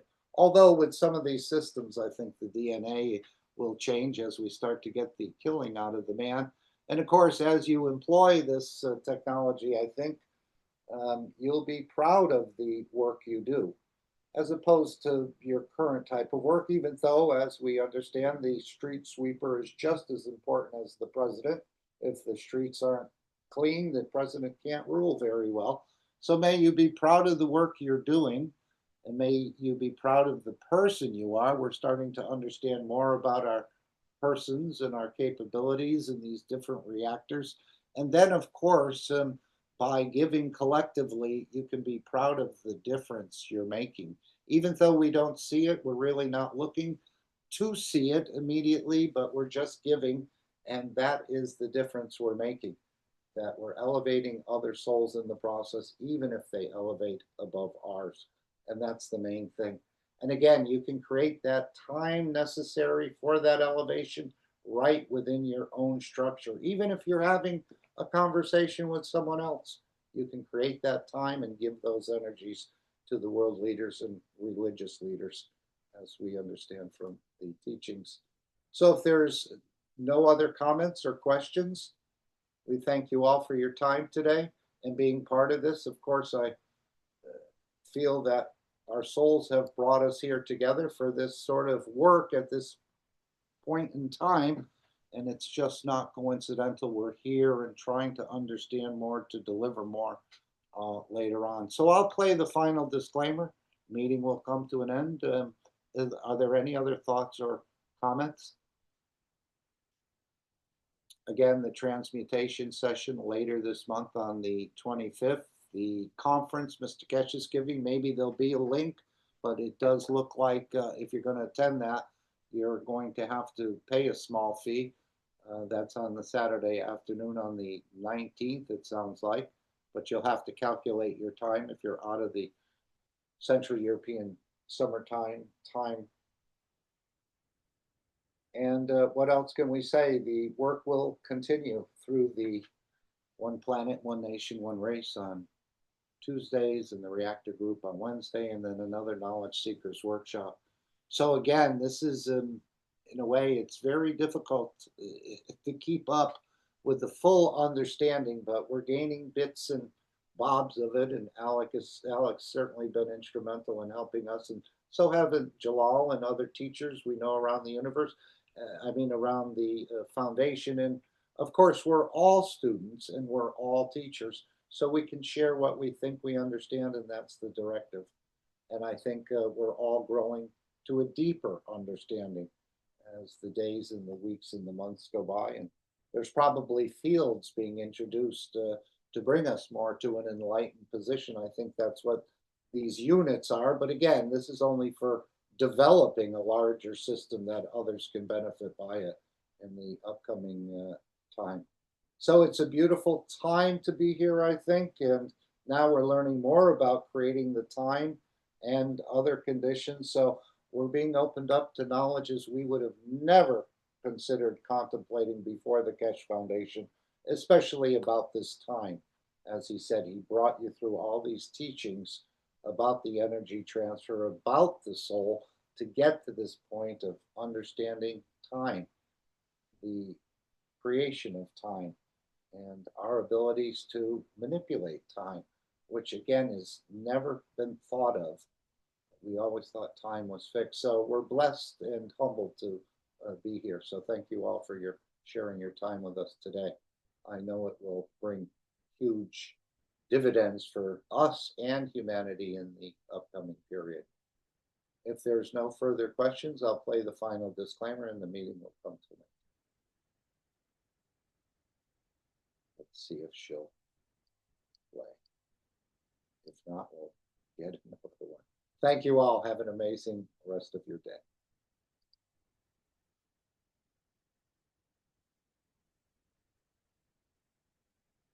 All right, this is not seeming to move, so we're having the same issue, but we can handle it.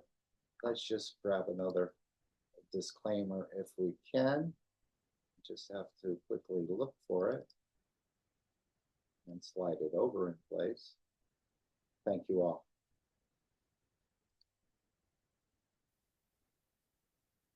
Disclaimer. The information and education material contained herein is meant to promote the general understanding and dialogue of GAN's processing. Such information is not meant or intended to serve as a substitute for a healthcare professional's clinical training, experience, or judgment. For patients and individuals, such information is not to be a substitute for professional medical, therapeutic, or healthcare advice or counseling. For medical issues or concerns, including decisions about medications and other treatments, readers, viewers, listeners should always consult their physician or, in serious cases, seek immediate assistance from emergency personnel. Prescription information, procedures, and use of medical devices information should be undertaken only by properly trained and certified medical personnel. We specifically disclaim any warranties, express or implied, including implied warranties of merchantability or fitness for a particular purpose. Such information is provided, as is, and is believed to be accurate at the time of its publishing, but it is the viewer's job to evaluate the accuracy of any information found in this presentation. Every case presented is of their own experience, applied by themselves for themselves, and it applies to their case only. Every person experiencing health problems should seek professional medical advice and consult their course of treatment with a doctor. The processes of plasma balancing described herein are a natural process which supports the body but does not replace medical advice or therapies one is already subject to.